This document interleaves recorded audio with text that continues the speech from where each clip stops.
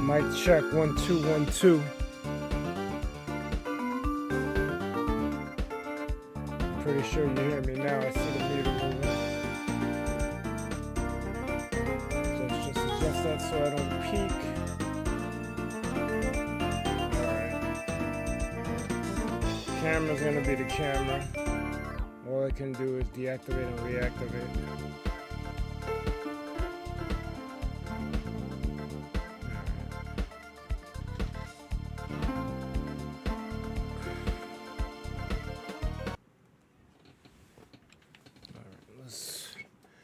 Let's get it on. Let's get it on. What? IcebergMike. ThunderPals.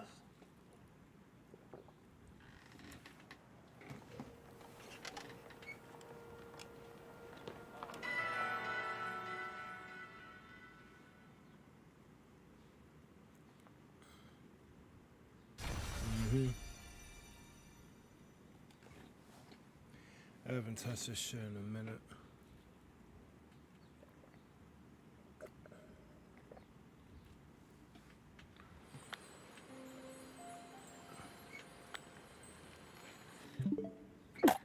Oh shit. Wrong button. Wrong button again. It's been a minute. We gotta connect to the internet. Because otherwise we'll see a den that we can't attack with friends.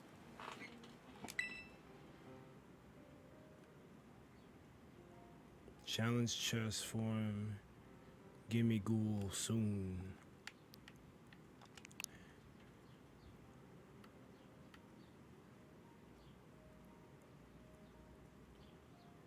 That's cool, I guess.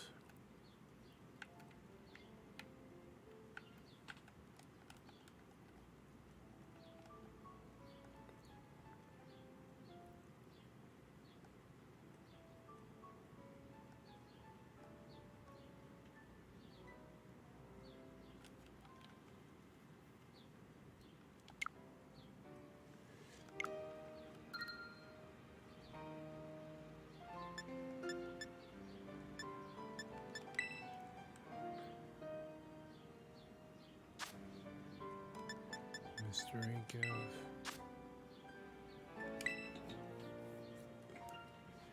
I didn't know this shit could connect the Pokemon Go. That's crazy.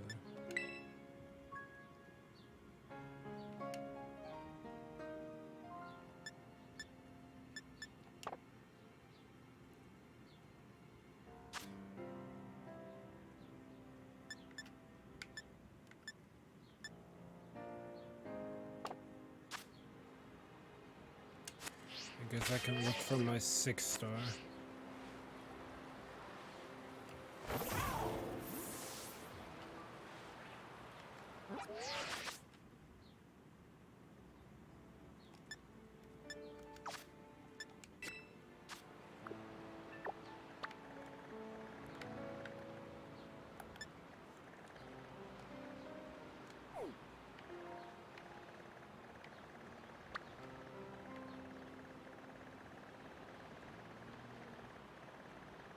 Where is my 6? That might be a special event.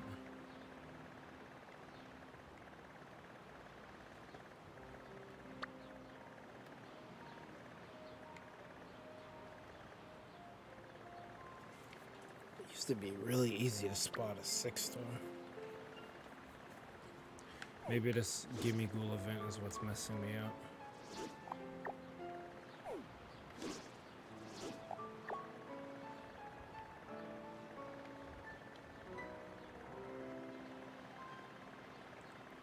That might be it. No, this isn't.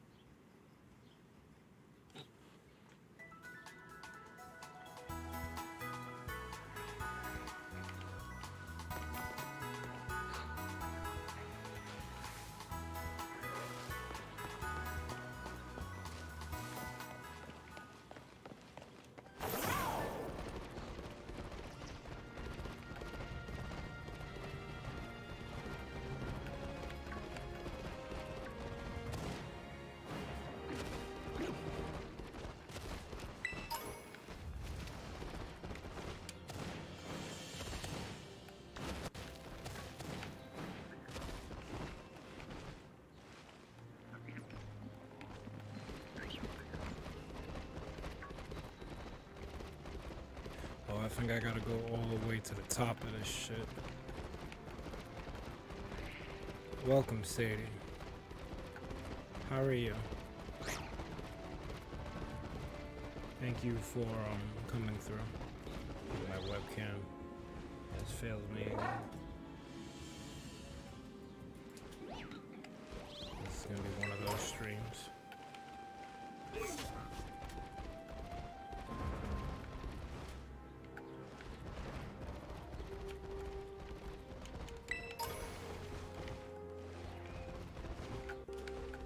Yeah, it's all the way up. It's all the way up.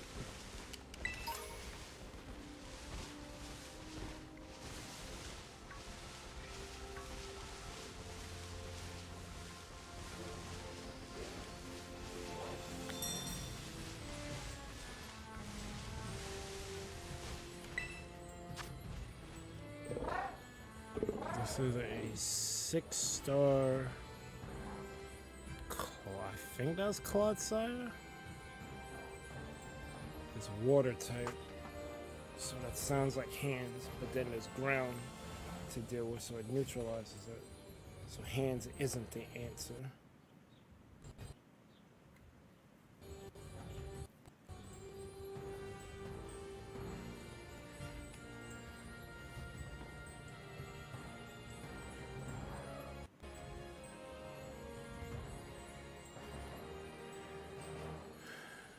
I'm a DMD.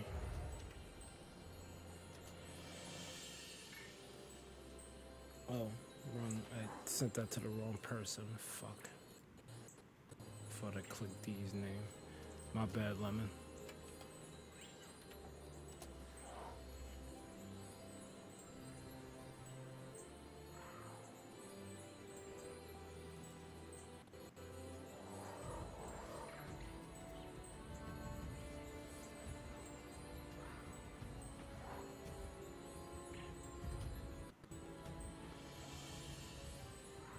I could bring Annihilate. Actually, I need a grass. A grass would work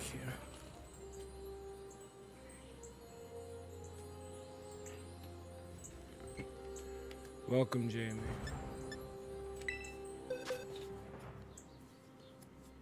Your efforts are not gonna be unnoticed. Yeah, I need a grass mana. I don't. Well, I got Breloom.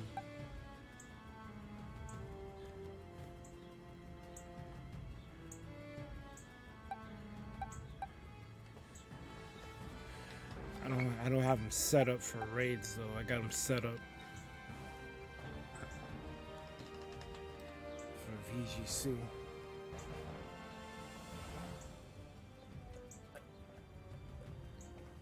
He's in the wrong box.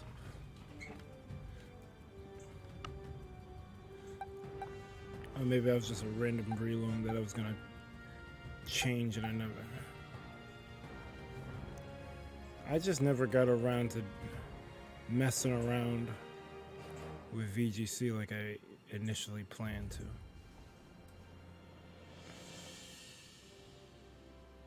Found raiding more fun, but I haven't done this in a minute, so.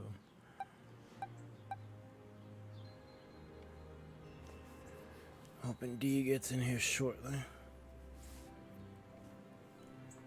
Water ground, I'm pretty sure, is we're using grass for that. Or maybe fighting.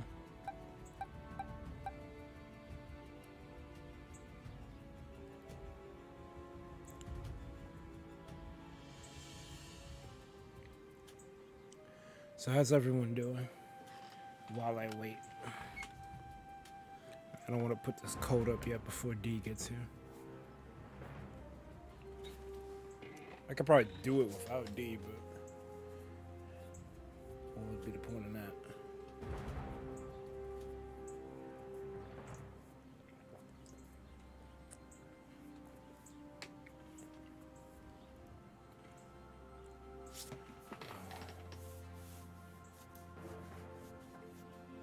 You're good, you're playing Animal Crossing?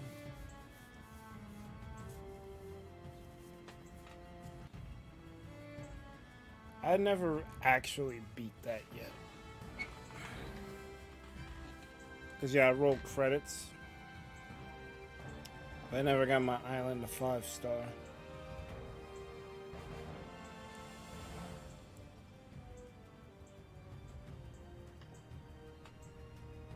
It dawned on me today that my island is mostly done.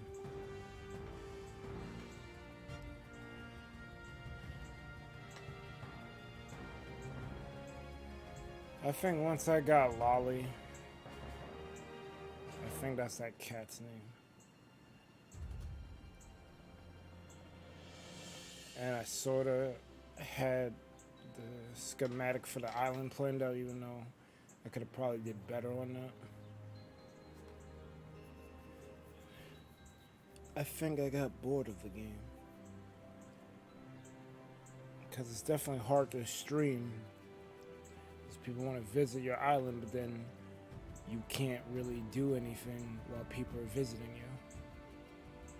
I could bar them from coming in, but then maybe they will fuck this streamer. I'm not coming here again.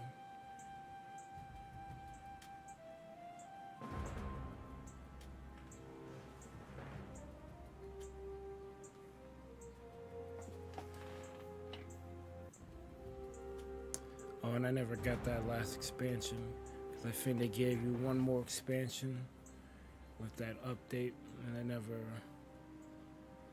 got the bells to pay for the last update, or the one before the last update.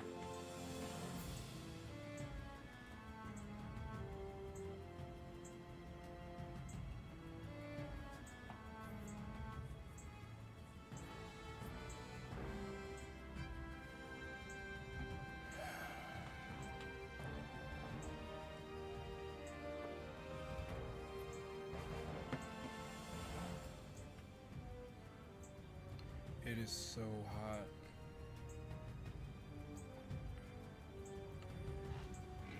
I almost can't wait to start. And that's not even almost. I can't wait to start using the air conditioner.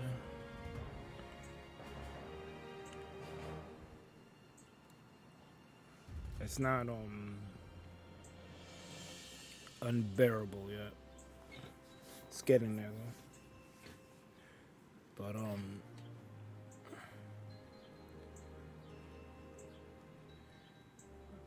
I don't want to skyrocket the electric bill, so I'm deciding not to use it just yet.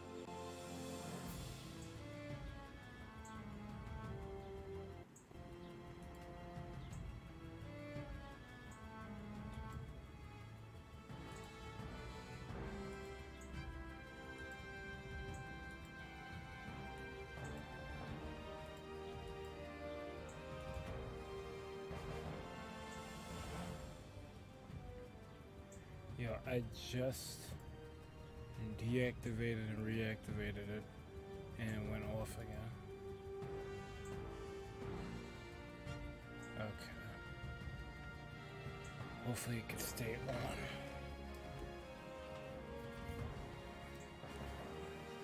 Probably won't, but hoping.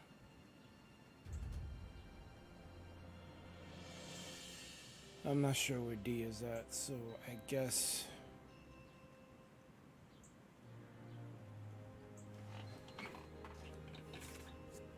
we just do this one and he'll come in on a different one.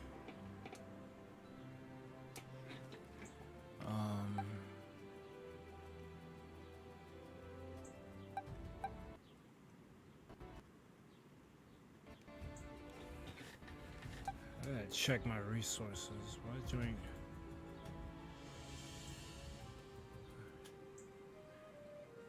My computer's at 70 CPU and 70 memory. Why is it giving me weird feedback?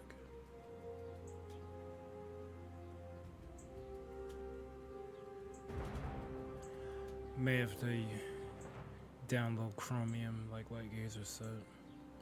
Google Chrome is eating. Almost everything else is stable. Chrome is like, there's like its memory use keeps growing. Like it can't stay stagnant.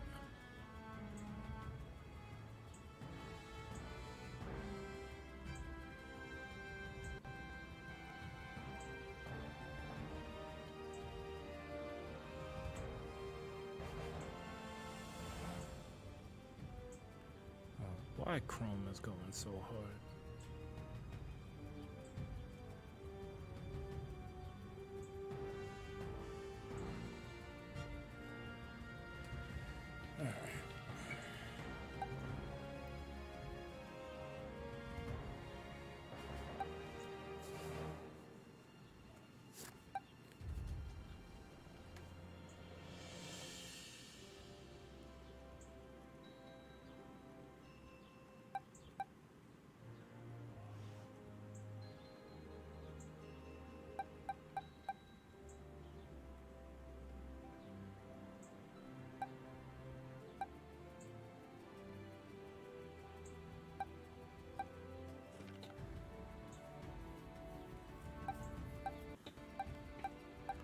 I'm gonna bring this Breloom and see what happens.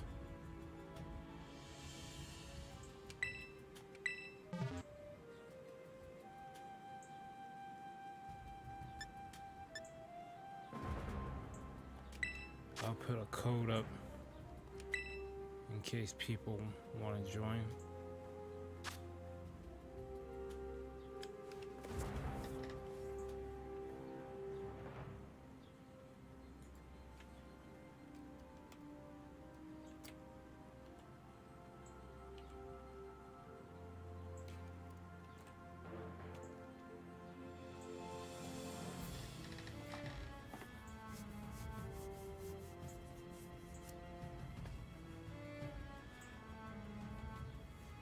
People want to join, code is right there,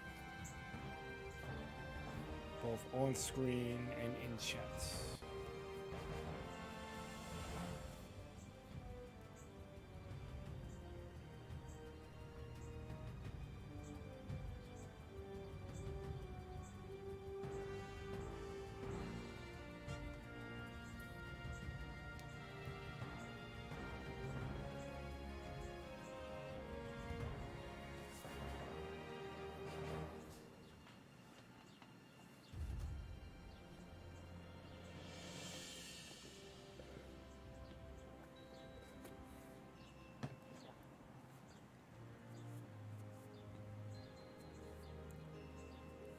Still a little bit over a minute left.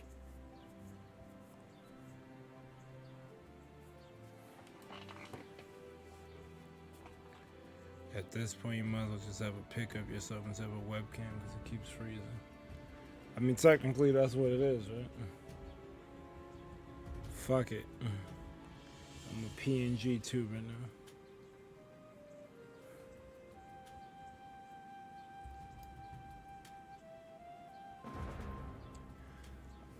When I get some,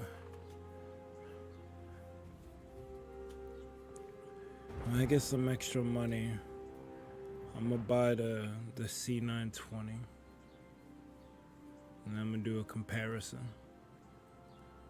cause that's the God MC webcam.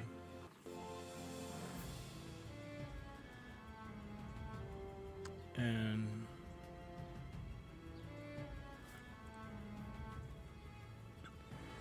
we'll see if it's actually this Brio throwing or my computer not wanting to play right with the damn webcam. That probably won't be for like a week or two though.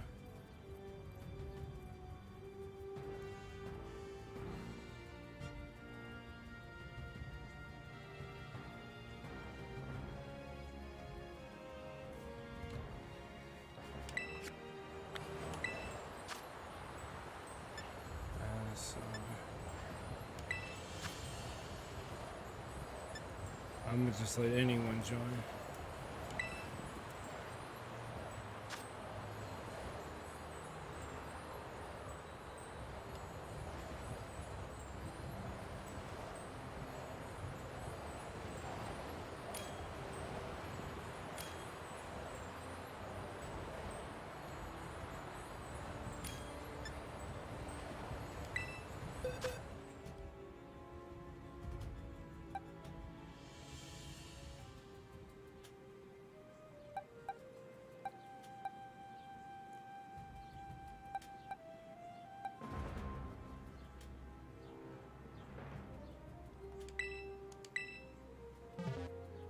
Go with hands just cause.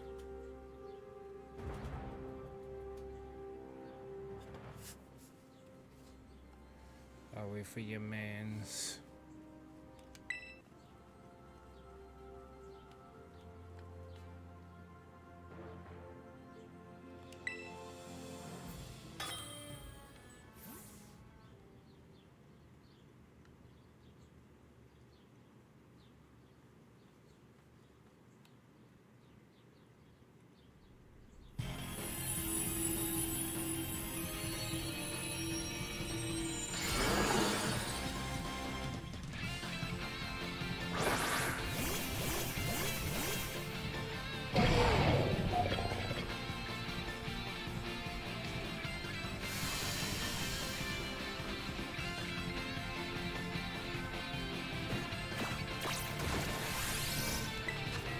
Don't even need to do belly draw.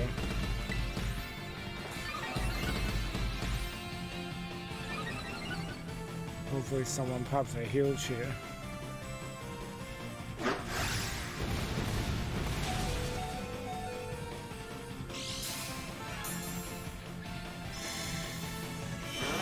Oh, what a bitch.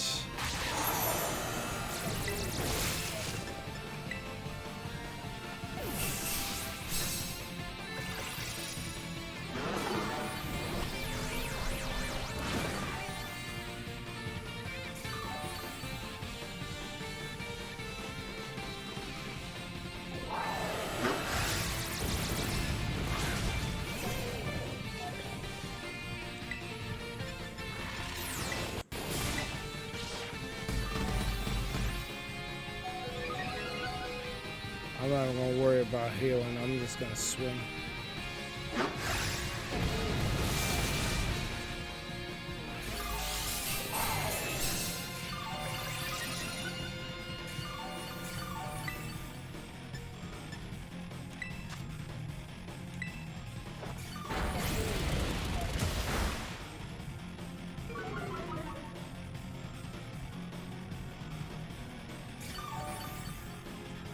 That's crazy how close combat didn't.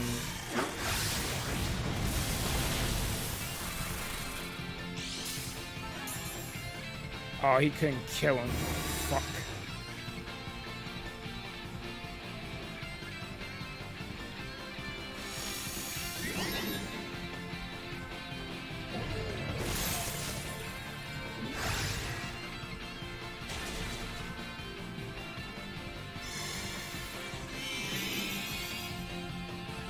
Guy's a bitch.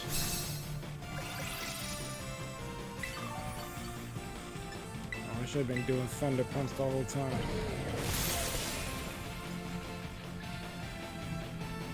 Get him out of here.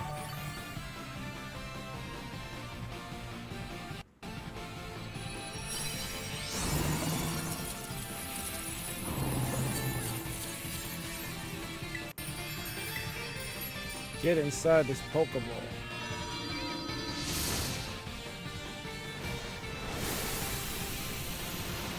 So the raid dens from Gen 8 have been brought to Gen 9.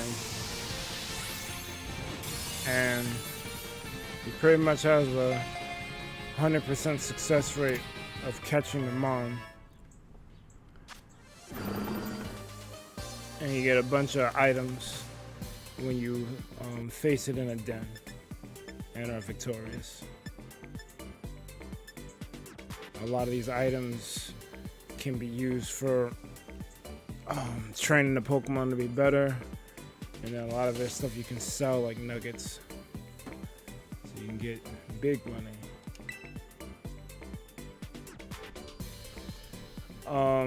Crystal, yeah, they call it terralization, but yeah, it's pretty much they form some crystal shit around them and they get stronger. It's like not Gigantamax, whatever.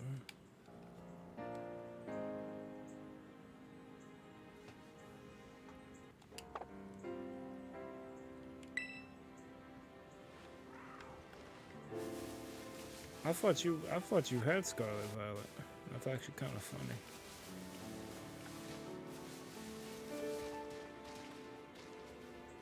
I guess I can try to get this gaming goal.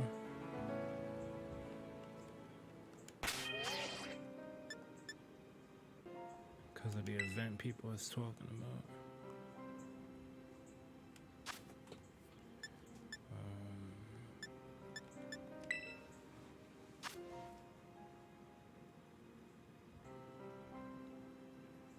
Yeah, I think it's terrestrialized and they call it Terra for short.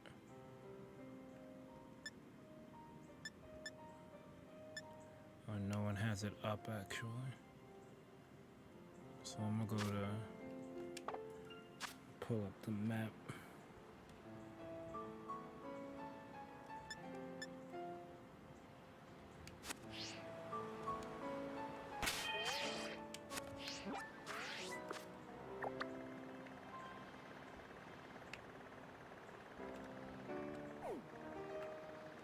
There was these sparkly events over here.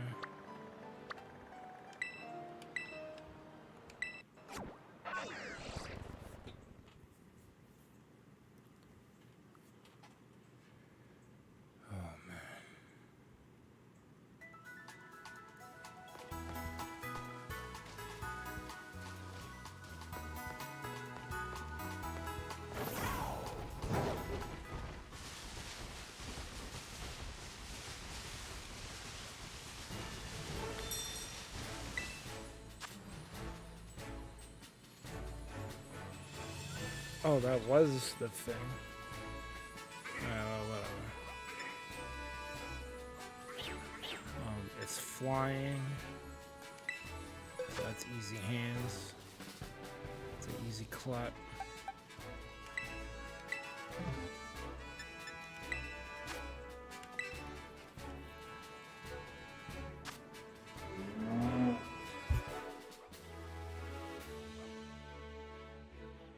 That car was so loud it sounded like it pulled up right next to me.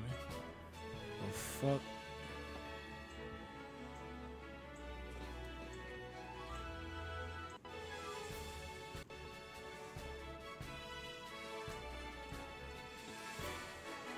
Better than...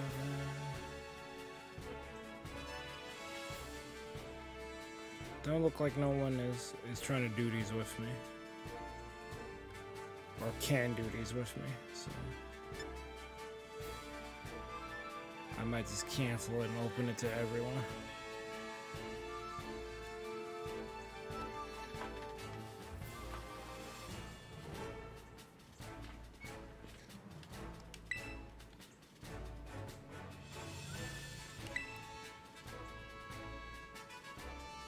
You decided to step away from that aid. It's all good. Don't you worry about a thing. You're a champ for that.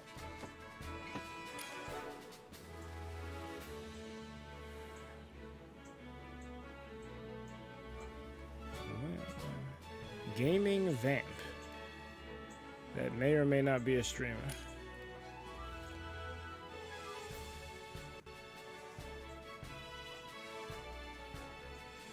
Man got the Mew on deck. He's like, let's go. Meow.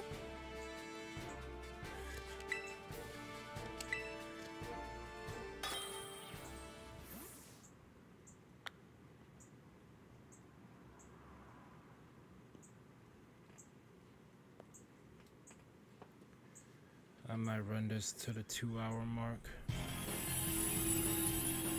and then head out. My energy ain't where I like it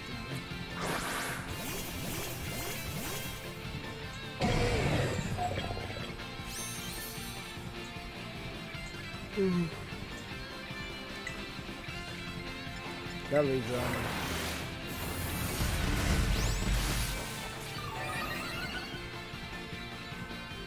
Hopefully someone is healing.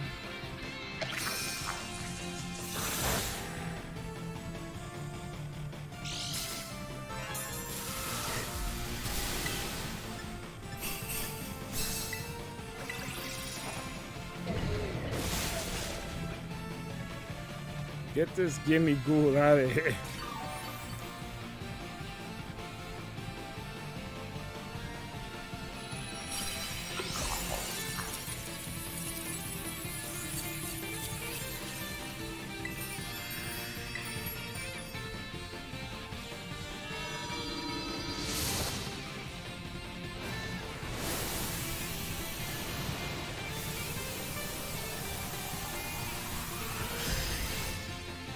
I thought I was pressed for time.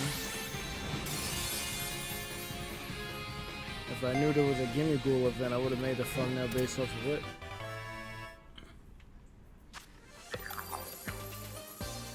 But it wasn't anything to catch. That was like almost a gimme. That shit was easy. Oh shit, I made a pun. It was a gimme. The gimme ghoul was a gimme.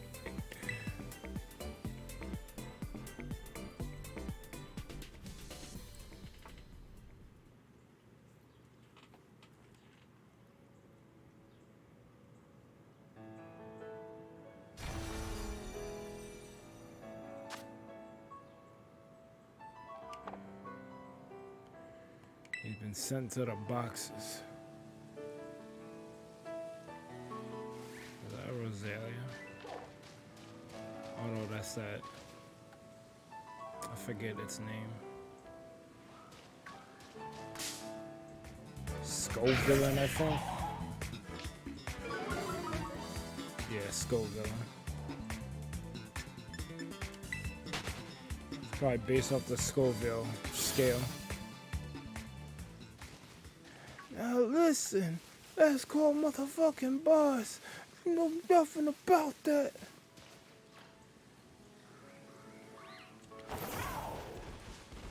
I fucking miss just motherfuckers wilding out.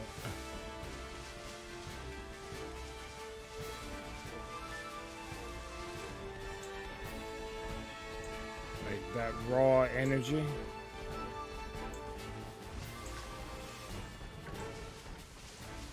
Jim Ross had that shit for wrestling commentating. Busta Rhymes had that energy when he was rapping. DMX, rest in peace to DMX. He had that energy. Funk Flex still got that energy, but you don't really hear about him no more. I feel like I'm keeping him alive by just mentioning him.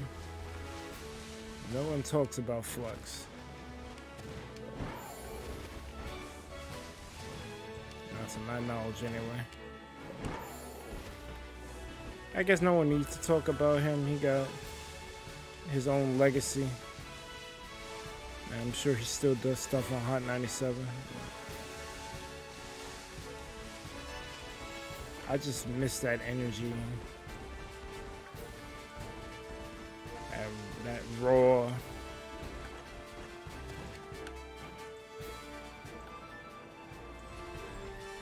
unfiltered. Say the wrong thing, I'll fuck you up energy. That should be jokes.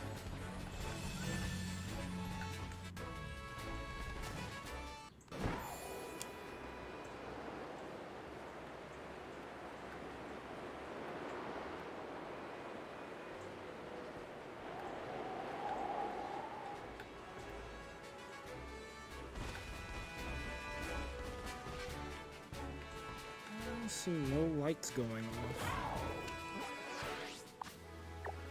There's like nothing in this area.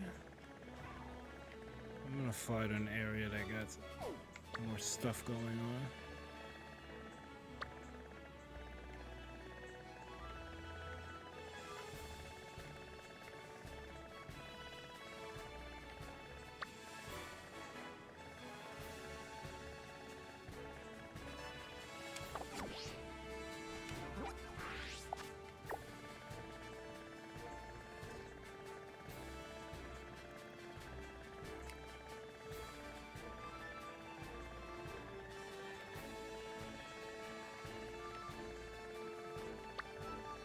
I thought I had my destination already.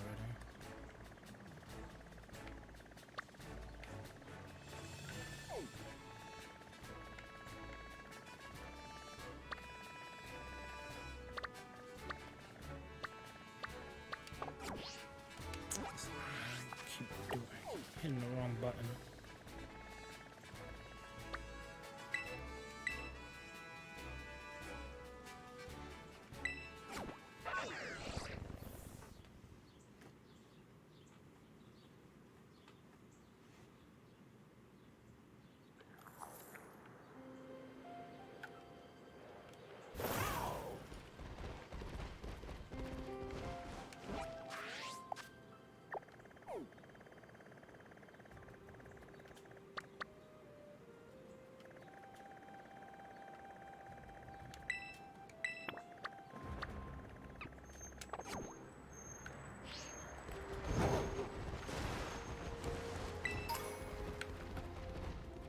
Crow ball.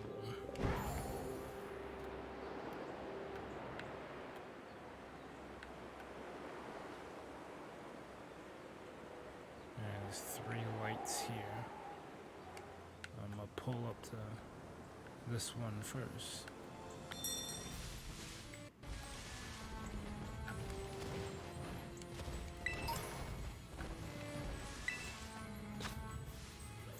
Oh, that's a Talon flame.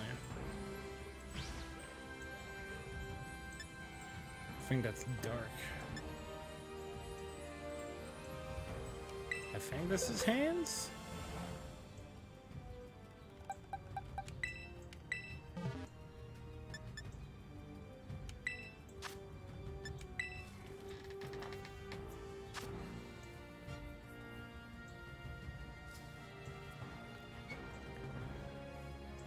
Sure, I'm not gonna lie to you.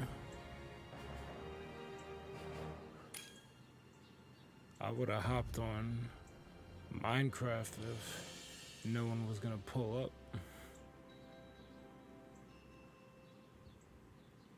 Even though I did miss this. This is kind of no fun if people aren't in the VC with you. 'Cause I'm just fighting with randos at this point.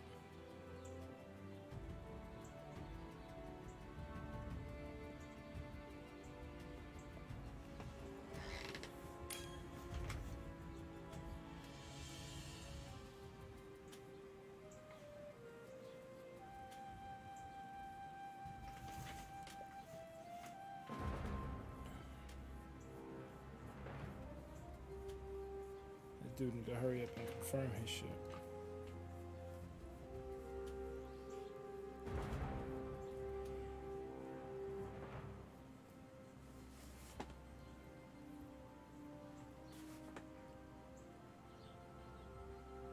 Confirm you in there.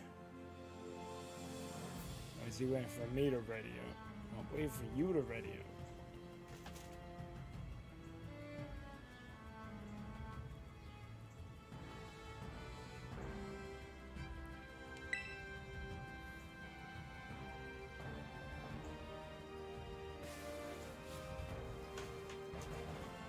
This dude is throwing. And now he finally picked something. All right.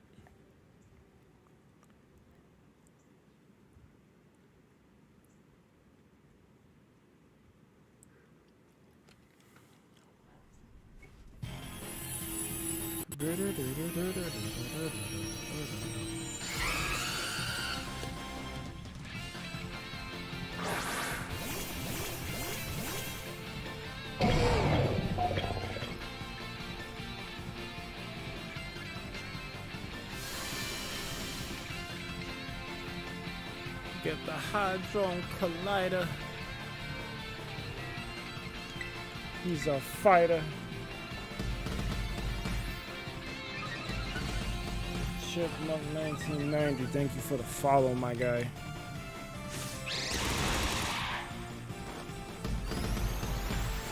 Appreciate you. Oh, your man ain't do the EVs right. He should have one-shotted that shit. Yo, why you still in my charge?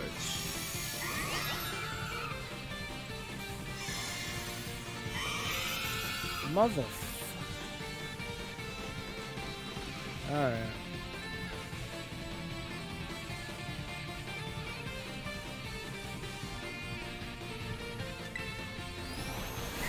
Yo, this dude, do I not get a turn? What the fuck?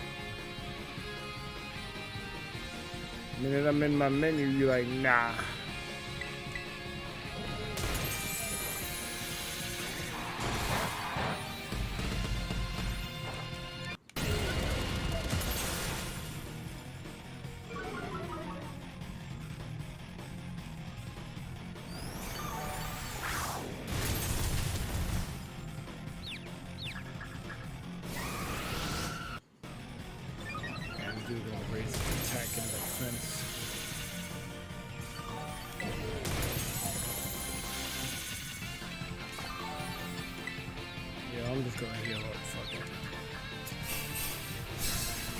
They're killed.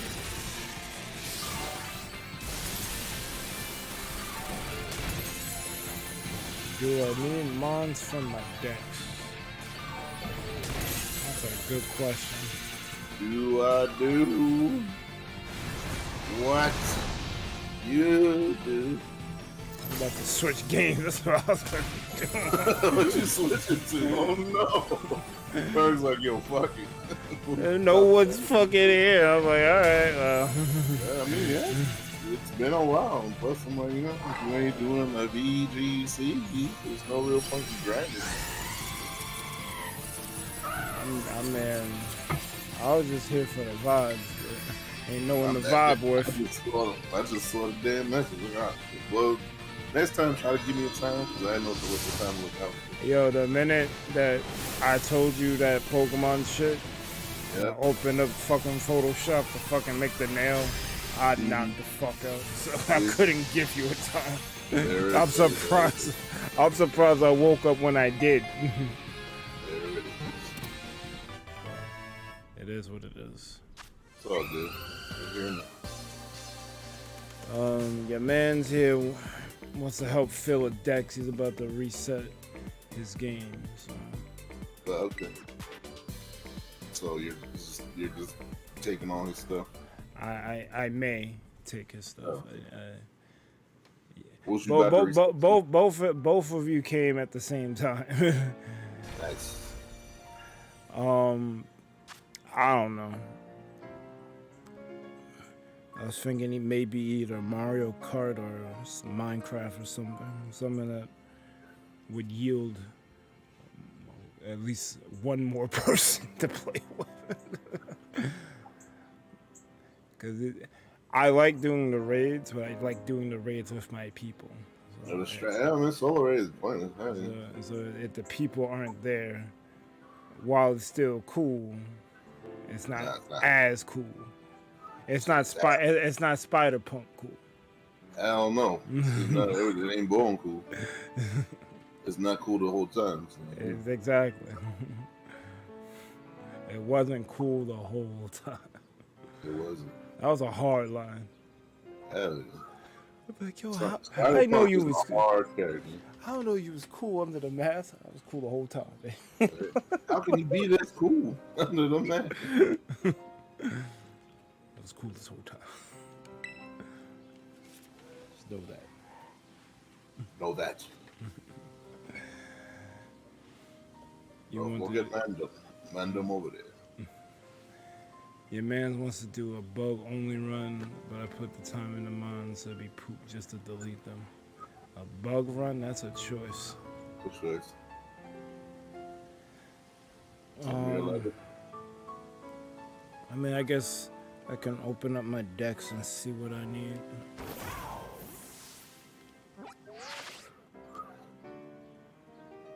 I need, 49 Pokemon? I have 351 in here. Jesus Christ.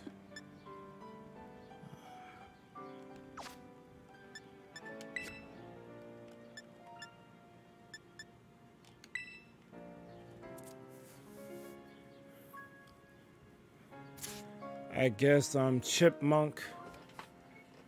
Damn, you might have to. Cool. You might have to join the Discord because I'm about to wait for you to type some shit. Thanks.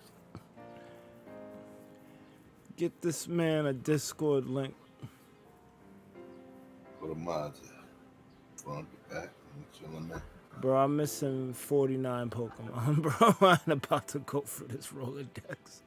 It's a Rolodex.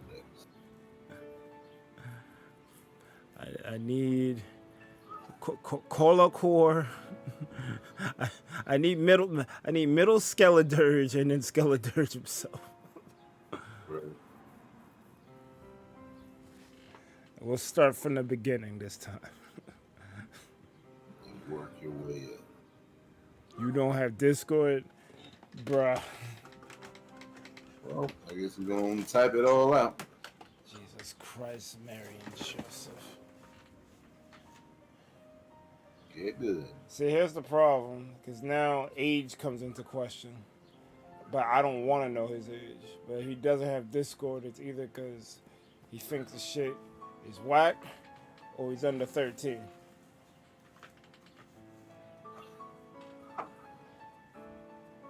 Now, if he thinks the shit is whack, it's not. Get a Discord.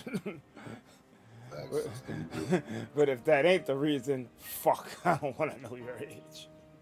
I don't want to know no one's age. I don't want to know my age. Everyone's 30. Thanks.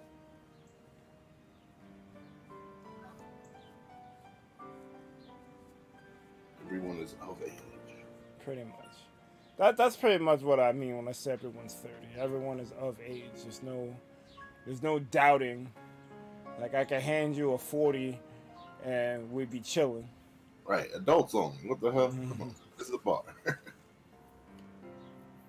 I'm gonna hand you this beer and it's gonna be all right. I'm gonna hand you this beer. We chilling. You know, I don't really drink beer, but you get the metaphor. You drink the man. I'm gonna hand you this amaretto and I'm gonna down mine too. Exactly. I'm gonna hand you this drink. We chilling.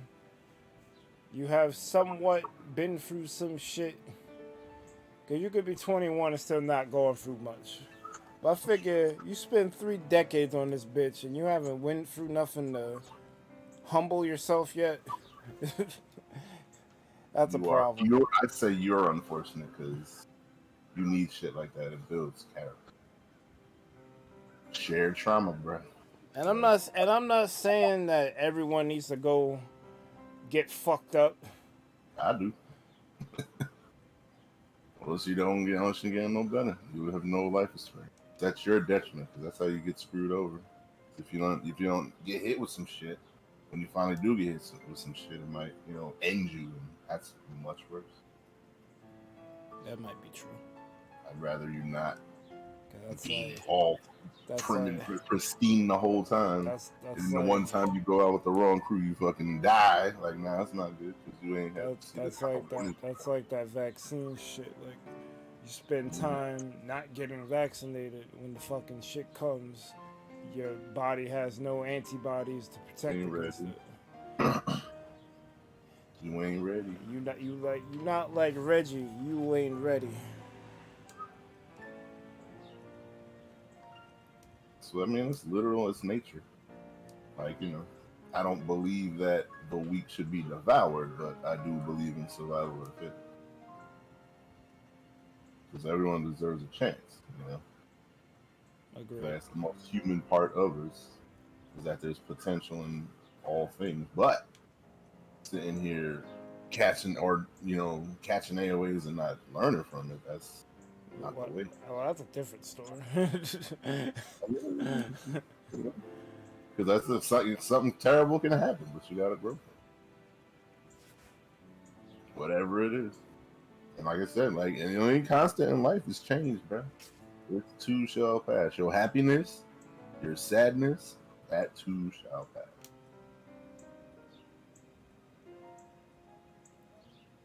Yeah, everything is fleeting. Yeah, you know, it's good. Even the shit you don't like let's just use this for example. You don't like the school you're at or the job you work at because you know, for whatever reason, teachers are ass or your boss fucking sucks. It's a temporary event. Eventually, you're gonna graduate, or eventually, you'll get promoted or find something else. You're not gonna always be in the same spot. That's right. That's something you plan for. If I was state freshman year was trash, bro. Freshman year. It only got better like after that, like sophomore year. Fucking mate, you and shit. I'm like, yo, shit got way better. That shit was ass, bro. I felt like the Hellfire Club. I felt like the Hellfire Club. I ain't fitting for with nobody. Mm-hmm. Like, get me out of here. That's why I'm like, let me just not go to school. And my dad started catching on. He's like, no, I'm gonna let you leave the house first before I go to work. I'm like, fuck. I'm like, but I'm just late. I'll get there. Nope. It'd be bad times, but he just leave, and I just fucking, all right, I'm time to leave. Just fucking stay home. Like, fuck. I'm gonna leave before you. Called out. He was like, nah, hold up. My man said I don't have Discord because I never needed it. Well, you gonna need it now.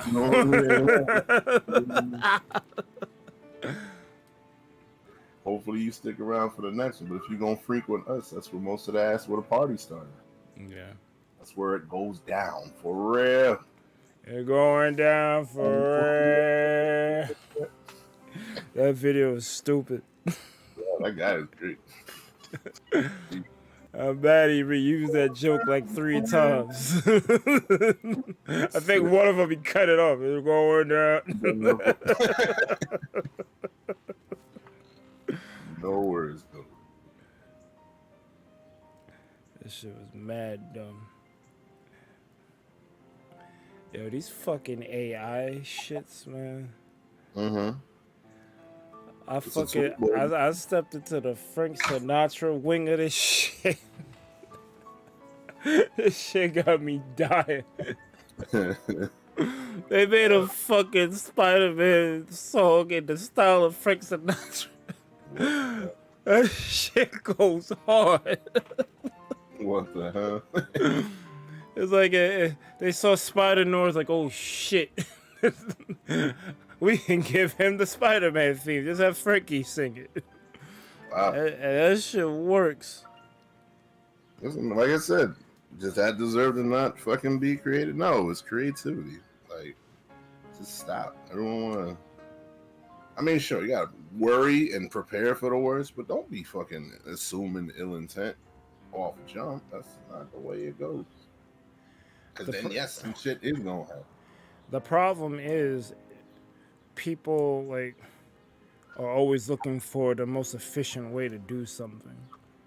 Yep. So when you got record labels that they're seeing that people are flocking to this AI thing, what do I need artists for? That's right. Oh no! my bottom line's in danger, and plus I don't know how to use it. So Eliminate the threat. I feel them on that aspect because corporations are gonna corporate. They see they can replace someone, they will. Mm-hmm. But it won't. So my thing is though, it is a tool. It can be used to replace someone, but it can also be used to enhance someone. And I think not enough of that is happening. Talk to him. Exactly.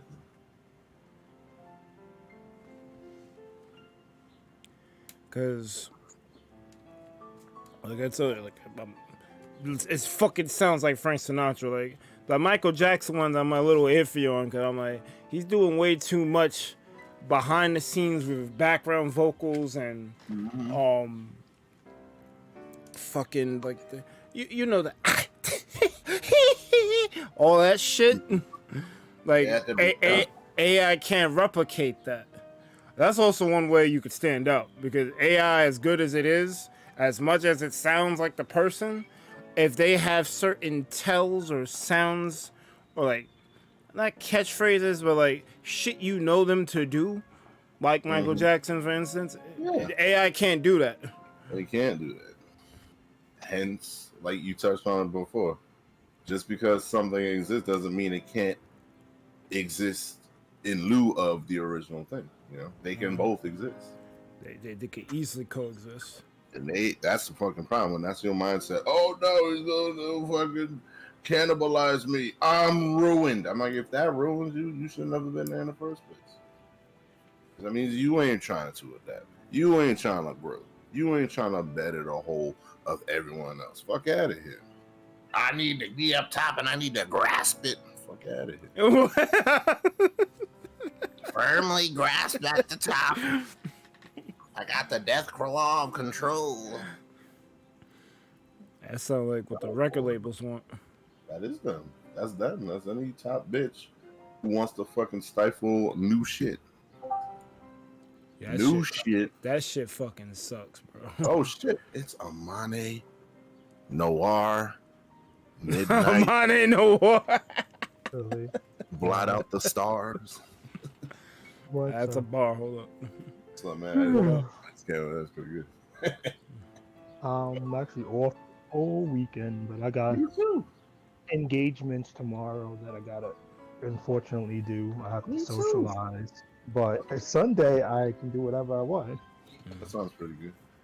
And then I'm off Tuesday because jobs closed, so yeah, that's a lot of people.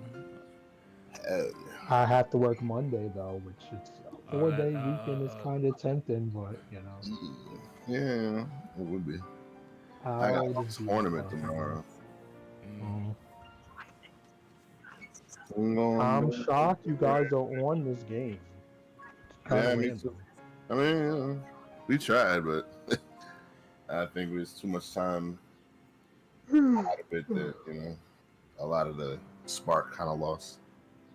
No, the spark will be back at 8 p.m. EST. What's happening at 8 p.m.? What's happening at 8 p.m. is a format that kind of killed the game off is leaving, and a new format is starting. That's good. It's going to have bands? The new format is home mines and everything. So all those mines that people love, like Landorus and Hisuian mines and Zapdos and blah, blah, blah, and all that stuff is coming back. So, unfortunately, but to be honest, this actually makes the format better because the current format with those ruined mines probably don't even know what I'm talking about. Ruined the game. Those ruined mines ruined the game. They did. They're wasn't just us. What the fuck are the ruins? The fucking the legendaries from this game? Yes, yeah. The ice tiger and the snail thing and the bull thing. I ain't catch those yet either. What's crazy though is that their stats are not even. Their stats are they're base 570, but they ruined the game, which is kind of crazy. When you got things base 600 like Dragon Knight and all this stuff that's been in the game forever, and they don't like the game. Game Freak The ain't that bad. They gotta sleep in Pokemons it. have power creep in their abilities, and it's Game Freak tried something new. They have these auras that just affect the field as long as they're on the field. So like the ice one reduces the defense of everything on the field besides itself by 30% just by existing there. The fire fish reduces the special defense of everything on the field by 30%, except for itself just by existing there. They do stuff like that. So it's their abilities, not necessarily their stat line. Well, It is it's the their ability stat and line stat. with Stats the are ability broken, because yeah. they're 570s, which are really good, and then they got these busted things, and what that did is it restricted what you can or cannot do because tanks that could take hits from like Dragon Knight can't if Dragon Knight is next to Chien-Pao now. So now you just have Chien-Pao on the field, and Dragon Knight just click whatever it wants and not care because it just don't kill things. That's right. So these single-handedly, these four It's Pokemon. ETB, so you really can't stop. Yeah, these four Pokemon stifled the game. They're actually like they stifled the game more than the Paradox mons because those have checks and balances, but these mons just remove the check and the balance from things by existing. That's what happens with a lot of shit that shouldn't have been in there. Oh, let's try it. I'm sure it'll be fine. But yeah. What's funny is that they will be fine with legendaries. The problem is they stifled mons that weren't potent enough. But if something is over potent as a tank, it doesn't matter if they lose a bit of defense for this frail mon existing. They're just gonna clap you. Yeah, and then it's gone. But you can't even use those mons now because they're allowing the floodgates to open even further. No, but see, that's where it's weird. They're introducing more mons that check these mons. When right now these mons creep what's in the game, so they were gating the game to you have to play on our level or you can't play at all because we don't have checks. By adding stronger mons, they naturally add checks to these mons, which means these mons just don't control the field and stifle the usage of other things. It's weird, but people are hyped because they realize that for once, to open the floodgates like this is the way to fix the balance. Yeah. It's like how if one deck's too strong, it's unfair. But if every deck is too strong, then it just checks out. Some shit falls for the crux, but I get what you're saying. Yeah. Granted, there will be real stupid things, but there will be real stupid things to balance that versus right now where there's just these four stupid mons and they accentuate what strong mons want to do and they just knock out all the okay, good, subpar mons because if you can't stand up to what these four mons restrict, just don't bother. Mm-hmm. Why does this guy have such a long fucking name? And apparently we scared away Pleasant with the AI talk. No, sorry, man. No.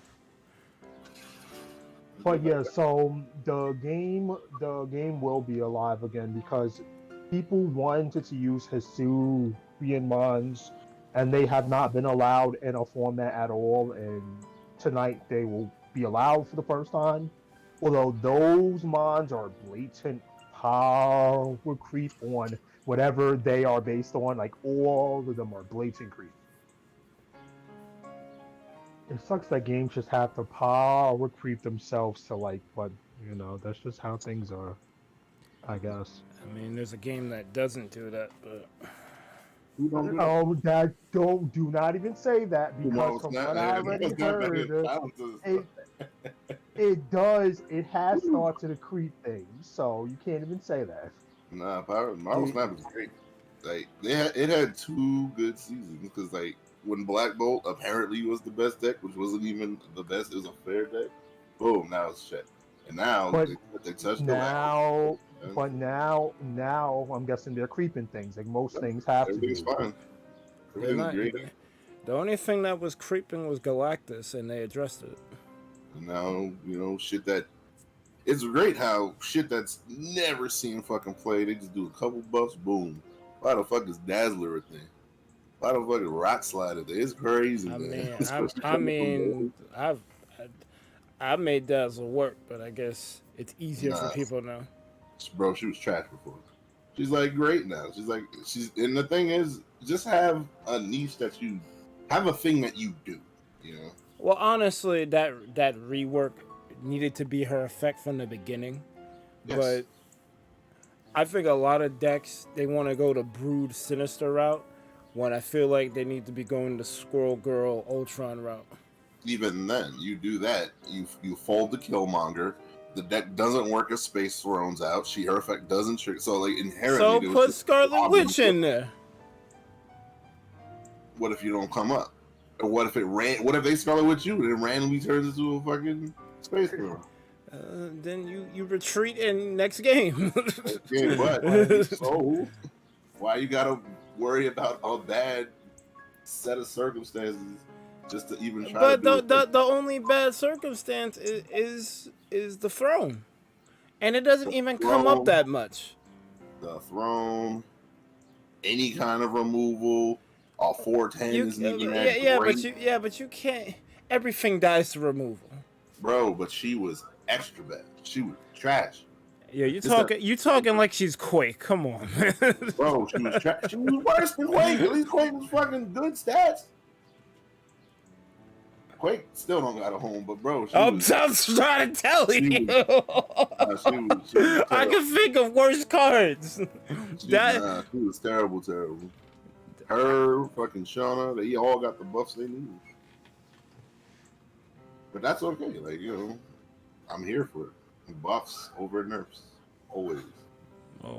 She was not, no. Trust me, man. She needed the help. I always welcome a buff, but I don't think she was as unplayable as people made her out to be. She was. I think people just wanted the Dr. Doom easy button for every card. Trust me, bro. And you know me, I give shit a chance. She was as bad as everyone said she was. Trust me. It's a godsend because now she fits into the Swarm deck. She fits in the Surfer. She fits into all these other. You can play her. And it's like, oh, okay. Even at its worst, she's like, a 3/6, which is amazing. Yeah. Best case scenario, she's great. Worst case scenario, okay, she's a 3/4, which is on rate, which is what you hope for. Because now she's not all in. Before it either worked or it didn't work, and if it didn't work, which is most of the time, she was a 4/4. Terrible.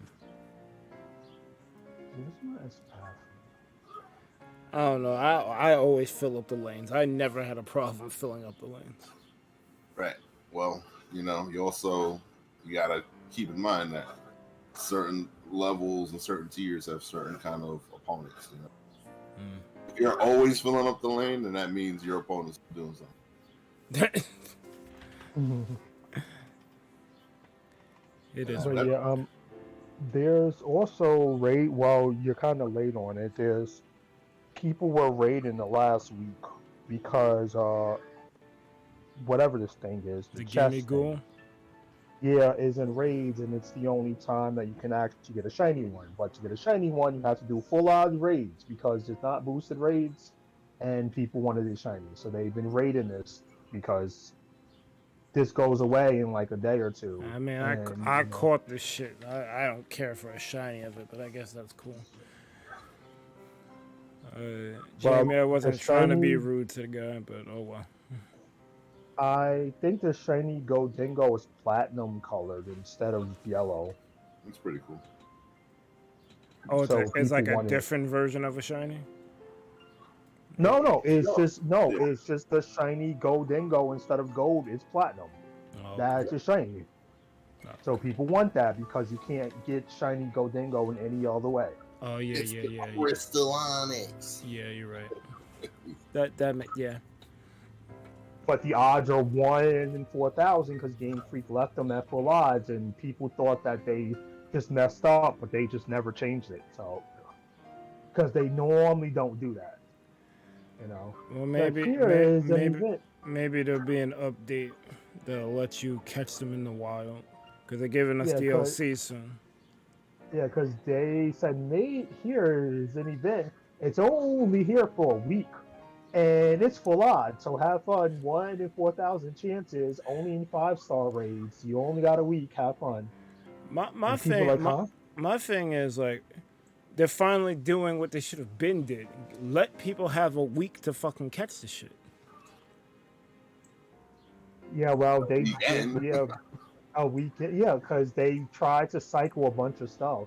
No, they did that weekend shit. That shit, like. Yeah, because they wanted to cycle a lot of mons. No, but you're not hearing me. Like, they'll give you 3 days, get rid of the event, then maybe 2 weeks later, another 3 days. Just let me have that week. To create hype. Hype these nuts. Scary, dude. They would argue, or get your ass out there and start raiding on the weekend. Or you could hype these nuts. That's an option. I don't know. I feel like this is much better because it gives people a bigger window to get the event on. You're removing it anyway. But you need to understand that it might not be a bigger window. If you told people that the shiny Dingo is here in raids, and you have only 3 days to get a 1 in 4,000 chance, you know what kind of outcry they would got. There's no way if you try to find it yourself. Well, yeah, you're not finding that in 3 days. This is a different case because they're not doing this raid to give you like a rare mon. They're doing it so you can shiny hunt it, allegedly. Because they probably won't even admit that. Yeah. Well, I'm pretty sure they're not that out of touch. No, they're not. That's why they did it longer. I do feel like the reason why this doesn't have boosted odds, and I know how rude this will sound, is because they probably don't know how to do it. Because no raid has had boosted odds for a shiny chance in this game. So I won't be shocked if they don't know how to do with the coding. But they made the game. You tell me they on some Final Fantasy 7 levels of incompetence. But they had the raids with the iron treads and the iron thing, and they had to take them down because the raids was given an unidentified drop that was crashing games. Yep. I mean, like I said, it's probably not as simple as it looks, Berg. You know, you're really not on that side to be judging. It is a high chance that they probably don't know how to boost the shiny odds for raids, so they just chose to make it longer than a week. They made the game. Yes, and they made the game and they set it the way it's set so it can work. And then they're trying to deviate. They're trying, and then they need to deviate from the code that works. And I'm not saying to deviate. You're telling me that they don't know how to change odds for something that they programmed. Yeah, it's possible. Yeah, bro, probably beyond their capacity. Do you know how much games in the past that they messed up the shiny coding? Like in Sword and Shield, we found out 2 years later that the shiny coding was not what people thought it was because there was an error in the coding. So the shiny chance was actually better on sparkling mons because of an error in the code. Yeah. People found out 2 years later. 2 years later. It's just complicated. That's not an easy fix that you're trying to make it sound out to be. That's coming from a place of privilege, bro. Yeah, I kind of don't want to like defend them, but you need to remember how much things this thing needs to calculate to generate a single Pokemon. It has to calculate so much stuff. There's EVs, there's IVs, there's all of the data, there's the location, there's the size, there's if it's a metal, there's marks, there's so much stuff. So all of that coding, and then to just change. Yeah, if they had a clean code, then maybe there would be a line. Shiny equals true. Shiny equals false, but that's not how they do it. They do it based on a numerical value that's divided by your shiny chance. They do some weird stuff. But yes, I think their code is complicated and it's not easy to change unless they set it to be changed in the first place. Because they probably didn't set raids to have different odds in the first place. They probably decided to do that later on and realized that we don't know how to do that now. Yeah. Shit's hard. Yes, Game Freak be an easy fix. You need to remember that Game Freak is an indie company ran by 10 people, They're and not an indie company. They are AAA. They want to move. They treat themselves as indie. They want to move like an indie. Yeah. We like it where there's less people. They did the fucking choice. It's a fucking choice. So, remember, this game wasn't even finished. I don't even want to say that, but like, it does disappoint me when you play games like Tears of the Kingdom, and then you play this, and it's like this game was finished. It was worked on improved hardware. So when they had to put it down on lower hardware, you get the problems that you see. Yeah. Cause like what people found out is two things. One, Nintendo's videos were not even on the Switch when they showcast the game. It was on a computer. It was on a computer emulating a Switch. And second, when people found ways to emulate this on a computer, it was crispy clean and like a perfect game. Exactly. So yes, you are right. They just don't have the power, and they had to scale back. Look, I'm ready to throw Game Freak on the tracks any day of the week, but like it had to come out one time, and they had to scale back because the Switch, the whole Switch Pro thing that was probably supposed to happen, but COVID and the graphic card chips and all that stuff. Yeah, all that happy delay shit. Welcome, insert name here. Oh. That's his name. And Game Freak can't push. No, and Pokemon does not allow mainline games to be pushed back. We all know that. Unfortunately. Although they have pushed back the DLC, but the game is a mess, so they kind of can't release it on time.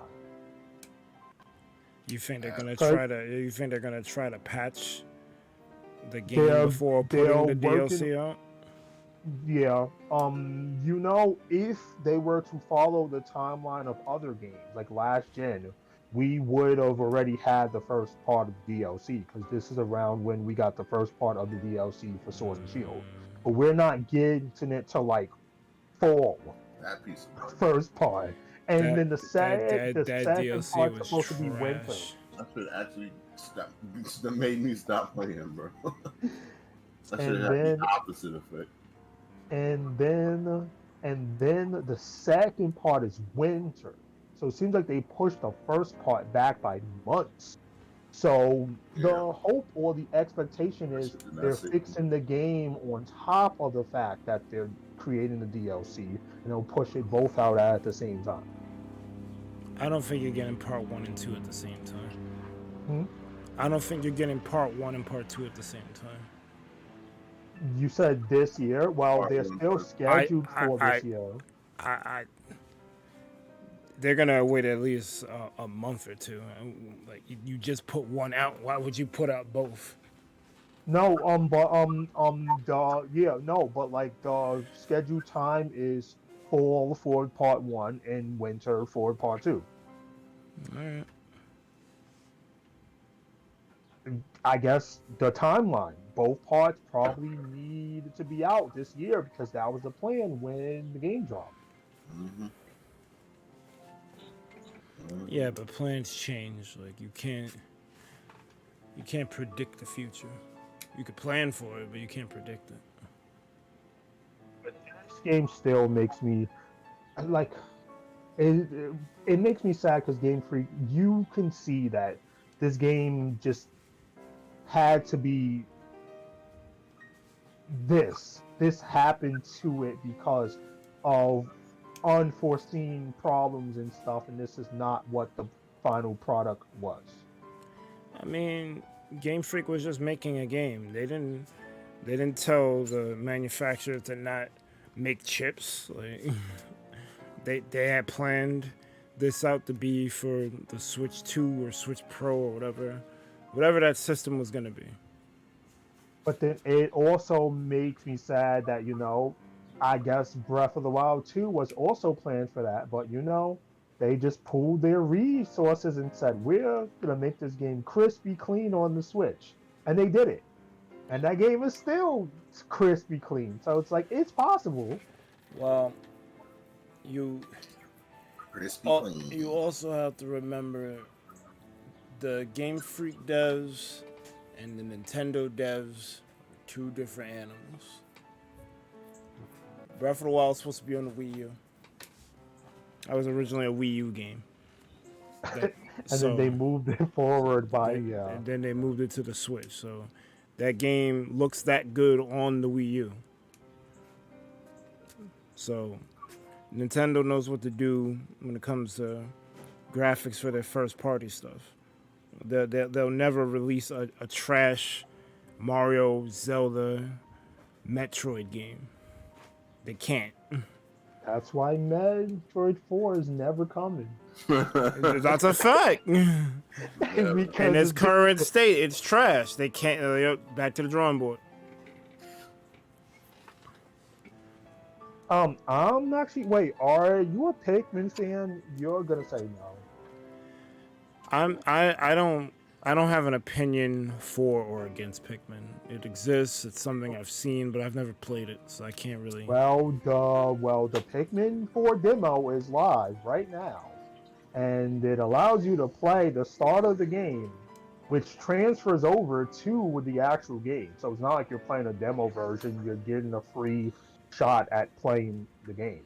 Yeah, but my interests aren't really. Like, I'm not out here like, yo, I need that Pikmin, yo. Well, you don't know what you're missing out with Pikmin. Pikmin, like, it's another one of those games that you can't judge it by what it looks like, because it's not what it looks like. It's like an army commander game. Like it looks like that, but it's like, I don't know what game is it like. There's games like that. People said it's like Age of Empires. It's like a real-time strategy StarCraft, game. Yeah, it's like StarCraft. Yeah, it's like Age of Empires. It's like StarCraft. Yeah, it is like, you know how Splatoon is like Nintendo's version of Call of Duty / Gears of War. Pikmin has been their version of StarCraft, of Age of Empires, games like that. Yeah. Yeah. And it's hard. And it's I don't want to say it's a scary game. It's a scary, not like, oh, that's gonna scare me, but it's unnerving. Yes, because things are hard. Things are a challenge. You see a boss and you're like, not science. What the hell do I do? Hard. You know it's gonna body you. You don't like to see your Pikmin die. And it's like.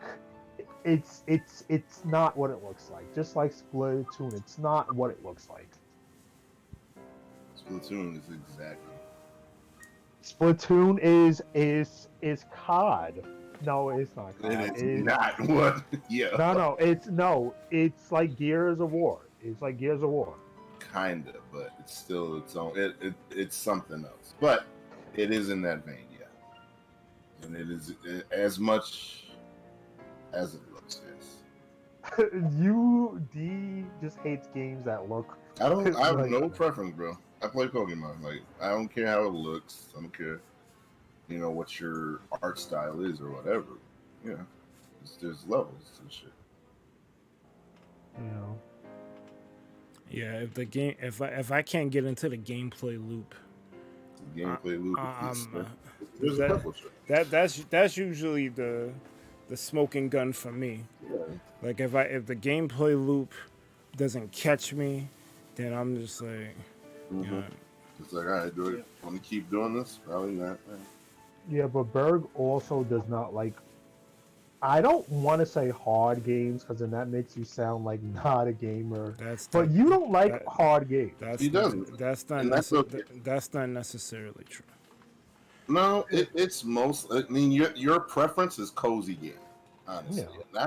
That's actually something I kind of had to realize, and that's why I'm not really like pushing certain games, or like I'm just kind of like, whatever you want to do. Because the fact that you haven't even picked up Street Fighter yet, like, okay, I get it. That's a different reason. I'm broke. Well, I mean, because I played that demo. I played that demo and I wanted to do the the custom fighter shit. I wanted to at least run through that. I just never. Custom fighters. I mean, it's all choices, because we could have picked up Street Fighter with that same money we picked up Diablo with. So. But like I don't want to say you don't like hard games, but like you don't like loss in games, and you don't like games that force you to play at a certain level, or you experience loss, or you experience a lot of progress loss. Bro, like 2023. I don't like progression loss. I will tell you that. Yeah, that is true. But like in most games, if you like in Pit, it's not every game. Progress, but like if you have 100 troops and you go into a fight and you lose 90 of them, guess what? You're out of 90 troops. Well, I like Age of Empires, so you're gonna lose troops playing an RTS. Like that's kind of law. Like you're going against another faction. It seems like that would bug you, but like in Age of Empires, once you win the fight, then that's it, right? It's not like you continue the game with just 10 troops, because that's Pikmin. You lose 90 of them. You only have 10 now. It's not like you get them back. I don't think I'd be too attached to the Pikmin. Yeah, I know. That's my point. Is like, because a fight having loss, that loss carried over. So it's not like you won the fight and now you're back at you. It's like you won the fight and you're down 90. So now you're down 90 and you gotta figure out how to get more. The Pikmin are more resources versus actual characters. It's not like something like Fire Emblem where like if I played with permadeath on and a character I've been leveling up for like 30 hours all of a sudden dies in a campaign, that would make me tight. Yeah. But the troops, like Advance Wars, like I'm not gonna fucking be mad because my tank died. Like, yo, Chronic. What up, Chronic? What up, Chronic? That's a name I haven't heard in a while. I'm trying to beat the game, Matt. Beat what? Yeah, oh, you're playing in Diablo. I just killed Elias. I you're almost there. You're in the last stretch. None of the names in that game. I just know that people play. Welcome back. Elias is basically Lilith's bitch. Good. Oh, okay. So hopefully it's right. So you basically killed the second to last boss. Good. Pikmin isn't that hard. I mean, Pikmin. The story isn't meant to be that hard. For Pikmin, yeah, but Pikmin, like, it's one of those games that is getting the Nintendo treatment, which I hate, because if I gave Berg Pikmin 3 or something, and then had him go play Pikmin 1, he's going to say that's one of the hardest games he's ever played.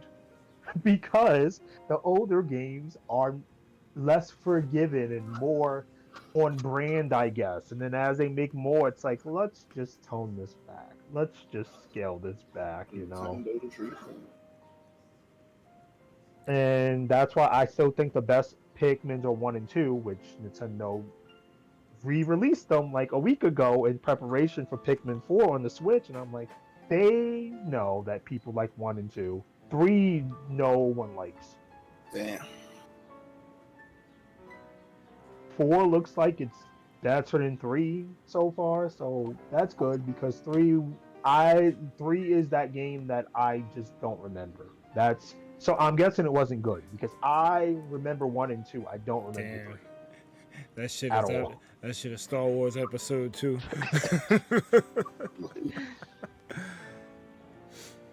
Pleasant says, from what I can tell, it does have a limit on how long you stay in the stage, or it isn't going to kill you if you don't speed run the game. Yeah, because 1. Y'all are talking about Pikmin as if I know what you're talking about. I have no framework for it other than I know that it's like an RTS, because that's what someone told me about it when Pikmin 3 was released. RTS survival game. When 3 So came out, it's the like- same conversation happened. Oh, you're going to play Pikmin 3? Nope. Yeah, The Mario Pikmin Soccer. is an RTS survival game. So it's RTS. However, your troops are not just for one battle. Your troops are there for your entire campaign. So if you start with 10 So and you it's lose like- 9, you have 1. If somehow you lose every single troop that you have, I know in the older games, that's a game over. Like, if somehow you run out of every single Pikmin, yes, you can store them and stuff, but if you somehow run out of every single Pikmin in your possession, I think it's actually a game over. Because it is a survival game. Iman is raiding with 2 people. E-Man. It can read. Mm-hmm. But, like, it's RTS survival. And, like, I compare it to Advance Wars, but like it's different because your battles carry over. I don't know if that's how Advance Wars works. Advance Wars is Like your wounded troops or your troop numbers carry over to the next battle. No, right?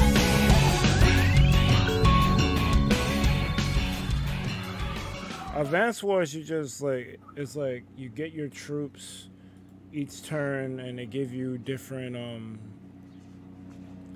like facilities to build more, but like it changes for each map that you go on. So it's like Fire Yes. Emblem, where at the end of the battle, whoever's left is just healed up and stuff. And Yeah, you it's just like run. no real stakes. It kind of, you kind of like start. It's kind of like, I guess Yu-Gi-Oh. You just draw a new hand. Yeah, so like, that's the difference with Pikmin. Your damage from one battle, there is no, this battle was won, so I get my stuff back. No, it's whatever you lost, it's gone. So the next thing you fight, you just have less resources, but you can gather them between fights and stuff. But it's not like you can just do it freely. There's still weaker guys. So think of like Dark Souls, I guess, how there's a big old world, and hey, if you lose your troops, you got to travel across the world to get more troops while you're finding stuff, and then there's a boss. And so it's RTS, but it's also survival. That is the thing. It's a survival. So it doesn't stop because you want to fight. You don't get your resources you lost back because you want to fight. Just quick shout out to Iman for rating us through Twitch. Man. Go give him a follow if you haven't. And yeah, man. Like I said, it don't look like a game that interests me all that much. I'm sure it's good. I'm sure if I gave it a shot, I'd probably like it. But it's not like, I still haven't played Frontiers. I didn't get God of War yet. I didn't get Street Fighter yet. Like, there's other things that I want to play before Pikmin. I'm just not that interested in it. Final Fantasy 16 is out. I'm not playing Pikmin 4 before that. You're not? That's crazy. I don't know how you can call yourself a Nintendo fan. Pikmin's barely a Nintendo game. It's not. It's masked as one, but it's not. But like, you're gonna come. Wait, hang on. You're gonna come at somebody that's born in and around 1985, which is like the launch of the flagship system that basically started everything. And if there's a title that existed on those original systems that got carried through, Pikmin came out on the GameCube? Yep. Pikmin got a 4, bro.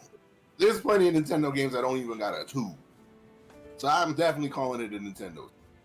Okay, but dude, it's a Nintendo. It's a Nintendo game in the sense that it's exclusive to Nintendo. That's it. Isn't that it? There's levels to this shit. I don't equate Pikmin on the same level as a Mario like, you don't call. It's not a Mario. But no, it's definitely not. Here, I mean, in terms of like, you know, notoriety. Yeah, Pikmin 4 is infamous, but it is no Mario or Zelda. Like here, 4, bro. Here, Horizon Zero Dawn is not a PlayStation game. Directs with it as if it is on that level. Like here's how I look at it. Like you don't look at Horizon Zero Dawn like it's a PlayStation game. Like because no, it's PlayStation exclusive, but it's not a PlayStation game. That's wild. I mean, it's not. I don't follow you on that one. I think of Horizon. I think of PlayStation. So a Nintendo game the IP is owned, operated, and produced by Nintendo. Yes. Yeah. Horizon Zero Dawn is not. Pikmin is not. Is Bayonetta a Nintendo game? That's the argument. Nintendo game. That's the argument you come on. Okay. Oh well. Yeah. Sony is dumb because they should have been like bought out Naughty Dog. I don't know why they let them be multi-platform. Crash is supposed to be their mascot. Like I don't. And then they own this dumb shit with Square Enix, like promoting their games as if they developed them, and I'm like, you didn't make Final Fantasy VII Remake. I don't know what. This is not yours. It's on your system, but this is not yours. But that's what I'm saying. Like that, it's on Nintendo, but it's not a Nintendo game. Yeah, but Pikmin is not going to be ported to any other system, though. Yeah. Neither is Horizon Zero Dawn. Not until like a long time after the fact. 100% call it a Nintendo. Or what makes it not, Matt, in your defense? It's not. The IP isn't owned and completely developed by Nintendo. Like if you're going to call it a Nintendo game, it's going to be the IP should be owned by Nintendo, and Pikmin's IP is not owned by Nintendo. What is it owned by? Whoever does it. Whoever developed it. Those guys don't have a name, so they do have a name. They're just Pikmin. Like all they do is Pikmin. So what's the name of the company? I can look this up if I have to. I'm in the They middle. don't have a rep. Like I said, it's better to attach yourself to a but that's brand. fine. Like what studio made Horizon Zero Dawn? I have no idea. Nintendo made Pikmin 1. It is. Nintendo made Pikmin 1, so did Pikmin 3 have a different developer? I just asked my Google and it said that it was made by Miyamoto. That's Nintendo, dog. You can't get more Nintendo than Shigeru Miyamoto. No, we're e-breakers, and we have a couple titles on the side because we're e-breakers. We also made Kirby double. You know that double dinosaur Miyamoto makes a lot of stuff, but it said the game was developed by Nintendo. I'll eat it. I'll eat it on this. I'll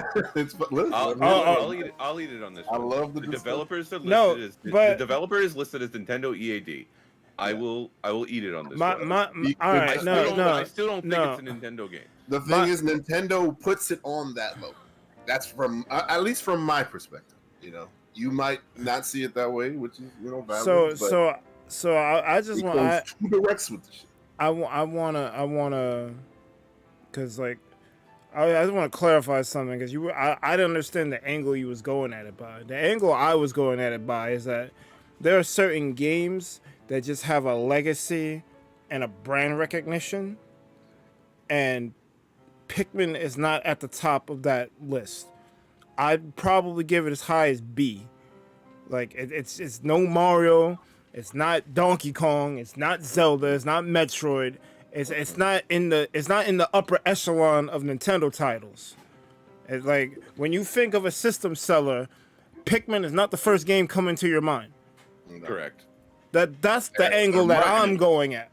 Correct. That's where I'm coming from too. They are putting it as though it is, which is they're trying to elevate it to that status. It's just not. Which as a company they should be. Yeah, that's the move. That's marketing. That's the way to go. And then obviously they're hoping the other things can help elevate it, but they're not there yet.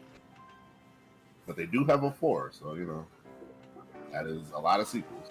Yeah, but Mario has 4 sequels on the same system, so it's like yeah, Mario has 100 sequels. There's mad sequels, bro. Zelda got mad sequels. Mario doesn't exist. Star Fox doesn't even have a 2, so Star Fox has a lot of games. You may not like those games, but Star Fox has a lot of games. Star Fox just needs a fucking update. Like people are still talking about Star Fox 64 though. Because I would take it.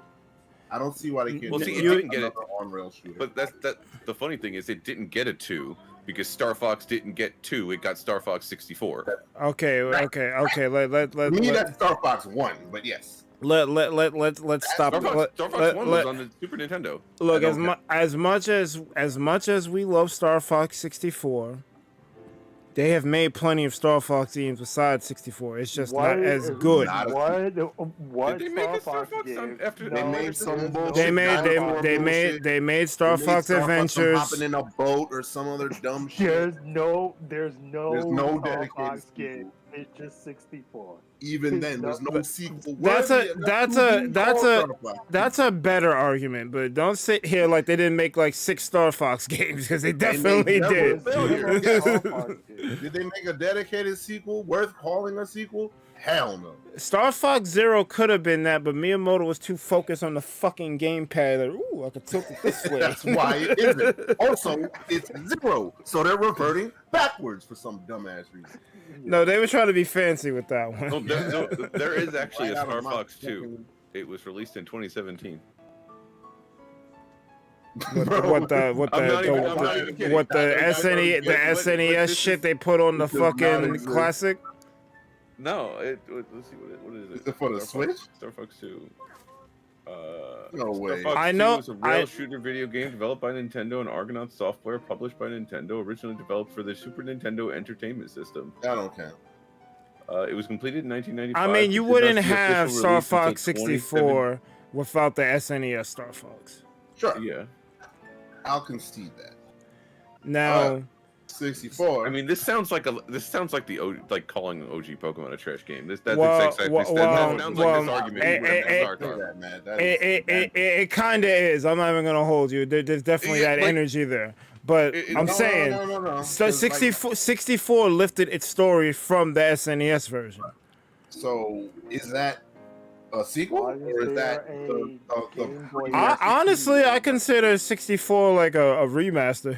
Like a remake, yeah. Well, so if it was telling the same story, it's a remaster. If it's continuing the story, it's a sequel. It's kind of both, because it's not the same story. It's mostly, but it's they change it at the end because you're James McCloud in the SNES version. You're Fox McCloud in the 64 version. The son went to avenge his father.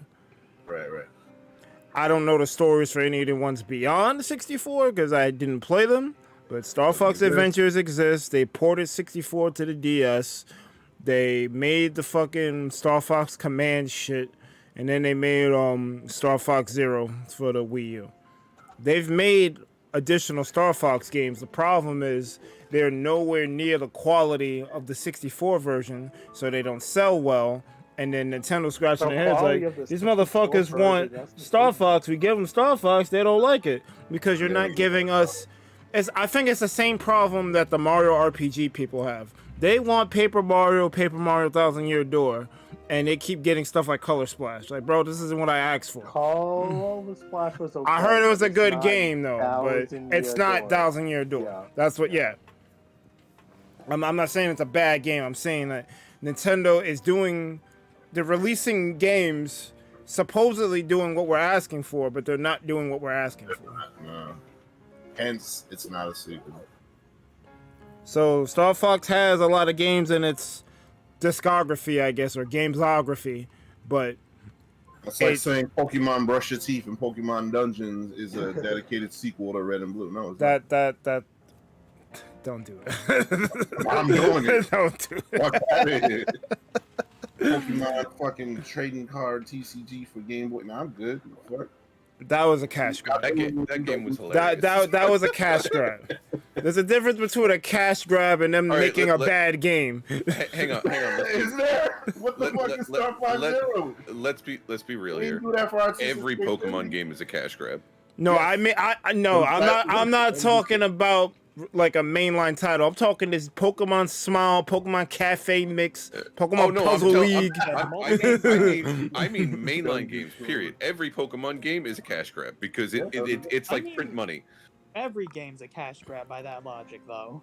Like, hell yeah! I'm all right. Give me your money. All right, so you're misinterpreting what I'm saying. These shits is shovelware, all right? They're not fucking main games. Yo, Zero ain't shovelware. Fuck out of here. Fucking dinosaur bullshit. I saw that shit was like fucking $2 in the fucking GameStop bin. I'm like, get this bullshit out of here. I'm talking about deliberate shovelware. Not, this shit is ass shovelware. Oh, so like Sticker Star. Yeah. Oh yeah, that game. I know. They released it as though it would probably break the bank. They thought. And they thought they'd get away with it. I don't like this. Sometimes they do. Automatic lock-on stuff. Sometimes they do. Sometimes they do. Pleasant said I played Color Splash, got through chapter 1 and 2. It ain't that good. Yeah, it's fine, but it's not like. It's not a real Paper Mario game. It's something else. It's a fine game. Yeah, that does not make it a good game, you know? Yes, like it's like something. A good game is something I want to come back to, like the Pikmin series, of course. Nah, but the thing is about Color Splash is it's a good game. It's not a good Paper Mario game. It's not a Paper Mario game. It looks like a Paper Mario game, but it's not a Paper Mario game. You know? Yeah. Oh no, it's not Nintendo does that a lot because Mario Maker 2 is not a Mario Maker game. It is and it isn't. Ouch. The feel of 1 was not replicated into 2. They're just like, we're giving you these tools and there's more stuff you could put all the Koopalings down. What? It's the same feel's not there. When you saw the promotion for 1, they were going in. They wanted people to get creative, share their ideas, go on forums. They made that bookmark website so you could share your levels easier. None of that care was in Maker 2. It was just, here's the update. Here's the update. Here you go, guys. I'll concede on that. It doesn't have the charm of 1. The charm was definitely lost. Definitely lost. Charm is hard to identify and even harder to quantify because, like, you just know it, you know? No, that's quality. It is. Quality's there. Features. And I would argue that fucking Smash D, was it for the DS? Not DS. Smash for the Game 3DS. Boy 3DS. That is the Brawl sequel. Fucking Smash Wii U is the port. And that's just I'm not gonna hold you. Why people use the Wii U to. I'm not gonna hold you. 3DS Smash felt so much better than the Wii U. Way more features, bro. Yeah. It's got Smash. It felt like a game. It felt like a game, and the Wii U version was more of an obligation rather than you wanted to make a game. Because they really needed the Wii U to succeed. Yeah, that's true. They probably had no intention. They're like, hold up, nobody's buying this. Wait, you think the Wii U succeeded? No, I never said that. I just said that they needed it. Well, Smash at the Wii U really helped the numbers. The Wii U had a period starting with the release of Mario Kart 8. They released like a dozen games that were all good, well, to varying degrees, but it was better than their first 2 years. Everyone forgets about that because most of those games was ported to the Switch. But the Wii U had a moment. Nintendo was like, there's too much water in this shit, we're bailing.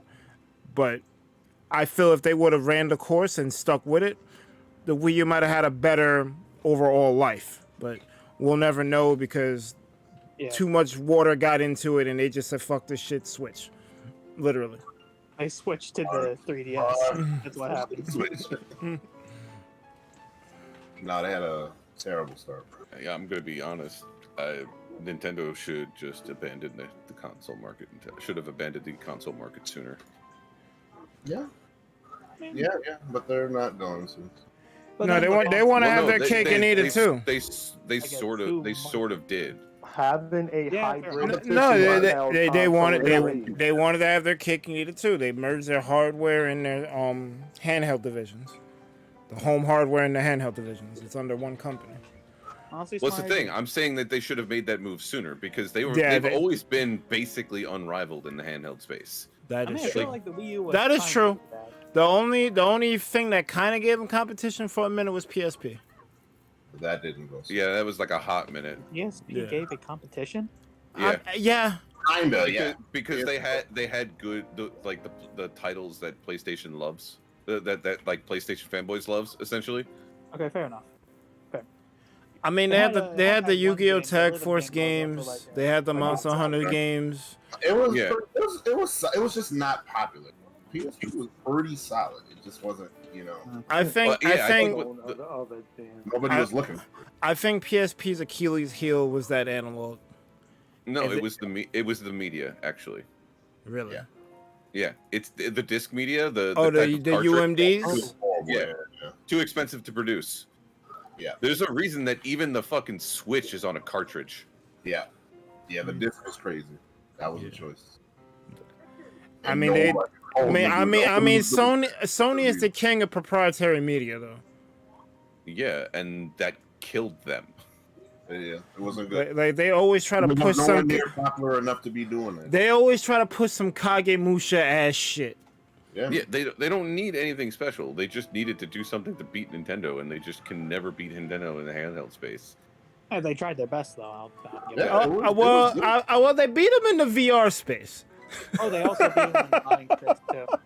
Yeah, it's just modern. So, but At the very least, I at the very don't. least, I they never came back I'm to gonna be update I'm their gonna be console. honest. Like the Mod Nintendo's to the- foray into VR is what I don't think there would be VR that exists today without Nintendo's foray into it. You Oh, might yeah, have a the point Virtual there. Boy. I thought you meant the That's you know, what I'm hardware. talking about. Yeah, Virtual I Boy. mean, technically, they did it twice like, because the 3DS is pseudo virtual reality. I mean, Most of the yeah, time, it no, never no, works. No. It is not 3D. pseudo virtual reality in any way, shape, or form. That It was nice. Yeah. that 3D shit they was trying to do. Yeah, I'll give you in calling it 3D, but it was not virtual reality in any way. It was not any kind of VR tech. It was just it was the gimmick of the 3D. Yeah. Like Yeah. of Why am I buying this 3D? But- 3D, I never use that shit. But, I'm bro, like, get outta here. Virtual Boy is pretty- literally I've the never used proof it. of concept that VR needed to be what it is today. I'll give you that. That's it. It really It- should have it- just stayed as a it- proof of I'll concept, give you that because every goddamn headset looks like the Virtual Boy without the legs.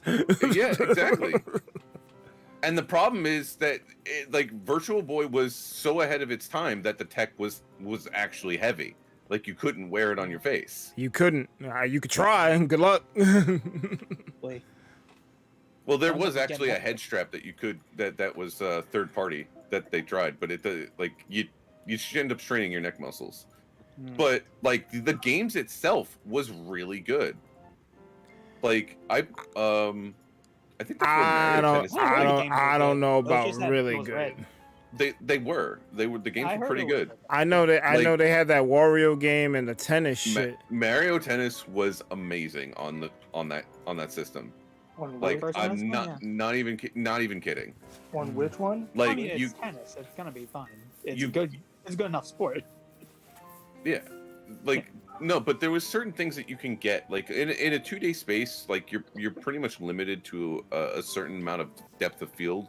Like there's only certain ways you can angle the camera in like on a 2D screen, like to plane it out. Yeah. And that works and all, but like you actually got a good depth of field, even though it was only in red. I mean, Like, they only had red and black. Like I owned a Virtual Boy. Like I'm not even kidding. Oh, really? Yeah, That's a choice. I didn't buy it. I've seen it happen. Like I was a kid.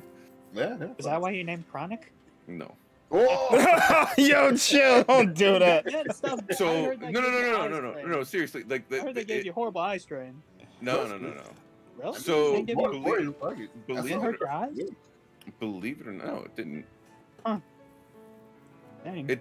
The thing didn't hurt your eyes. What you actually had to like what the pain, any kind of pain or discomfort that you felt after using the Virtual Boy for an extended period of time was not because of the Virtual Boy itself and the screens. It was because your eyes just got used to the fucking dark for 2 hours, and you pulled your head out and you're in daylight. Like that's just your natural body saying, "Oh my god, you just flooded your like." So, bit of eye science. You just flooded your eyes with a new with sense. light, right? So your eyes widen to get the little bit of light that's there, All right? So So you're gotta- pulling your eye. All right, it was because it was also dark and red. Yes, you gotta re-alchemate yourself basically, like Yes. have the room be dark and then like slowly like go Yes. into a more lit area instead of just rip the band-aid off. Ah!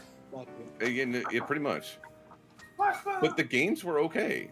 Like they weren't anything to like. They're like, oh my god, this is the best thing ever. But like, they were better than Beat Saber. Damn. Sorry, I mean, guys. Beat Saber's a fucking Looks a good here game. mad silent. It looks nice. I'm just It looks nice. That's absorbing it. This demo. Yeah, you know what? Fair enough. Yeah, it does just look nice. I mean, Like- unless you like rhythm games, but like, not everyone likes rhythm games. I mean, rhythm games are fine unless they're going the fucking Friday Night Funkin' route and have all these hard ass levels out of fucking I mean, nowhere. that's how most charts work, in, from what I can tell from those No, because DDR-esque games. because obviously there's a build up. The first couple levels they give you'd be able to, you know, get through it without problems, and the difficulty scales up. That's fine. Friday Night Funkin', they want to throw you at the deep end frame I mean, that's one. because it's a demo. It's not prepared yet. It's you know, it's like the cupcake for what is supposed to be a main course. You know, Yeah. you catch me? I get you. It was so off-putting. Cause I'm like, I want to enjoy this shit. The music sounds cool. The concept is cool. But then you just like murder, death, kill me frame one. I'm like, how can I enjoy this when it's like, I don't know. On Friday Night Funkin'. I feel like difficulty should be arc and not a straight fucking shot. Yeah, fair enough. That's how most. That's your preference, or is that just like how you feel that they should all be? Because I would argue that that's like a lot of. Well, it's a thing. Do those It's games a way you can have do a it. place? Because you know a lot of games are you adapt, or it's gonna keep killing you. I prefer difficulty being done as an arc. Games that usually have the adapt or die mentality trigger me. And I don't necessarily like them, but I wouldn't want to get rid of them either. Okay. Because I've said plenty of times, I don't think games should be straight up easy out the gate. Because that's also whack. Like, I mean, because the point of a game is to kind of like challenge yourself. Right. So like, if everything is easy, why am I doing this? There's no give and take. There's no struggle. It's just, I just move to the right and win. Like those levels are boring. Those games are boring. There has to be some type of progression. Like, all right, so I did this thing. This was kind of chill to get through. This next section, oh, all right, they're escalating the stakes. It's not just it's not safe. It's not a cakewalk. What titles would you say fall into that category? Have you completed a Mega Man game? Yes, Mega Man 2. Mega Man 2 doesn't have the best scaling, honestly. That's pretty hard. Could be better. Yeah. It is a hard game. So what? I heard they had trouble. From the other games like Demon Souls, whatever else. What games that are just straight up hard? Well, I mean, Mega Man's hard. Yeah, fair enough. I mean, I would argue Cuphead's pretty damn difficult. It's just that it's worse. It's way worse, but I would argue Enter the Gungeon's pretty difficult. Super difficult. So what keeps those games from I guess you kind of liking those games? I guess it's the way that it scales. Like, well, there's more to a game. I feel like there's more to a game than just difficulty, because there's game feel, there's the payoffs versus the build up. Like I'll use Marvel Snap for an example. Almost everything you do in Marvel Snap feels good. Like, well, that's not fair, because the game is designed to do that. The game is literally designed to highlight all of the pain points from previous TCGs and CCGs, and to be like, okay, these were pain points in the past. We're gonna just completely alleviate that. Studying the shit for. I'm not saying every game needs to do that level of work that Marvel Snap has done, but a lot of what they do feels good, and that's a factor when playing some games. Like, if doing something doesn't feel good, I'll use a different example. When Shigeru Miyamoto makes a game, the first thing he works on is the jump. If the jump doesn't feel right to him, he's not making any levels, no storyboards, not planning nothing. He's just in the editor making sure the jump feels good. How do you make Zelda? I guess do the opposite of what he did with Mario. Because if you think about it, he had no jump. Mario was straightforward. Go to the right. It gets progressively harder as you go through. Zelda was like, "Here, you go in the middle of this map, figure it out," and you ain't jumping nowhere. So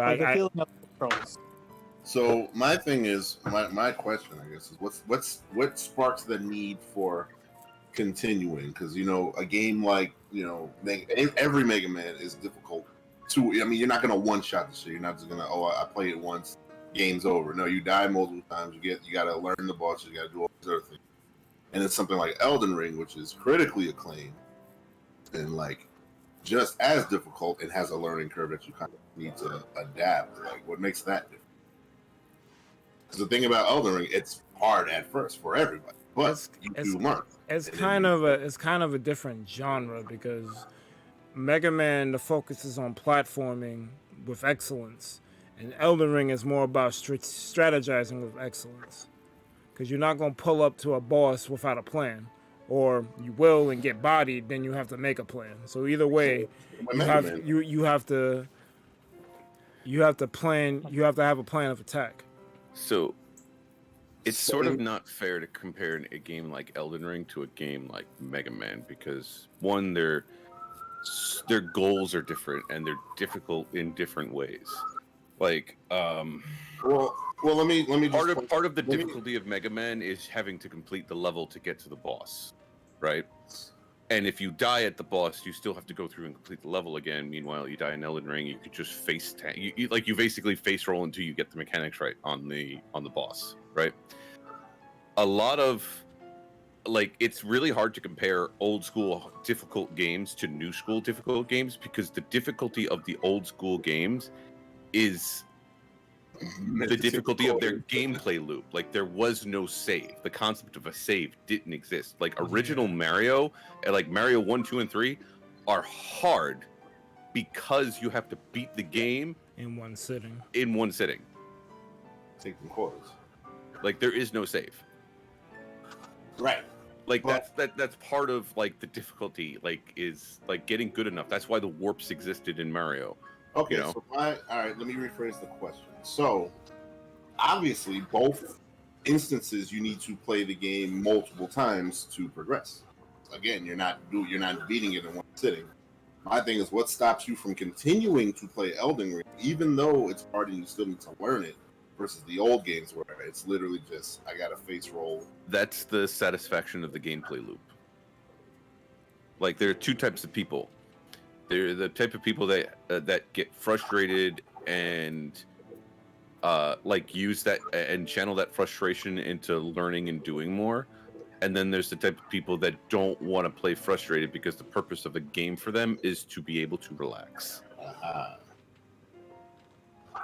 Like that's eloquently put. Well concise. Like I will never play a. I'm sorry, ice cream sandwiches are delicious. They are. I'll never play a Souls game because I will break my monitor.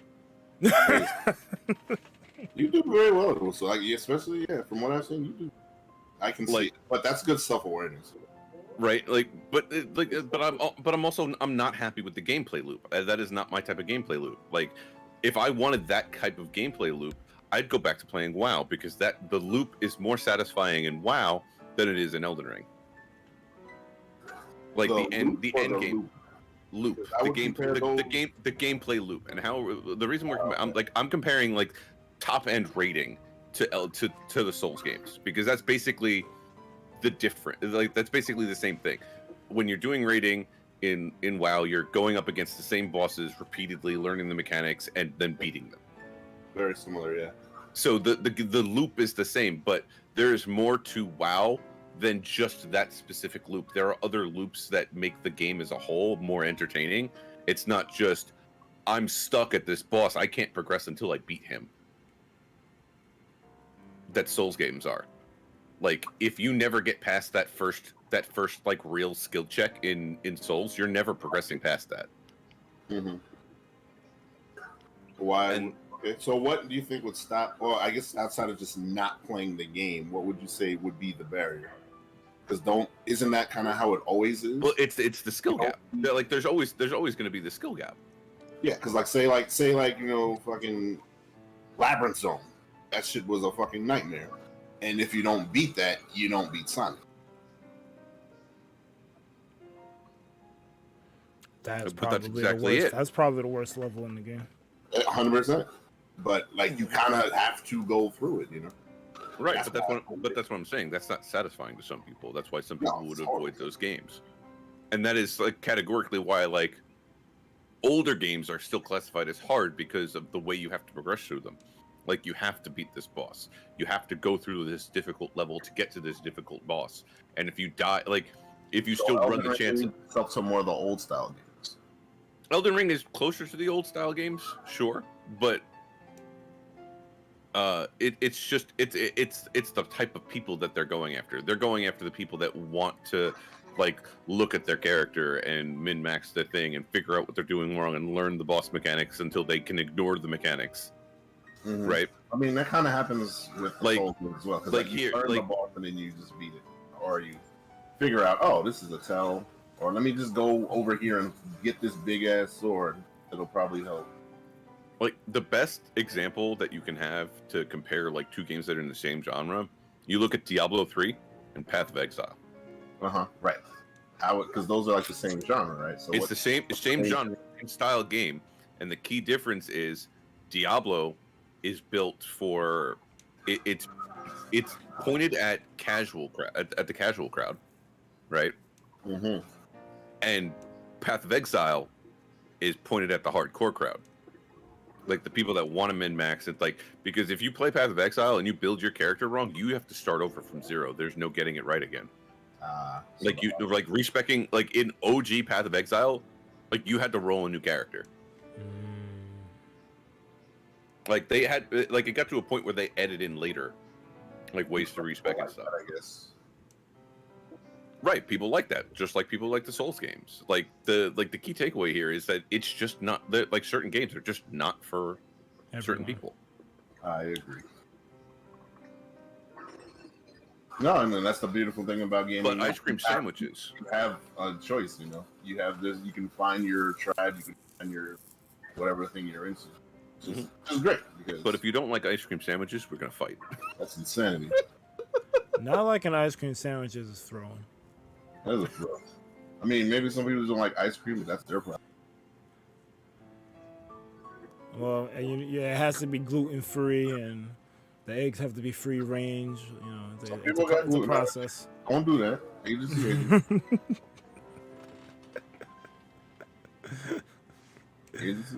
Some people actually do.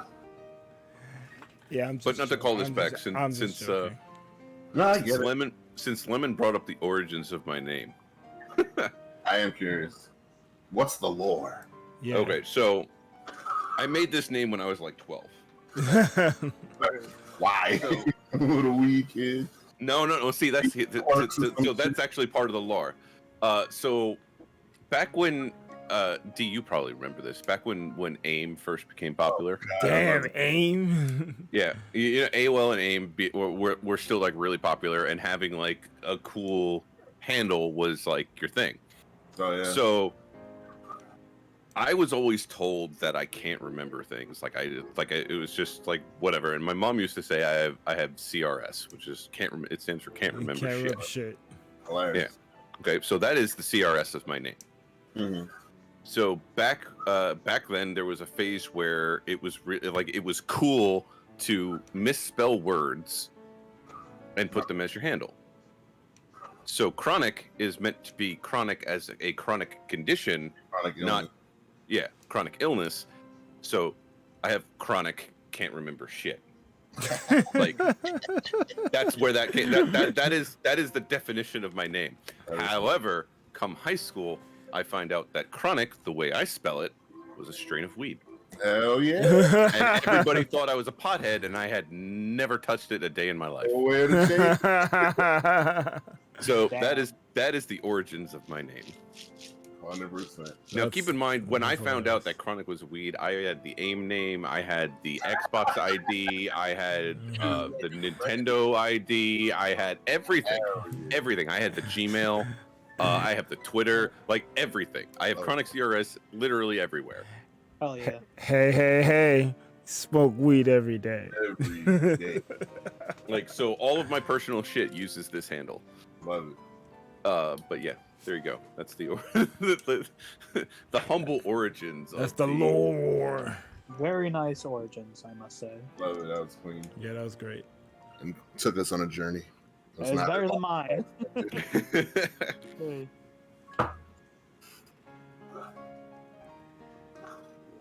That's what's up.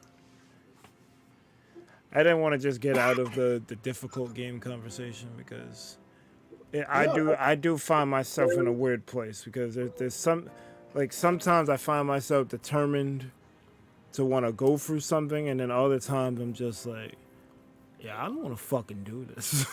I've noticed. Oh, dude, I totally get it. You know, it's not a critique. It's just an observation. Because I'm like, especially if you're the maker guy, I'm sorry, you kind of just gotta put your head down and barrel through these shit. Sometimes, but like I'm gonna be honest with you, Berg. Yeah. I think you do too much. What? Yeah, I think you play, like, in terms of your streaming, I think you play too many games. Really? Yeah. Huh. On stream, I think he plays too many games. I think he'd see more growth as in a narrowing it. Do you want to go down this road? I mean, I personally, I would love your insight. But so that's my own personal view. Like I see, like, if you want to be a variety streamer, great. Like, you want to pick up a new game, be like, yo, I really love Final Fantasy, and the new Final Fantasy dropped, and I pick it up. We're gonna play this for a week, and then you get back to your regularly scheduled content where you just mainline a game for a little while. But like, if you're not big on a certain game, or you're just playing it because it's the game that came out, like, that's not gonna go. You're just gonna continue to sort of be a fad, right? Well, I don't want to do that. I want to play things that I enjoy. Right. So that's what I'm saying. But you still need to, like, if you want to get and keep a base, the key to that is consistency. Yeah. So the biggest thing you do, I would like take your top, I would go back through the numbers, take back your top games, right? And like, that's what I would stream, and then like you could cut back on your streaming. You stream like 4 days a week now. Like sometimes you do more, sometimes you do less. Pick days. Pick your peak days, go there, stream the games that you get the most numbers on, that you like to play, and stick to those games. Like if you're like, I'm gonna pick my favorite game, Borderlands. Like, or if you're like you're Borderlands, like say you like Borderlands and Diablo, like that is your jam, right? Like for whatever reason, those two titles, absolutely love those. Those should be your focus. You have like 2 days that you stream one, 2 days that you stream the other, and then like something new comes out that you're really, really into, like Final Fantasy. You really, really love Final Fantasy, and you got a chance to pick it up. Be like, yo, guys, really fucking love Final Fantasy. Gonna be streaming Final Fantasy this week. You get your playthrough in, you get whatever content you want out of it, and then you move back to your regularly scheduled like consistency. Humans really love consistency, and the variety that you're giving them, yeah, it makes people want to be there for you, but people don't want to just watch a stream for you unless you are doing a lot more Let's Talks and stuff like that. Like, people are going to come attracted to the game and then stay for you, but there's a lot of the times that people are going to, like, once you move away from a different game, they're not going to come back. My question is, Berg, does any of this sound familiar? Yeah, it does. Because I can't like, tell you how many times maybe you weren't hearing me, or maybe some of it you took in, but that's kind of exactly it. Like, Matt is pretty much on the nose with it. Like, and I'm gonna, like, something that my that with the other streaming community I'm in, Corey and Ashley, like, he plays Pokemon. That's basically it. But Zelda came out. He played Zelda 5 streams straight because he really loves Zelda and he really wanted to play Zelda. And people were like, well, are you going to stream it? And then he's like, we're a Pokemon channel. This is what we do. This is the community that we're a part of. But, you know, I could see us doing this for a week. And I'm going to do this for a week. And if you don't like that, I know I'm probably going to lose people, but I really want to do this. Right? And he did. He streamed Zelda for a week. His viewers dropped. But, you know, he was there. But he does other things too. Like he plays Snap, and he talks about that in his Discord. He plays other games, and he plays them in his Discord. He just hangs out in his Discord, and he'll stream a different game. Like, he actively plays other games, but you don't have to be streaming that game. Right. You're not adding to your stream by diversifying the games that you play. You're ironically taking away from it. But you diversify, you add engagement by bringing those games to your Discord's community. Yeah. Like, so you should be streaming you should be streaming like 1 to 2 games max. And so you said you really love Final Fantasy. Let's just say that you should become a Final Fantasy streamer. You pick up Final Fantasy, you go hard on Final Fantasy. When that starts to wane off, you look at the older games, you look at the nostalgia roll, be like, we're going to do this, we're going to do this. Like, you're going to find different ways to play it, different ways to make the game harder to replay it.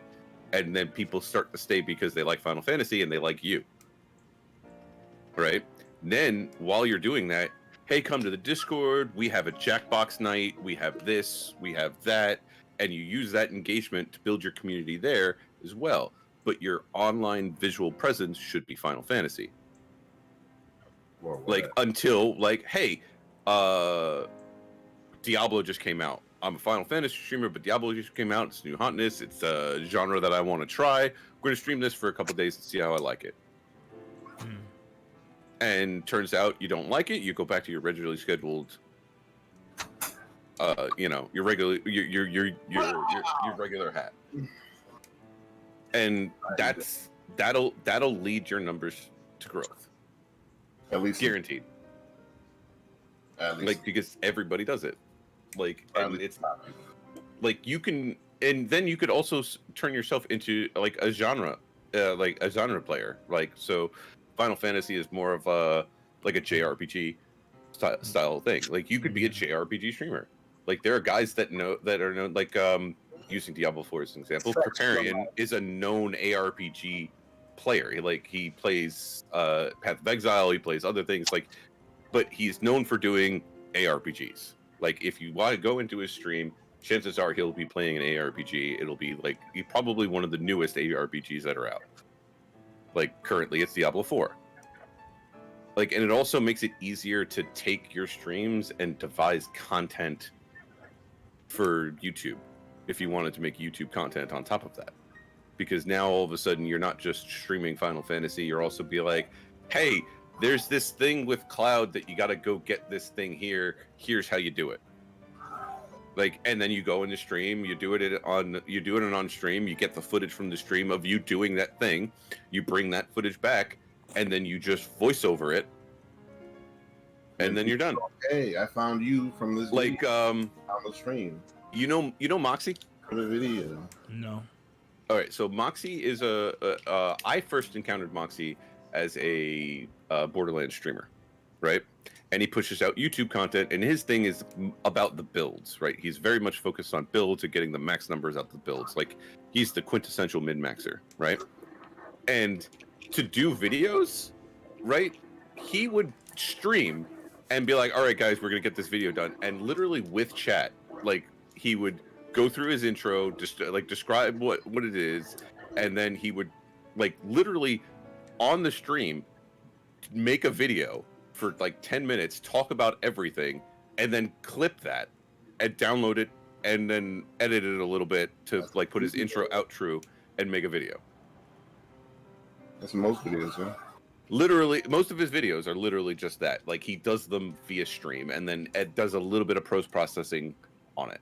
But the main content is literally just done on stream. But it works for him. That works for him because he does build guides. Like, his bread and butter is like interactions, max damage, and like getting max damage and stuff like that. Which means he can do that because he can show the build. He's in the game. Like, he shows he shows what the build is. He shows what the build does, and then he's like, "Here, check this out." Since he's actively in game, he goes into the thing. It does a thing that he's trying to illustrate, right? Yeah. And it just makes it easier to translate that content. You good?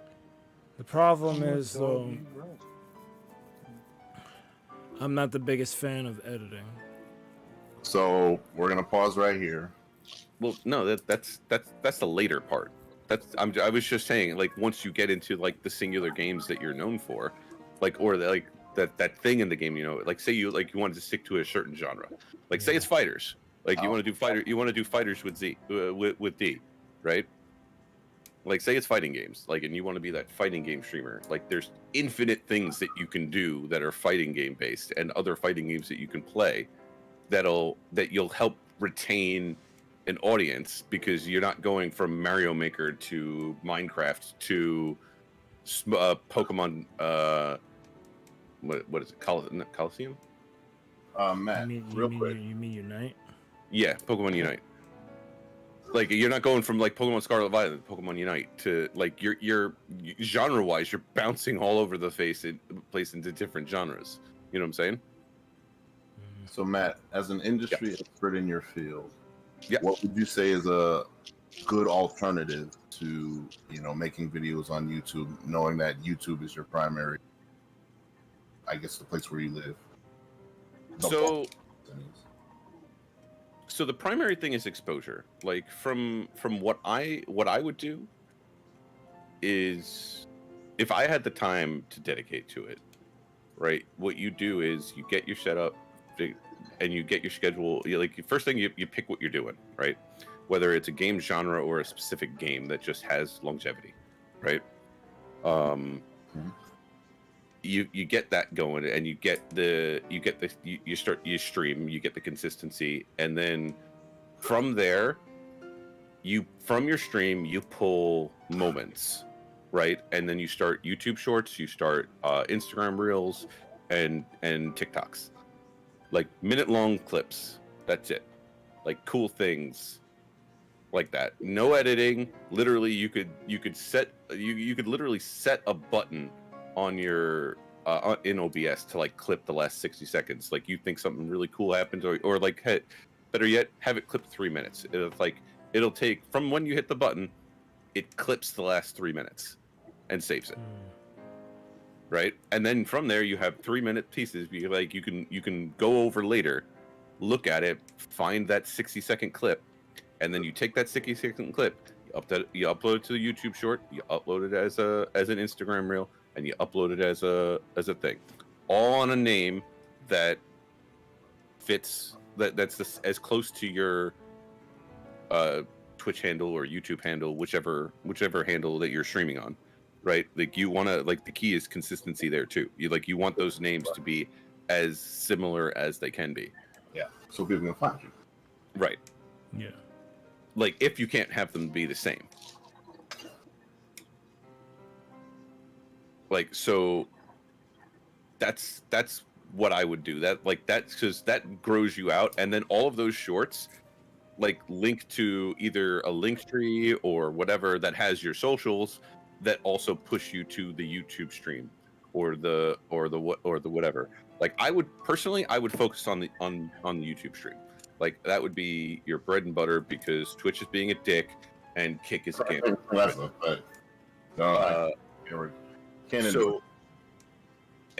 and YouTube pretty much guarantees 70-30, and you can get multiple sources of revenue from YouTube a lot easier than you can get from Twitch, and all of that comes at a 70-30. Yeah, which is monetarily speaking the better thing to do.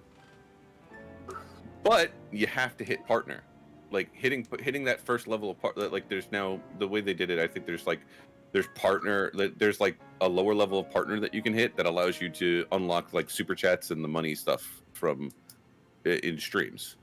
Like you can have subscribers and stuff like that. Yeah. But you got to hit that. But it's easy to hit if you stream consistently and like you pull out those videos and you get those shorts. Once again. Like once you get it, it's just getting it. Yeah. Like you have to put in it takes work to get it. But once you get it, you hit that 70-30, you unlock people being able to like send you the super chats, and like that's a revenue income. Be like, say it's like using Lemon as an example. Lemon's really like it, really liking you. He's watching it. He sends you like $2 and asks you a question, like, "Hey, longtime fan, what do you think about the way Cloud did this in this Final Fantasy game?" And you go off and you have a conversation. Now you have engagement, and people see that, like, if you do this super chat that costs money, you will address it immediately. Like, and that promotes them doing it, because they get that instant gratification. Sure, it costs them like $1 or $2, whatever they're willing to give you, right? But they're still giving you something, and you're like thanking. Like first, you thank them. You go through the thing. Like you go through the spiel, and then you answer their question, or you acknowledge what they said if it's more of a statement than a question. But that also becomes a talking point, so you're not just sitting there and playing the game.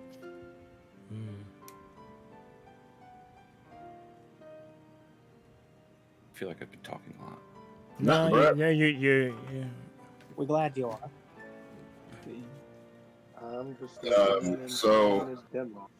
Mike, my question to you is what about that is different from what I previously mentioned, or at least our business model currently? I don't think I can think of too much of a difference. Yeah. Okay.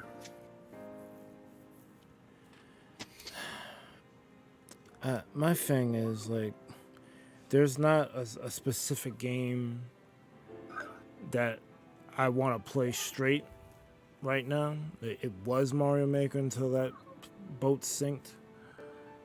And I feel like, I guess, pigeonholed. Like, I have to do a certain thing, and I don't necessarily want to do that. Okay, so hang on. Why aren't you playing? So right now you're not playing Final Fantasy because you don't have the money, but you like Final Fantasy, yes? Yeah. And you're very much into everything about Final Fantasy. Like if I asked you to do a lore drop real quick on Final Fantasy, you'd be able to, right? I can give you I can't give you everything because Final Fantasy's history is very vast. Yes, but you could give me something. Like, if I could say, like, what's the deal with Cloud's sword? You could tell me about it. Yeah. Okay. So, why can't you, like, there's Final Fantasy Online that you could get into. It's 14. There's 14. There's all of the standalone RPG games themselves. Like, you could be a Final Fantasy streamer, whether it's Final Fantasy Online or Final Fantasy 14. Like, you can hop back and forth between those games. Like say you're playing, like, the new Final Fantasy game, right? And you get to a point where you're done, which is allowed and you're valid. You're not really enjoying the game anymore, or you've seen what all you want to see. You could go back to Final Fantasy Online, like, and that could be your, like, Final Fantasy Online, since it's an evergreen, like, like, it's still going as a MMORPG. That gives you something that you can do in the interim before the next Final Fantasy game, or, like, say you wanted to, like, replay an older game. Like, you could be a Final Fantasy streamer. That doesn't mean you're playing a single game. You're playing anything in the Final Fantasy catalog. Or JRPG streamer. Or you could be a genre streamer, where it's JRPGs, where you're just jumping to the newest JRPG. I mean, he was doing that with Mario Maker. He jumped to Minecraft because What's up, man? I'm new with that shit. Don't get me started with 14 and Berg. Let's move past I was letting Chronic cook. I was gonna let him know that. You want to play some Street Fighter? I gotta finish Diablo, but yeah. So the thing is, Lemon, this is so I'm more than just the sexy Lou Rawls voice on it. I'm also the marketing, the UX guy, basically behind the scenes. All this research is 100% valid because this is what we try to go into, especially when at the start of the channel and even now, the trends continuing to grow the channel. So all this information is 100% valid, 100% correct. And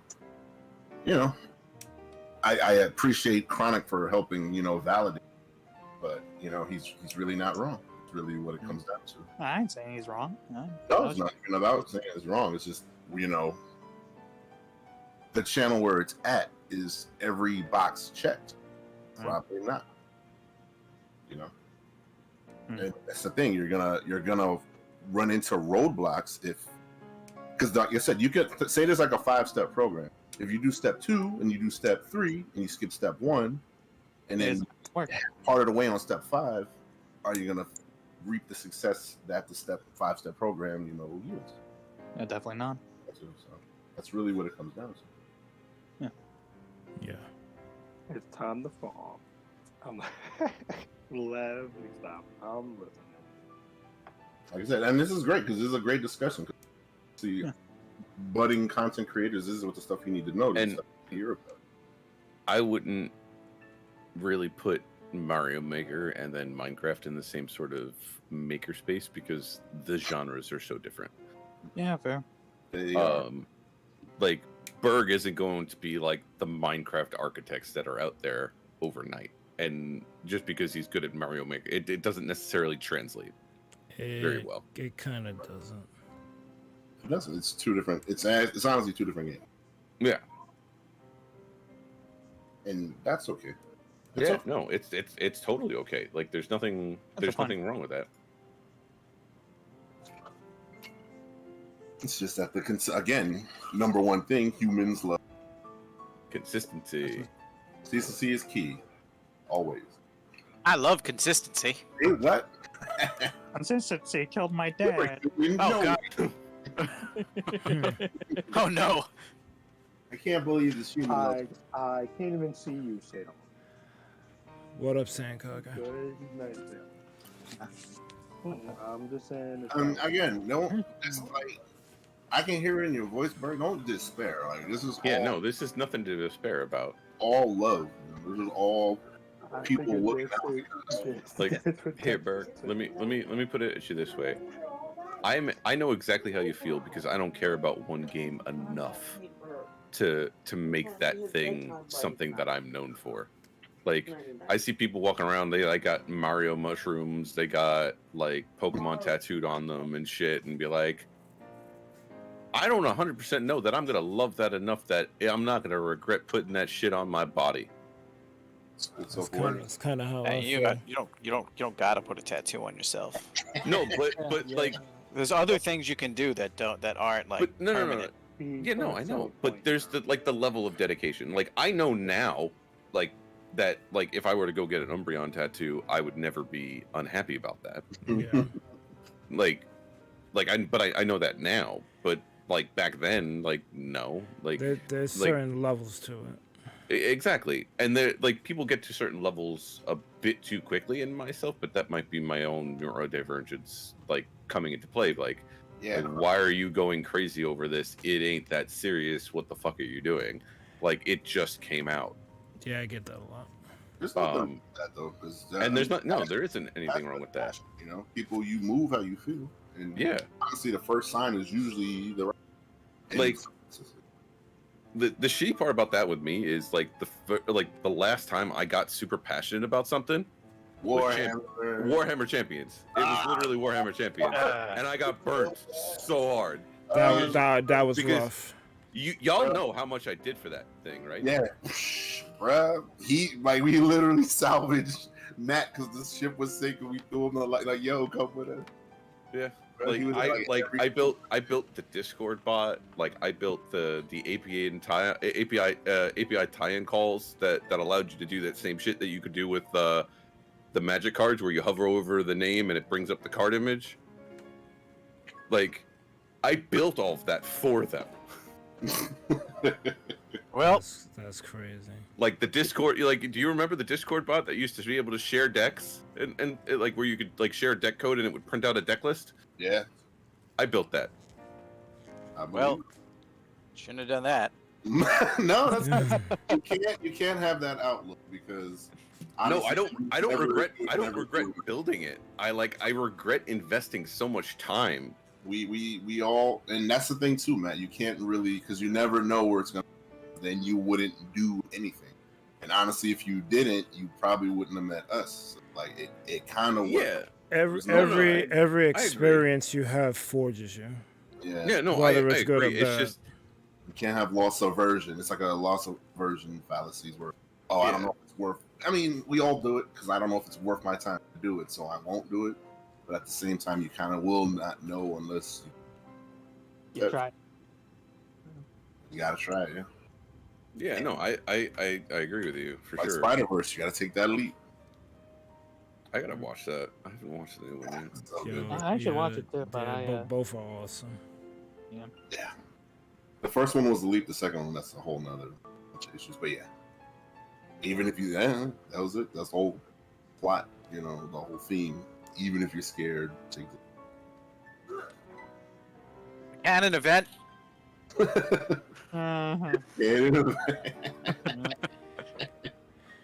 Oh no! I guess it's an easy pot shot to hit on multiverse shit right now. Is it though? Multiverse. It's a good movie. How the hell the whole preventive fucking arc better than half of the multiverse movie? That's just one fucking arc. A canon of it. I mean, canon event is basically a nexus point. All of this terminology is the same. It's just, I think Spider-Verse did it best and made it easy to digest. Dude, it's just comic book lingo. That's all it is. Yeah, but Spider-Verse hits different. Spider-Verse is just doing comic book stuff. Yeah, that's why it works. That's all it's doing. I'm not saying it doesn't work, but that's it. It's just comic book stuff. It works. I feel like saying it's just comic book stuff cheapens it a little, though. It doesn't, though. What's wrong with a comic book? But that's nothing. But you saying that it's just because I think Spider-Verse transcends the comics at this point. It does. It's a different form of media. I mean, yeah, but that's literally just because it's a different form of media. Like, I don't think Spider-Verse it's still comic book shit. Comics are pretty broken, but yeah, it's not a downplay. It's not a downplay at all. Comic stuff is awesome. It's where the best shit comes. Fucking MCU could learn from comic book shit, honestly. It's just so they're doing comic book shit. They're just not doing it straight up. Nah, man. This phase shit, I'm done with it. They don't got. What do you think comics do? The problem with MCU is it's not storyboarding as well. Like comics but there's also a different complex. There's also a different standard, right? Like so, on a certain level, you have to things have to be explained because it's live action. Like there has to be a certain there is more deniability to be had when something is drawn or animated than there is to when it's you see live people. That is true. When you see live people, there has to be some sort of like explanation.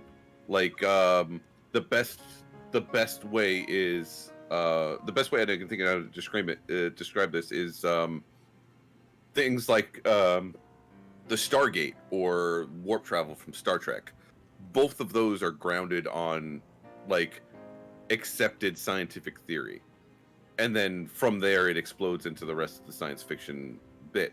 But the concept of boring a hole from one point in space to another and connecting them, basically like folding the piece of paper that is space over and then punching a hole between the like to that new space, like that's an actual concept. Like wormholes and shit like that is an actual like scientific concept.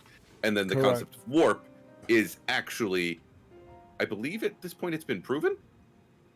I don't remember, but like warp is actually part of like scientific theory as well. Like and basically that's what warp travel is you put there's a warp field bubble that encapsulates the ship, and then they simultaneously shrink compress the space in front of them while expanding the space behind them, and that's how they're able to achieve faster than light speeds. They're not actually traveling at light speed, they're technically staying still. It's just they're pulling the space closer to them in front of them, and they're pushing the space behind them further away. Like it's really weird, but that's the high level explanation of it. You're taking like there's got to be that level of reality with the MCU multiverse shit. Like there's got to be like that tangibility, or people are just going to check out because it doesn't feel right. Because it's live action. It has to be grounded in some form of realism, is basically what you're saying. Yes. Like, even if it's the smallest thread, there has to be that, like, in order to be able to, like, get there. It's semi-debatable, because I would argue that their best shit is their grounded shit, but unfortunately, Guardians disproves most of that.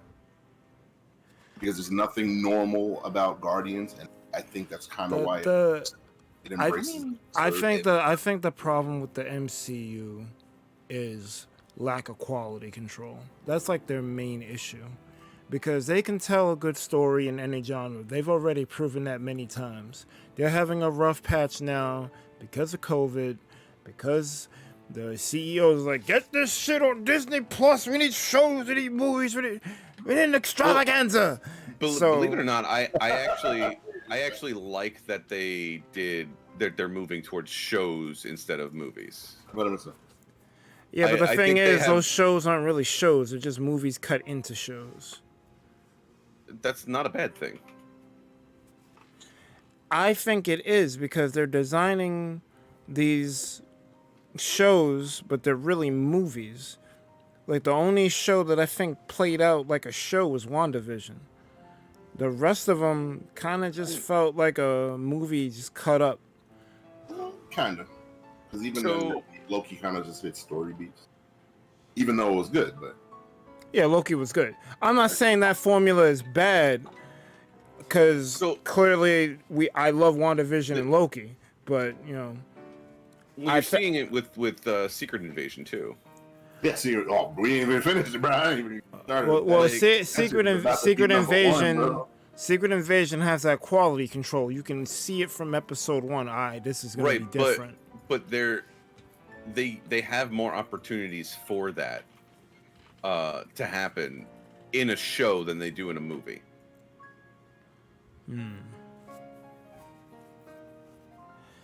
Well, I just want them to put in the same amount of work they put in for a WandaVision, a Loki, a Secret Invasion into their other shows. because the other shows don't feel as tight as those did. Well, Miss Marvel didn't feel as tight. Hawkeye didn't feel as tight. Falcon and the Winter Soldier almost got there, but so I think they're accomplishing different. They were accomplishing different things with the Hawkeye show, for sure, 100%, like 100%. Like that was. That was a choice. It was a choice. Yeah. It was a bad choice. No, so it wasn't choice. It was explanation, and it was needed explanation. Like people oddly forget. Like in this world of like seemingly extraordinary people, right? Clint is like the normal guy. That is true. He is the audience surrogate, if that makes any sense. Yeah, like he's the normal guy, and since he's the normal guy, like seeing him react the way he did, becoming Ronin, putting Ronin away, all of that, like what Hawkeye was a litmus test to see if the mantle could be passed to Kate Bishop, and I would say the answer to that was categorically no. Kate Bishop. Kate Bishop is not good. Bro. Kate Bishop is not good. Spider-Gwen right there. I don't know how that's the same. How? Kate Bishop. No. So go ahead. No, I'm trying to think. It's hard. Kate Bishop. See, the problem is, while the Ronan story is a story that could be told, I don't think anyone was asking for the Ronan story. We were asking for the Budapest story that y'all keep referencing. Y'all don't mention Ronan, but y'all mention Budapest a whole lot. And you had 2 opportunities to do it, and you chose not to. Maybe it's not that compelling of a story, but then you shouldn't be name-dropping it. It's a Chekhov's gun. Even then, the Hawkeye Black Widow movie should have been the movie. Like, I don't know why the fuck that didn't happen. Like, their whole supposed relationship is a big thing, apparently. And there you go. That's your 2 humans out of your 2. Exactly. So, like, the series itself, like, one, we're never gonna understand. We're never gonna find out what Budapest is. Yeah, I know. At this point, that ship is sailed. That's like Darth Plagueis. I'm never gonna learn who he is. But here's why that's a good thing. It doesn't matter. It matters to them. No, but that's okay. You know, whatever happened in Budapest is a defining moment that connects those 2 people. Right. But that moment almost gets cheapened the minute that we know what it is. Because think about the mystery that we have, like the desire to see it, because we want to know why that they are so close. Like, why does she know Clint's secret life, like with his kids and everything? Like, why is she auntie? Like, and part of that has to do with what happened in Budapest. I get what turned her, because like she was a straight up villain. I get that. Some of the mystique would be lost if they tell that story. But my problem was, if it was just a one time that they said it, it's fine. Well, this ain't like Budapest. I would have laughed off as a joke. But they mentioned it again and again. They mentioned it like at least 3-4 times. And I'm like, bro, like, what is it about this moment? Y'all want me to know that these 2 Budapest are her, but nothing comes of it. I almost feel like it doesn't need to be in the narrative. But it does, because without the reference to it, like it becomes it's their continued mention of it is just them cementing the fact that whatever happened there is super important. Right. Or moment defining. It's character defining. It was character defining for Widow. It was character defining for Clint. It's a canon event. No. I don't think it's that big, but no, it's not. It defines it is like canon so. event. here, Taskmaster. Give me Oh, a Jesus here's a better example. They don't go into or at least they haven't since like I think the 60s gone into how Doctor Who stole the TARDIS initially, right? Yeah. But they reference like in the new series, they reference the fact that he stole the TARDIS, and that defining moment, the Doctor and his TARDIS, that pairing that happened and how that pairing happened, is referenced in the new version that started with Eccleston, like and there forward. It's referenced a lot, and it's a defining moment, right? Yeah. But the people that started watching Doctor Who with Eccleston don't know anything about it, but it's still there. It's still defined. Like it's still a defining moment. It doesn't cheapen the fact that it's a defining moment because the fans that only see it from Eccleston don't know what it is or don't know how it happened. But I feel like Doctor Who is different because you can. Why? Because the way that they develop the Doctor Who stories, you feel like they're eventually gonna get there.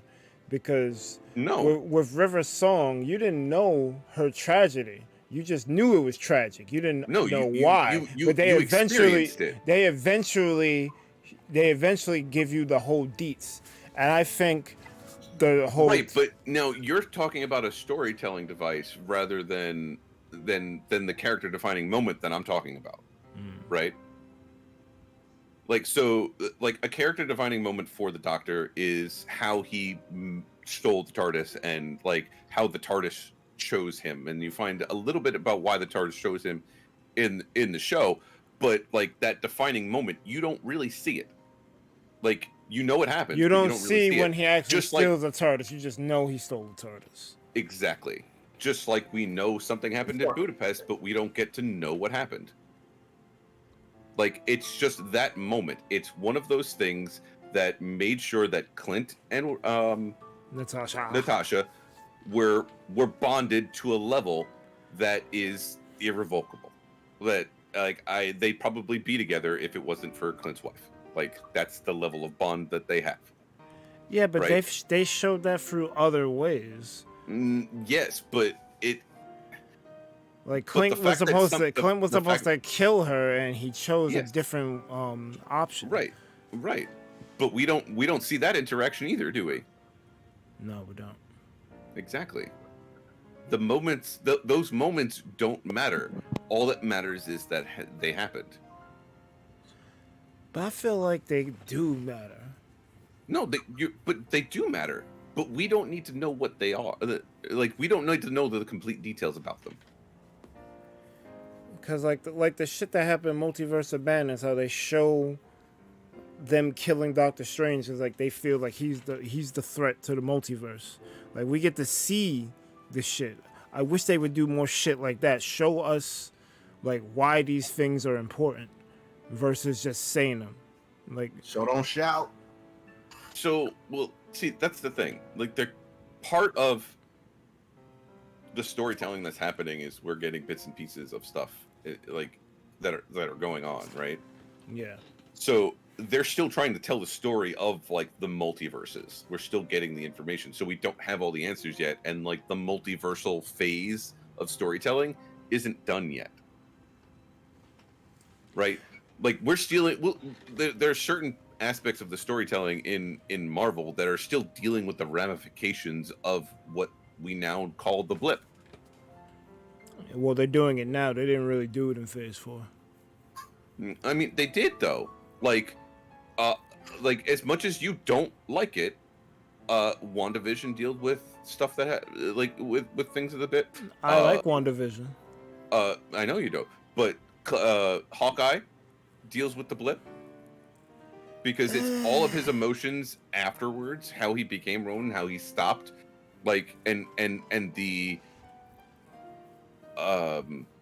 trauma of everything that, like, the trauma of losing them for so long, the trauma of the literal murder spree that he went on, right? Like you're watching him try to reconcile that drama while someone whose experience is like her life was defined by that moment. It was basically like seeing Hawkeye during the Battle of New York was literally Kate Bishop's Budapest. Yeah. Right?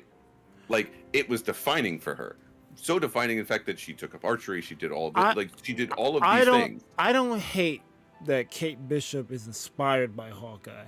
I think that's probably the best parts of that show. Seeing her, like, oh, I fuck with this guy. Everyone else is like a god or got some radiation or some shit done to them. This is a regular ass dude hopping off of buildings shooting arrows. I fuck with this guy. I like that. Mm-hmm. It's the other stuff surrounding Kate Bishop that is just like some bumbling Scooby-Doo shit. Like, she got like mad activist energy. I don't mesh with her character outside of her being inspired. Yeah, then that's fine. But that doesn't invalidate anything that she's been doing, or it doesn't make it what they did bad. Right? Maybe it's I don't think the show is bad. It's definitely watchable, but when you're got the fucking juggernaut that's WandaVision and Loki, Hawkeye don't really. But story wise, they're all identical. I even got Moon Knight over fucking Hawkeye, and Moon Knight got problems. But Moon Knight is definitely over Hawkeye, but they're all incohesive. You know, it's not like it's hard to pit them against each other. One, because they're all dealing with certain aspects in different ways. But I mean, they're all dealing with loss and grief. That's the theme of Phase 4. Yeah, because it's life after the blip. That could have been conveyed a lot better. It could have been. It was like an after effect figuring it out. Like, oh yeah, they all lost some shit. Post and during. Yes and no. Like it feels like they were going for something way more raw, and they got it. All of it is raw, right? Like watching Hawkeye basically taking Kate under his wing, like while he's reconciling the fact that he's a legit mass murderer. He sure is. And like fuck that Japanese area. And then the grief that entails. Right? Damage. I mean, you saw it in Endgame. He was like, "Yo, don't give me hope," because now I got to think about what I did. But see, that's what I'm talking about. Like it's more of that stuff. It wasn't just that one moment. Like showing that, like one of the strongest suits in Marvel is that you're not dealing with a pantheon. Right? It's not the DC pantheon. Everybody that you interact with that is a hero, quote unquote, is not a literal god, with the exception of Batman and Green Arrow. Right. Well, Green Arrow's not the 7, but yeah. Of the 7, yeah. But that's not the point. They're like the two humans that don't have like godly powers bestowed on them, right? They're not enhanced. Like everybody that's in Marvel is human and subject to the rawness of humanity, right?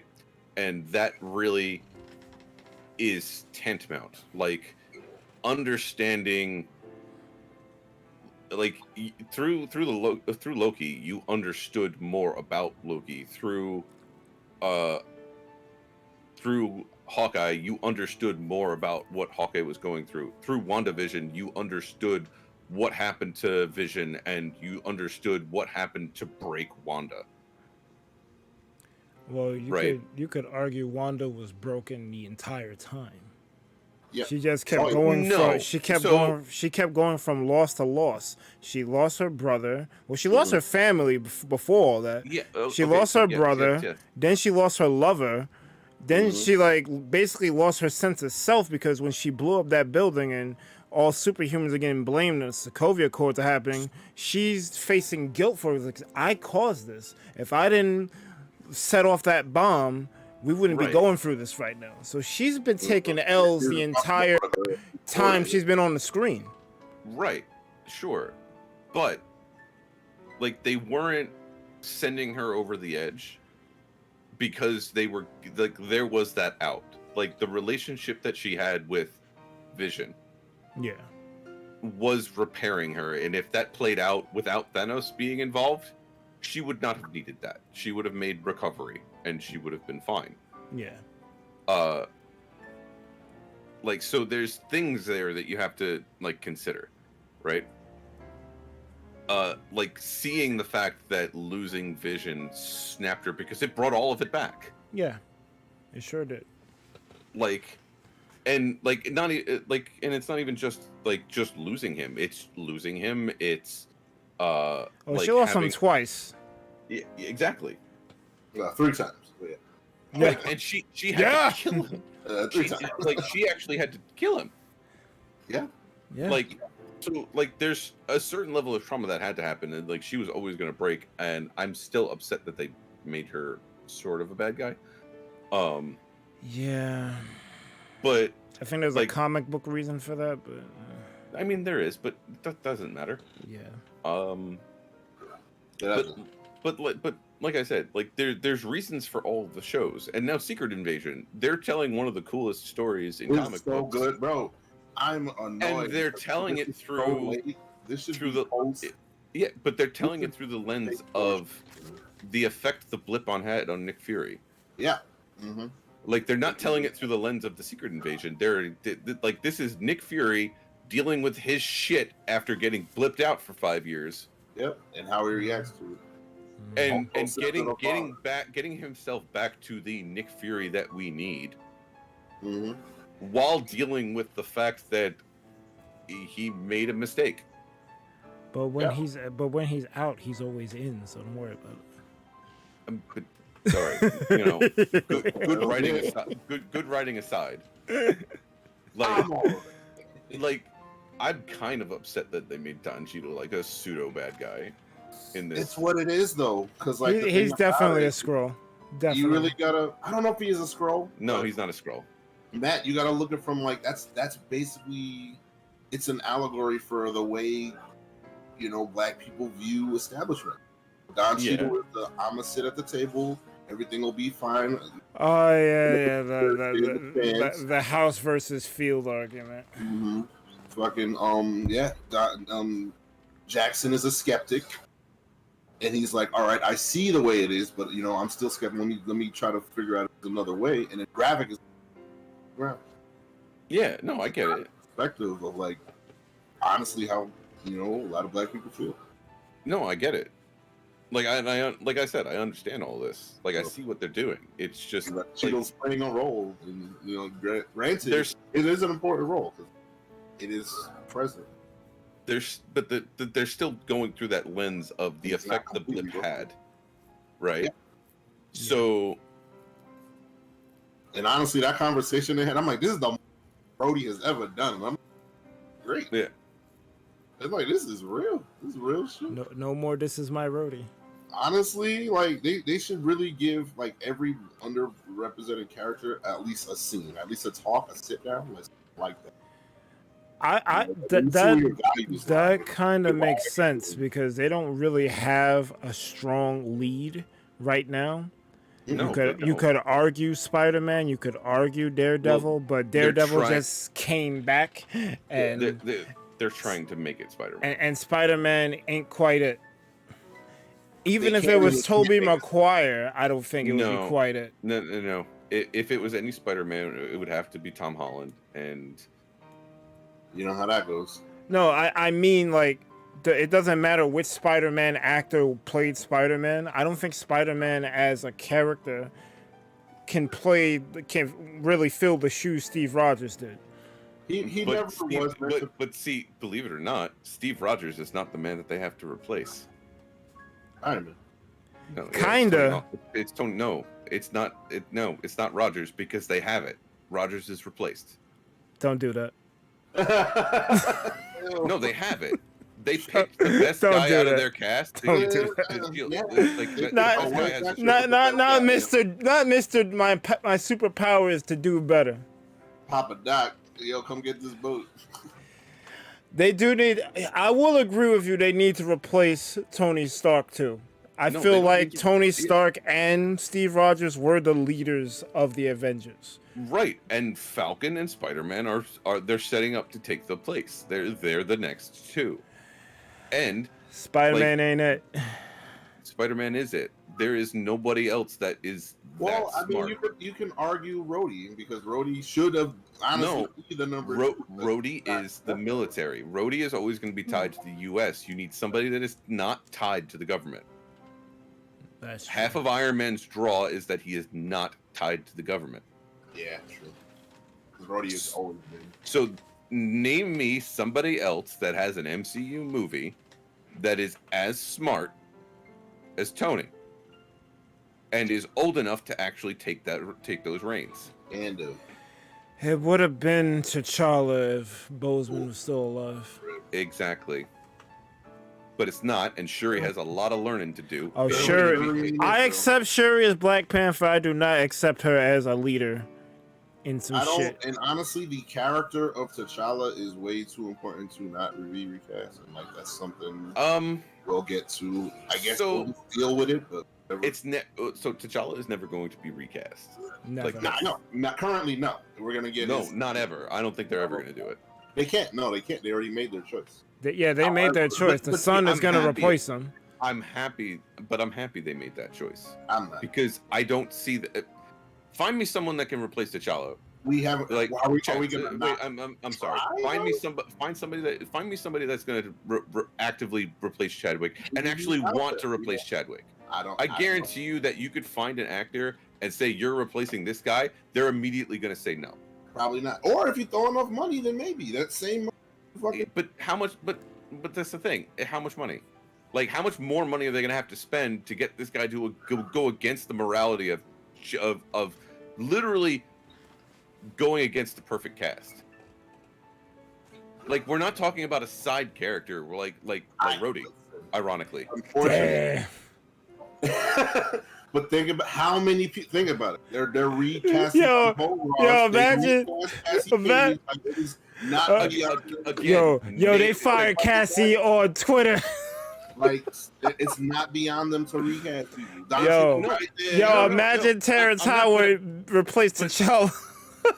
Look, check it. Yeah, Terrence Howard. But none of these actors that are replaced are mainline characters.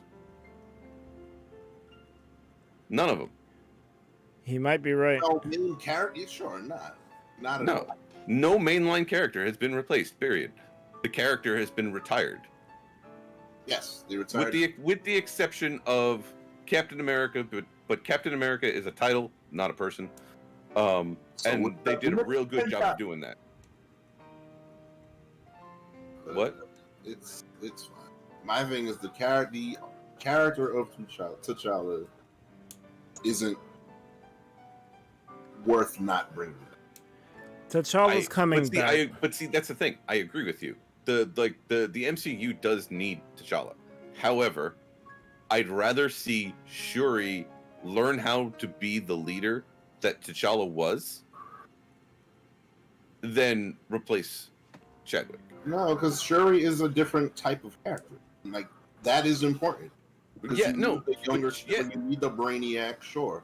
Chadwick is important for many. But tell me, seeing a story where she learns what it takes to be the type of leader that her brother was, and becomes a better leader because of it. No, it's not the. It's can't even. But it's not about being the same. It's about getting to the same level.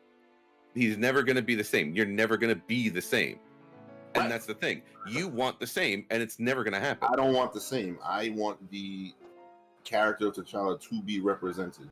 Right, but the character of this is the problem. The character of T'Challa was so well represented that no one can take its place. No one can take his place. And that's a disservice to it. Not even try is a disservice. No, to not even try is a smart move. It's a move. It is the smart money move. Yeah. Yeah, but see, that's the thing. It's the smart move. Like that's like, and you can't fight that. Like, I mean, it's not even the safe move. It's the smarter move, because like here, replacing Rhodey, which by the way is the best actor replacement line on the fucking planet. Like they literally addressed it within 10 seconds of him being on screen, and it was perfect. Yes. However, there is no easy way to replace T'Challa with a different actor unless they pull some multiversal bullshit. Like somebody else's T'Challa comes over here. But that even then that wouldn't work. It could work, but it wouldn't. It would be weird. It would not. Also, like I said, it wouldn't work. Is it because Chadwick is tied to the character, or because think about why did they recast Spider-Man? Why is it not always Tobey? So always Garfield. So that's it. But there's only one MCU. So my answer to that is there is only one MCU Spider-Man. Yes. So then that MCU Spider-Man has not been replaced. Right, because it's unprecedented. Yeah. Again, but technically there's gonna be two. There's another Peter? Oh no. Okay. Like they're gonna do a Miles movie. Yeah, that's what I'm saying. They're definitely doing a live action Miles. Yeah, they're gonna do a Miles movie for sure, but there's not going to be another Peter Parker. Like that's it. Like if they go to kill Peter Parker or they retire Peter Parker, like that anyway. So yeah. Yeah, but that's a different analogy thing altogether because of the way the rights are. The reason that Tobey Maguire and Andrew Garfield even exist is because of Sony. And the only thing that Sony has done right with the Spider-Man IP that they bought is Venom. Spider-Verse. What are you talking about? What's the I don't even Venom. We're talking about live action. Oh, MCU, but that's the thing about Spider-Verse. I think they're leaning into the scope that it is part of the MCU. That's kind of where it seems like it's headed. Maybe just like, all right, we're not just gonna so only this the problem with that is that if they try to tie in Spider-Verse to this whole multiversal thing that's going on, it doesn't jive with the story they told so far. I know they're already there though, because we got the live action Aaron Davis, we got the so many like lines on lives. The Sacred Timeline was there, turned into the Web of Life and Destiny. Like it's all kind of spoilers. Oh, sorry. My bad. Well, you didn't see the second one, so that's why we can't be having a conversation. But you understand where I'm going. But again, that is something to think about. Yeah, like so they're not. Yeah, maybe the first Spider-Verse 100%. So this one, it should crack wide the fuck open. Right, but that's the thing. We still don't know where they're going with the whole multiversal story angle. We have no idea. Well, at least Majors is Sony's playing the long game to fucking merge whatever fuck they're doing with the MCU. The Spider-Verse people are different, so they're actually wilding. They're actually on the right path, but I don't know what the fuck these Morbius motherfuckers and Craven, like, bro. See, I'm excited for the Craven movie. It looks good. That's it should. And low key, Morbius was kind of good. Oh my gosh, Matt, you gotta get out this shit. Why was Morbius bad? That shit was trash. You talking about? Why? Tell me why. Tell him why. Jared Leto. That's enough. No, it's not. He did good. Take it from take his reputation and everything you know about the man and throw it out and look at the fucking movie. Look at how he played the character. That's it. Don't put your own like other biases in there. Just look at the fucking movie. Like, cause you going in there like the same way like I'm hating on the Flash movie. I'm not gonna pay a cent for it. I'm gonna find it free at some point. And it's literally because of Ezra Miller, right? Yeah. But like, if you take Morbius at face value, not bringing any of the Jared like the name bullshit into it. Sure. Right. They said, well, I didn't watch it, and I'm not gonna watch it. So same. Like it is very good. Why? Like the story is well played out. The action sequences were great. everything, the way they laid out the story, while different from what we know of the origins of Morbius, still similar enough that it told the story well. Like like right from his descent to like being more sinister, it all went well, in my opinion. Like it was an enjoyable movie. It didn't come off as bad. I didn't regret my time. I lost time, right? Like I didn't realize that the movie, like it took up the amount of time that it did because I was so engaged by the movie. So like it wasn't a bad movie. Now, was it the best movie? Probably not. But like it wasn't terrible. It wasn't Wicker Man. I will let you have it because I have no intention of watching it. That's fine. Like, but like, is it because of the actor? No. So why are you so against the movie? I've got from reliable sources and several reviews. It's terrible, and it's Morbin time. But I will respect your decision. Say that you wait. So rather than making up your own mind and watching it, you're gonna trust somebody else's opinion? Yes, 100%. Why? Did you watch Black Widow? Yes. What did you think of that? It was way too campy. It could have been more gritty. Waste of time. And I hated what they did with Taskmaster, but I enjoyed the story angles for Natasha and her sister. Waste of time, right? No. I would argue that movie's a waste of time. I don't think see that's the thing.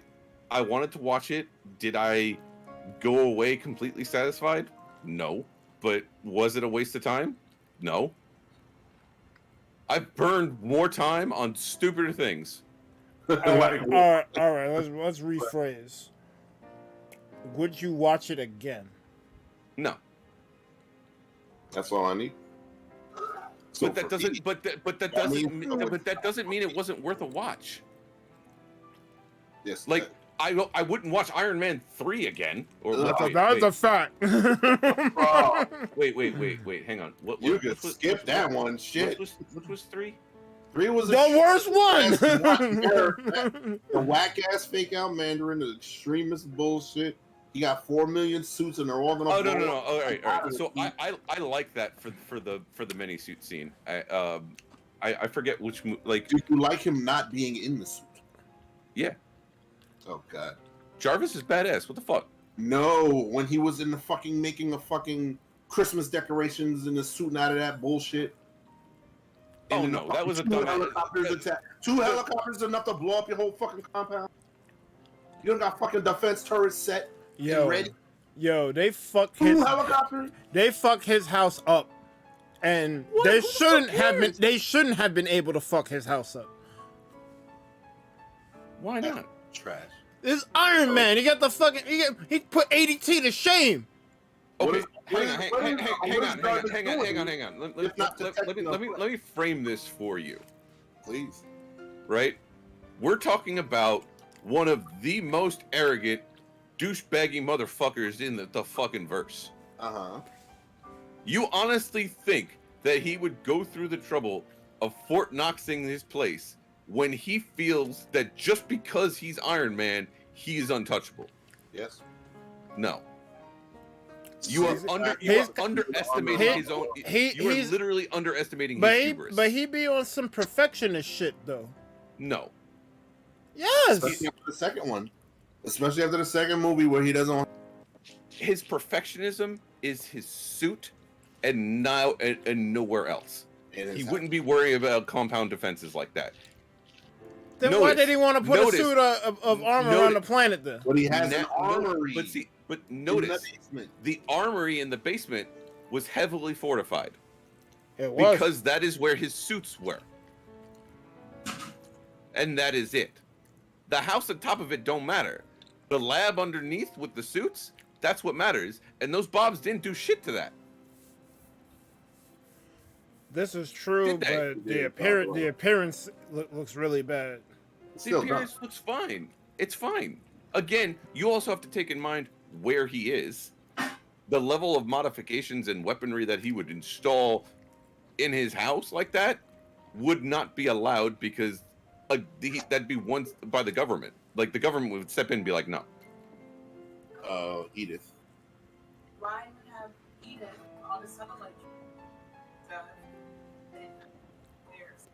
Well, he got there eventually, but again, it's not against him to be aware of security. Okay. Yes, no arrogance, but that's Iron Man 1 shit. But that's Iron Man period. He's still arrogant. Like saying he's not arrogant now, even though he's a little bit more self-aware, is kind of dumb. No, he's definitely arrogant. He was arrogant in Endgame. And then fucking the Avengers happened. He knows we're under attack at this point. How is he not fortifying any fucking thing? That's a fact. After Avengers 1, that's it. The same movie I got. But again, the area where it mattered was heavily fortified. Bruh. What? He also... Hang on.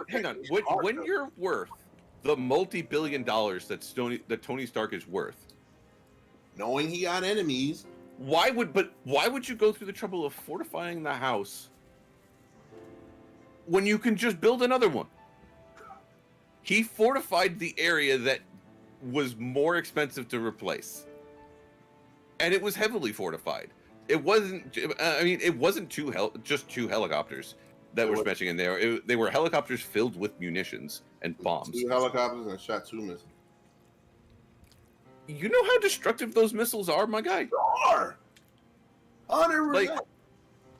Like you're acting like what they did to the compound, like to his house, wasn't enough to destroy his house when it was more than enough needed to destroy his house. Why were they even close? What the fuck is Jarvis doing? Well, Jarvis can pick up your fucking heart rate and all this other shit. All right, Jarvis isn't an omnipotent. Jarvis is a fucking CPU that can pick up the air pressure and atmospheric pressure of the fucking... All right, do you understand how a computer senses things? No. Okay, so there you go. In order for any computer or AI program to understand what is going on, they need data. Data comes from sensors. What is the Iron Man suit covered in? Metal. Iron. And technology and sensors that allow him to help him run the suit and understand what wind pressure is going on and what the atmospheric pressure around him is. Like, and the fact that the suit is icing up. Like, without sensors and tapping into something, he doesn't know. Jarvis's purview is not defense. Jarvis is a personal assistant. Okay, so when we talk about defense, in an Iron Man suit, which is a big ass fucking shield, how is that not the first line of defense? Or at least your mindset. Or at least knowing that I have all this shrapnel in my body and I probably try to take care of myself. Wait, why are we on the shrapnel that was in his chest that he eventually had removed? Because this whole frame of reference is I'm in danger. So I don't buy the I'm too arrogant to think shit can't happen to me. But he's not in danger. That's the thing. He built the thing that was killing him, that was keeping the shrapnel out of his heart because it was repelling the shrapnel and keeping it in place. That was like, a move. Like, and then the shrapnel was removed. And then he created a new element that allowed him to, first he created a new element. That didn't happen yet. But, again, he was still an arrogant son of a bitch. No, but he was also very aware of defense at that point. Especially after the attack on New York. Here's my problem. He's arrogant, yes, but he built an Iron Man suit in a cave. Yeah. So you're not telling me that in the real he did not build it for defense. Yes, he did. Because he did not. He would have just built a Gatling gun and went pure offense. The whole thing about Tony Stark's thing is you need defense. My thing is, if he built a suit in a cave, when he has access to whatever the bleeding edge technology in the real world, why wouldn't he protect his house? Doesn't sound like some overboard shit that he would do. The house itself doesn't matter. This is what I'm trying to tell you. The house doesn't matter. The house on top of it, the sticks and wood and cement that was on top of his lab does not matter. Everything that matters to him is in the lab. Like that's it. The house doesn't matter. When you have billions of dollars and multiple estates, like one house doesn't mean shit. What matters is the suits. What matters is his lab, and all of that was protected.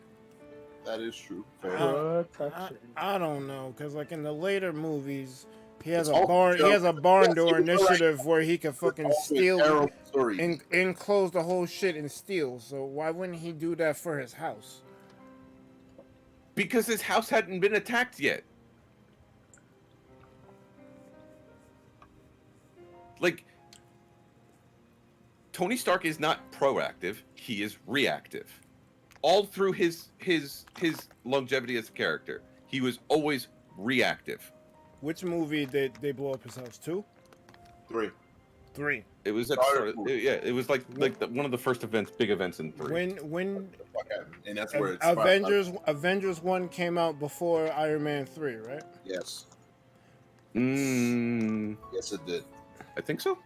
Yes, because he was having those stupid ass palpitations. Yes. Panic attacks. So, It's not palpitations. Dude was fucking traumatized, and he is having panic attacks. Do not cheapen that. I'm not gonna cheapen PTSD. That ain't the problem here. He already went through an event where he felt like, oh, he needs to put a suit around the world. Yep. Why wouldn't he want to put a suit around his house? Because the house doesn't matter. If the initiative is to put a suit around the world, you protect the suits. So he wants a suit around Earth, but no suit around his house. All right, first off, if you don't knock it the fuck off. He wants to station a human-sized suit around the world, not literally encase the planet in a fucking Iron Man suit. Before I go to sleep. No, again, like, well, no. He wants to use Jarvis or something like Jarvis, an AI, to protect the planet. He wants to be able to detect whenever aliens.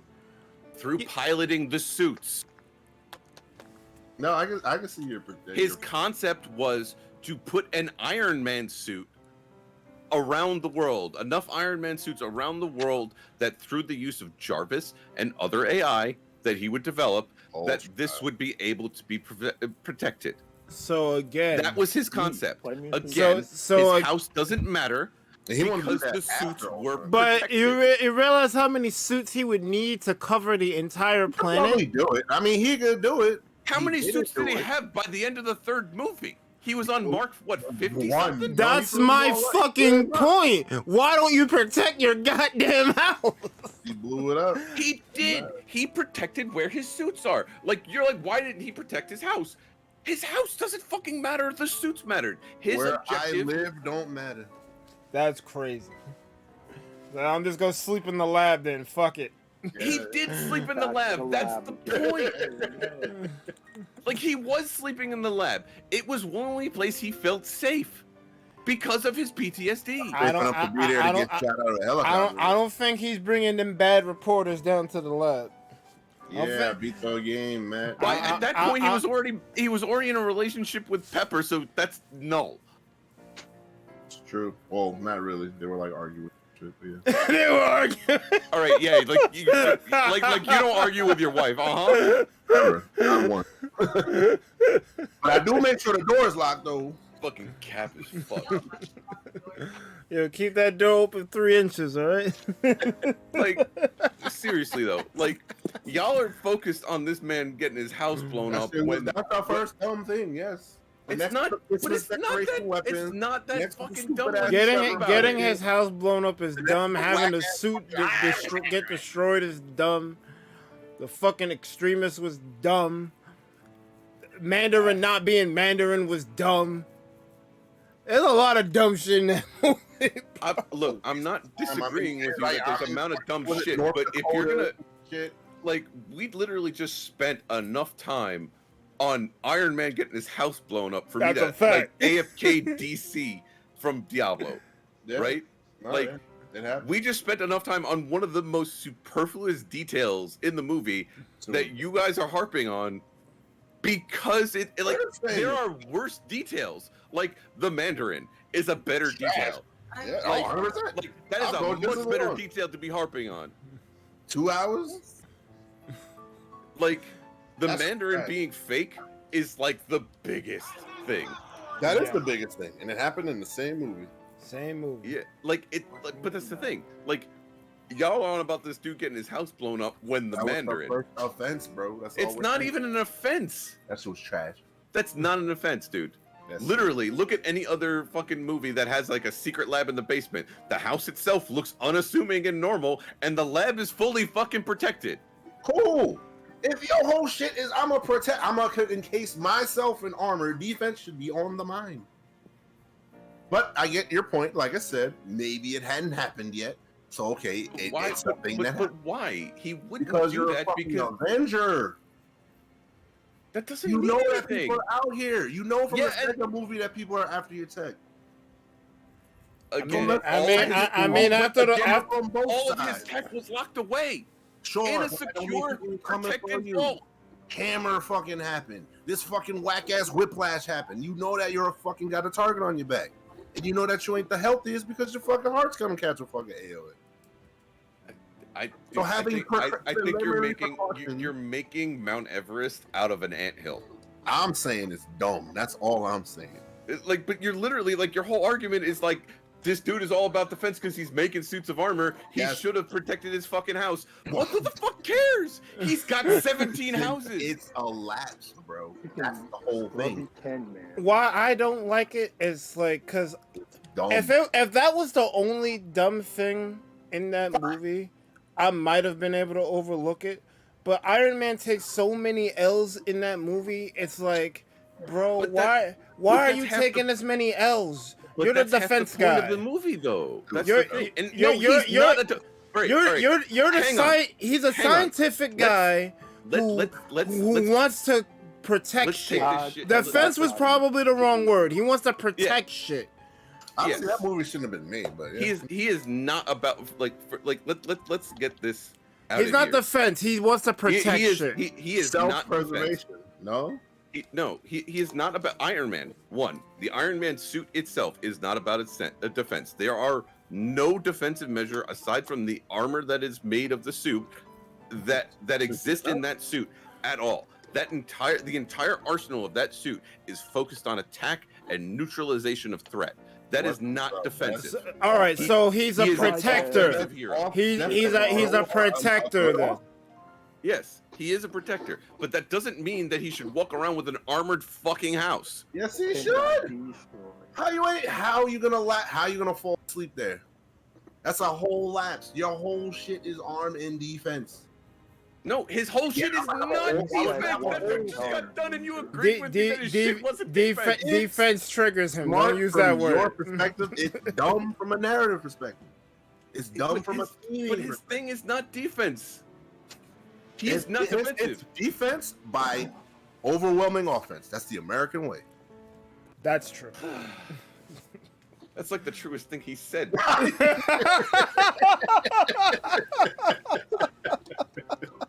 It's the American way. Like shit. Like that's the closest he's gotten to actual Iron Man in this whole fucking last hour. That's why it doesn't make sense. Because how is he getting hit? He should have been shooting first. He's like, "What's that over there?"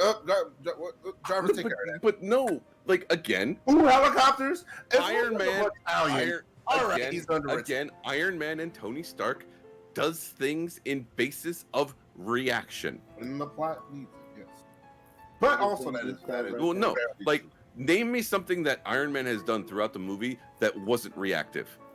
Wasn't reactive? Yeah, his actions are a reaction to something that happened already. I mean, he's no, he's not proactive. Proactively a fuckboy. Well, I mean, okay, sure, he's proactively a fuckboy. You got me there. He just does it, you know? But in terms of him being Iron Man, all of his decisions are reactive decisions. He got captured, built the Iron Man suit. He refined the Iron Man suit, it got stolen. Making he reacted and killed it. Like and fought the suit. Sokovia happened with Ultron. He got on board with the Sokovia Accords. Like everything that he did, every major step is reactive based off of the shit that happened. Well, to him. I don't know if this is a major step, but he did make a suit for Gwyneth Paltrow. That is proactive. Yeah, sure. I don't know. Pepper Potts has a suit. You could probably make a play to call that reactive because of all the other shit that was happening to him. And he promised to. I think he promised to make her a shoot in the third movie. Yeah. Oh yeah, she did. Yeah, she had a suit. Yeah. But again, like I said, like it's like Iron Man's character is reactive, so he wouldn't have fortified his house until something happened to his house. Like that's my big thing. Like y'all are harping on his house. Nothing would. So the Chitauri fucking up Manhattan isn't enough for him to be like, you know what? Maybe I should put some shit around my house. Oh my God! Or the world. We've been attacked once. I don't know. It happened. Never mind. I'll just be in this bar and Chitauri fucked up a Stark Tower. You don't think? Maybe I should put some shit around my house. But see, they didn't fuck up Stark Tower though. He was reactive enough to make damage control at that point. That's to true. Clean the shit up. I didn't even get into that. I was just saying that building government driven. No, but he started that. Yep, that was a Tony Stark thing. That was a Tony Stark. And they was cleaning up right after, because that's why Adrian Toomes was pissed. He was like, "Yo, I'm a working man." I'm live in the Discord if you feel like watching. I am watching. I see you breakdancing. I've been live for hours now. Yeah, I saw you farming and shit. You definitely were farming. No, I love it. Well, Matt, welcome to the fight. That was great. That was great. You would fit right in. Like I said, and I'm here. I mean, but I was the one who defended George Clooney. As crazy as that goes. George Clooney as defending Batman? George Clooney. Wait, well, he has a good Bruce Wayne. I'll give him that. I defended him as Bruce Wayne, not as Batman. Hang on. That needed defending? Yes. Yeah, bro. They were from who and how out of touch are they? Superman, or worse than Batman v Superman, and I'm like, y'all are crazy. Batman v Superman is easily, without question, the worst. Going off of the 60 hang on 1 second. I got to change my headset battery. Yep. That's the whole shit. Yeah, Batman v what they were doing going in. Batman v Superman, know what the fuck they was. Yeah, Batman v Superman is easily the worst Batman movie to ever be made. Easily. So the worst thing to have Batman in it. And some people were saying Batman and Robin was worse. Someone said that the George Clooney Batman was the worst Batman. I argued that Batman v Superman was the worst Batman. He said not even close. Wait, why are they acting like Val Kilmer didn't exist? I thought Val Kilmer wasn't that bad. Jim Carrey carried it, and Tommy Lee Jones was wild. I love Tommy Lee Jones in that movie. You can't tell me Tommy Lee Jones ain't a good actor. I mean, he's because he was rivaling Jim Carrey. He was rivaling. He was. I don't know why he had to, but he did it. He's like, "Ain't no one on stage, me." Yo, I'm like, this is not Two-Face. He's like, all the other side. I'm like, no, Two-Face is acting. Yo, he dead ass was not that whole movie. He was just Jim Carrey too. I'm like, Jim Carrey. Things I learned today. Keanu Reeves voiced Batman. Did he? Oh wow. Nice. Yeah, in was it one of the animated ones? It was something in DC League of something or other. Oh, so some game or something. Probably like a movie, maybe. Because there's plenty of movies that get everything right. I don't know where they're getting it. Oh, I mean, DC animated is still top tier. But, this is something I don't understand, because the DC animated universe, whatever you want to call it, has always been good. Yes. And then you have certain Marvel movies like the Blade movies. We're not going to talk about 3, but 1 and 2. No. 3 wasn't that bad. 3 was A bad. vampire got pedigreed. It's over. Why is a wrestling move in my Blade movie? But besides that, It was already random. So the OG Spider-Man 1 and 2. the real throw was not making that guy Deadpool. But yeah, That was like the first whatever what's his name? What's the guy's name? Reynolds. Ryan Reynolds. Yeah, that was like the first Ryan Reynolds, like I guess action, and he was clearly Deadpool in there, but Oh yeah, he was Deadpool without being Deadpool. He was He's- always gearing up to be Deadpool. You can't Let's tell just- me let's otherwise. just- That's probably be why real. someone 100%. saw that and like, yeah, you gotta be Deadpool. no, but then you can't say that because in the next movie, guess what the fuck happened? That's where he took his mouth off and shit. So we got. Well, that was like quality control. But That was- regardless, good examples of good storytelling, adapting a comic to both live action and animated, exist. Regardless, I don't want to use DC as an example. I don't use Marvel as an example. Both have both. Both have both instances. There were great Batman movies before they started throwing with the bullshit, and they even rebooted it with the Dark Knight trilogy. So it exists. No. What They- the heck? So Okay. all right. I don't understand how we can have bad adaptations anymore. You literally have the blueprint done for you several times already. This isn't the first rodeo.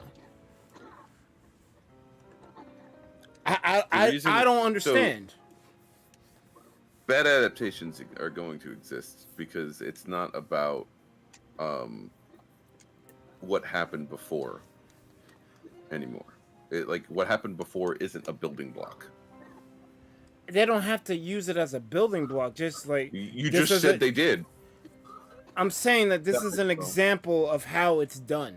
Right, Like- but when when you're using examples of how it's done, you're using those things as a building block. Yeah, but there's no continuity. You're just like, all right, this is But how I should assemble my Building beats. blocks are more than just story continuity. This is how I should assemble my beats, and this is how Like- the plot should flow. It all comes down to good storyboarding. If that's not Yeah. solid, No, They- you're you not know. wrong. and But, like I said, people skip steps, I guess, Like or they want to say something that they think is profound. Because I know movies like Birds of Prey was just them doing too much. But then you got shit like and I but might then- pick one. but then you have the Flash, you have Batman v Superman, you have the Justice League. Like you have these movies that aren't good. And like there should be no reason why they're not good. I mean, you know why it's not? It's just poor execution.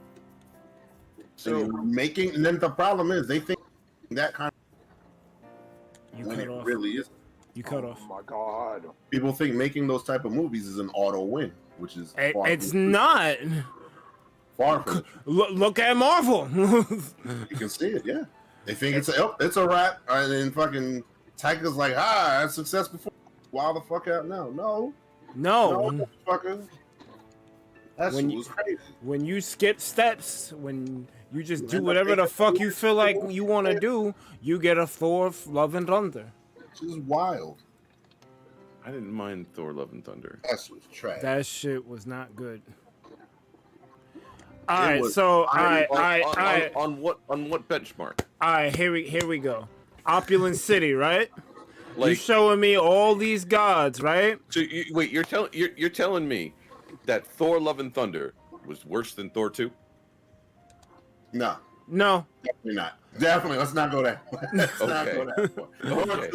Okay. it's kind of close. No, it's not. It ain't anywhere near It's kind of close. that. No, it's not, and you know it. No, I'm Love and Thunder was I'm gonna tell you why Love and Thunder is worse than you think. You set up a person named Gore the God Butcher.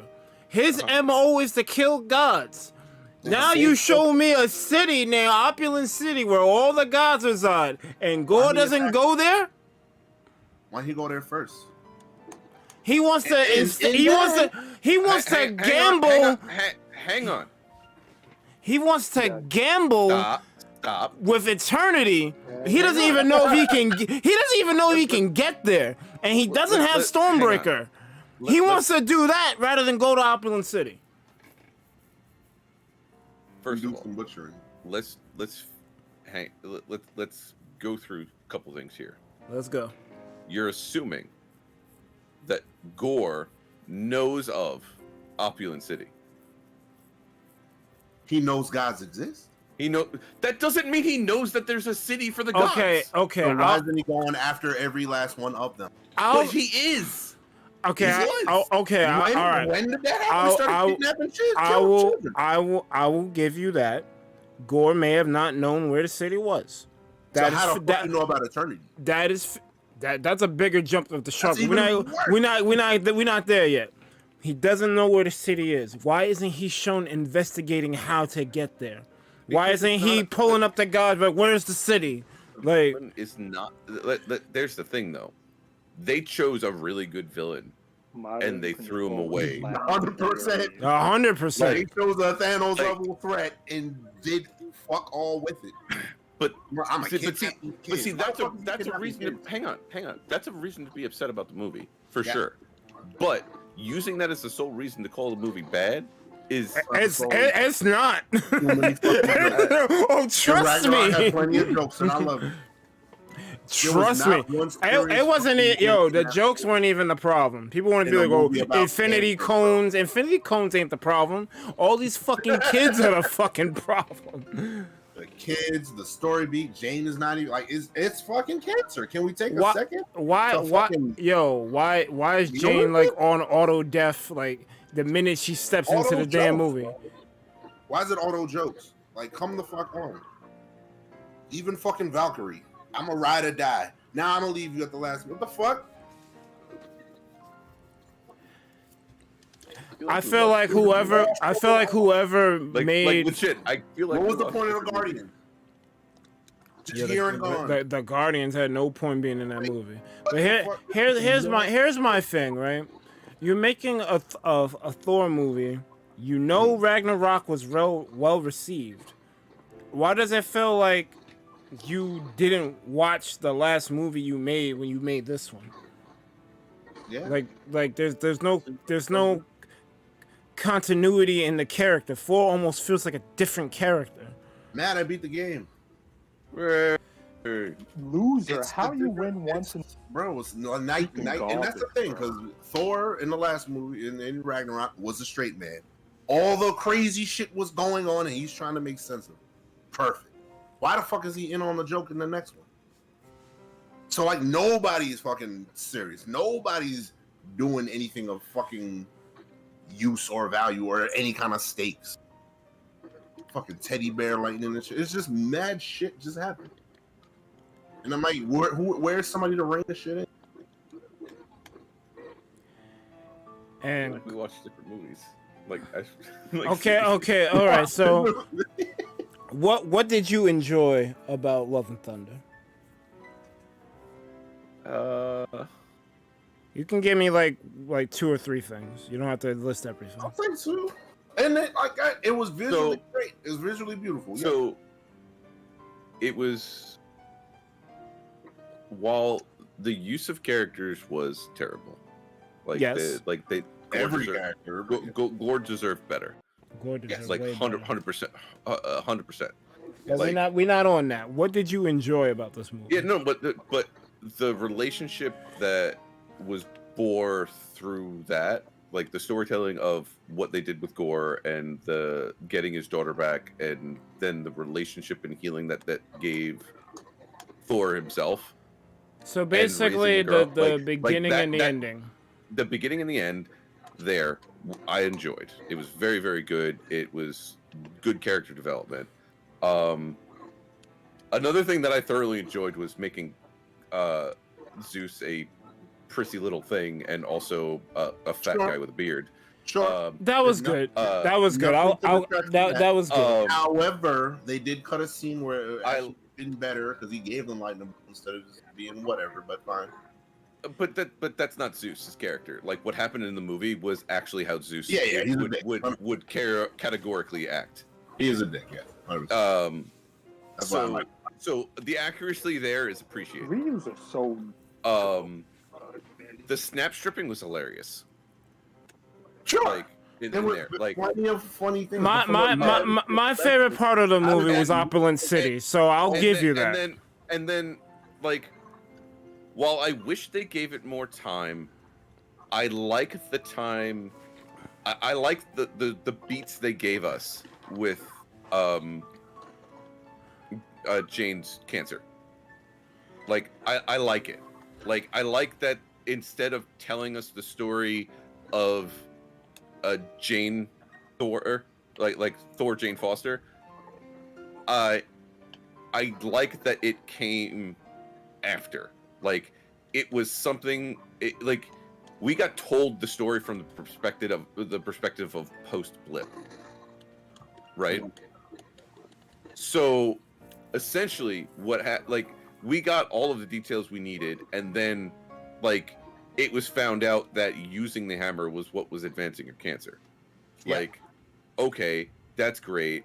And then you see her use, like, you gave us all, like they give us all the story beats that basically we needed in the movie that completed Jane's overall story in the 4 movies.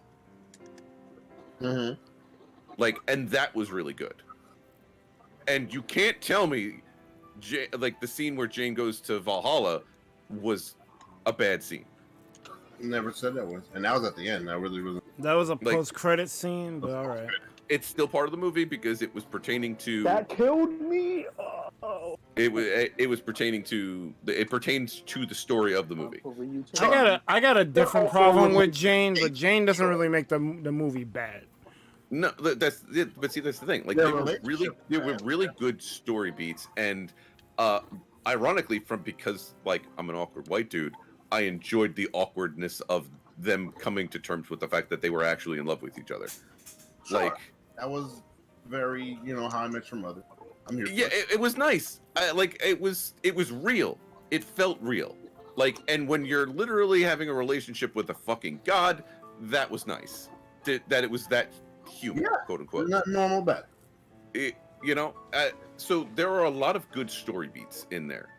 And did they drop the ball in a couple places? Yeah, of course. But name me a movie that didn't drop the ball somewhere. Thor 3. Thor 3? Yeah. I remember that movie. Hang on. Ragnarok. I know it's Ragnarok, but I don't remember like the full. I remember the overarching story. I don't remember. He starts off on the chain, talking to Saw to her. So, like, there were I don't think there were as many missed beats in Ragnarok as there were in the other movies. However, I would argue there were certain things that were dumb as fuck, like that whole opening scene.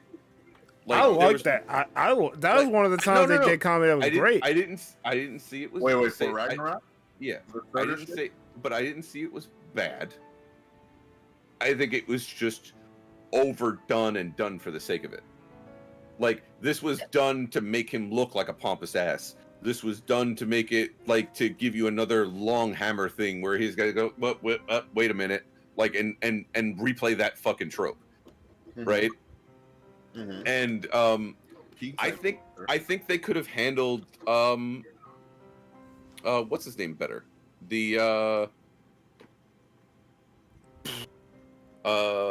his merry band. They could have done better. They did that yeah. But also they could have done better with their fights because these guys were like demigods and gods in their own right. Like they were like awesome. Yeah. Like they did not go down as easy. They would not have gone down as easy as they went down in that movie. But also, Hela right there. So. That doesn't matter. They were not fighting Hela directly when they went down. Yeah, I guess they got one. Got a. I guess for pacing purposes, they had to keep it moving. But yeah, it would have been better. It would have been better to give him a shining. Sure, moment. but at the same time, you could say that Gore was basically thrown away for pacing purposes because Gore's threat was needed to make the rest of the story march forward. Correct, but also that's the whole point of the story. No, but that's not the whole point of the story. What is the point of the story?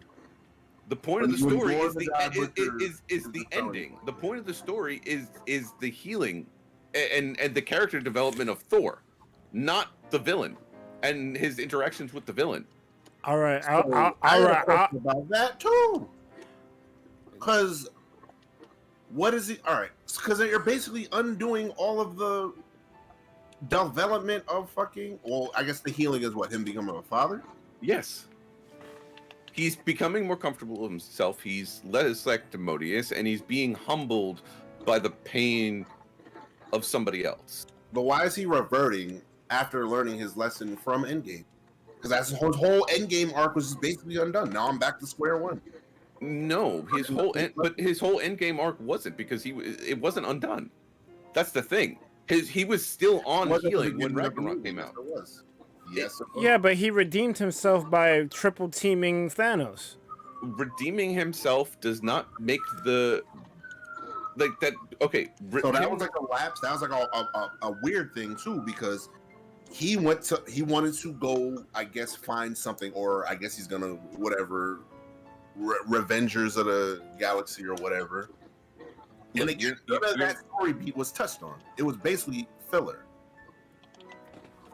So not at all resolved, not at all dealt with.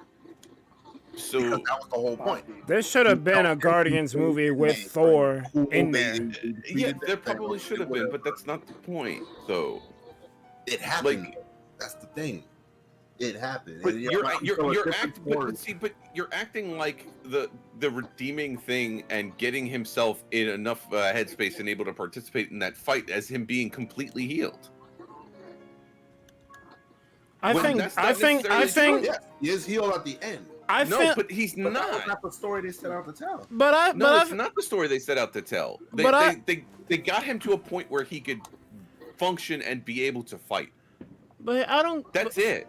They didn't deal with any of the trauma. Thor got his second chance when he fought the other Thanos, and then he was like. He had talked with his mother and realized, you know what?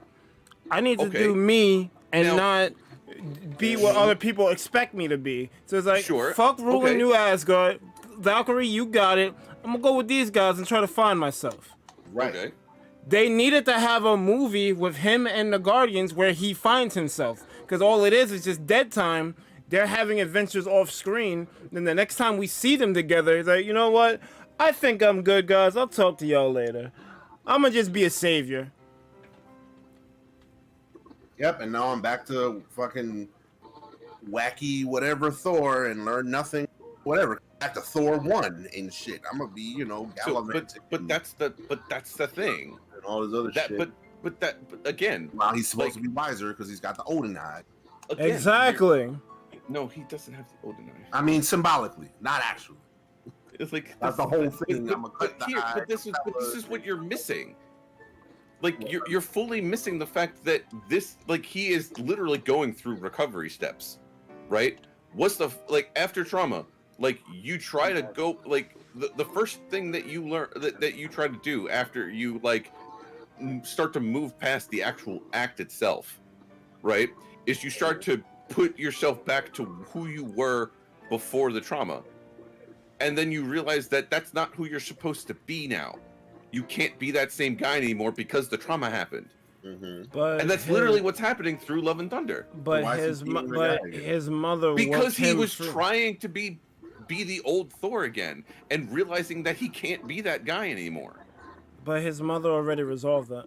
No, he didn't. No, she didn't. She did? No, she started the path to healing. She didn't resolve it with one conversation. She's awesome, but she ain't that good. I feel like he had a renewed sense of confidence after he talked to her. He did, but just because he had a renewed sense of confidence, that doesn't make all the mental bullshit that he went through gone. You're acting like one conversation with your moms is gonna heal your mental trauma. I'm not saying that he walks. I'm not saying that he walks into Love and Thunder 100% healed. But you're telling me that he like never went through any healing whatsoever. I never said that. I said the healing process was started, and you watched the culmination of it in the movie. Like here, Thor love like Ragnarok and Infinity War got him to a point. He got the forgiveness. He got the support from his mom. He got the redemption of stopping Thor properly. Not stopping Thor properly. Stopping Thanos properly. And fighting and not giving up and and forging Stormbreaker.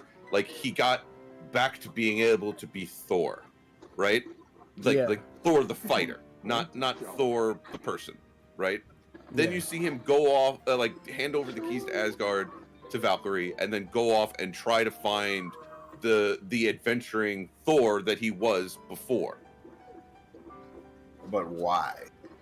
Because that is what people with trauma do. People with trauma, like they're literal steps. You go through the trauma, you try, like you have the event that lets you start to put the trauma behind you, and then the first thing you try to do, any human tries to do, is become the person that they were again before the trauma. Mm-hmm. So he was trying to be the same Thor again, because that is the Thor he was before the trauma. I've moved past the trauma. I'm ready to be who I perceive myself as myself again. The Thor 1 Thor. Yes. Well, Thor 1 Thor 2 is Thor 1 Thor 2 score. Thor, like he was still adventuring in Thor 2. He was just a little bit more responsible. Like that, but that's the thing. Like he was trying to be responsible by like taking command or letting him like giving that air that he's in command, but letting Quill think say he's in command and all that shit. Yeah. It was funny and pompous and whatever. But like he wasn't completely healed because he was trying to rediscover like who he was and get back to being the Thor before the trauma. Right?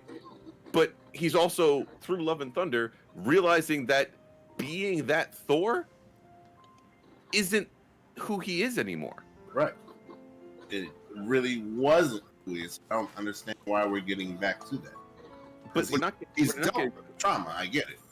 He hasn't. But that's the thing. He hasn't dealt with the trauma. Right. He didn't resolve the trauma. No, but he's going through. He's been going through it since the end of Ragnarok. He's been going through it since. Yeah, I know, but that's the point. Trauma ain't that simple. That's what I'm trying to say. Like, but didn't he talk with Hulk about this shit?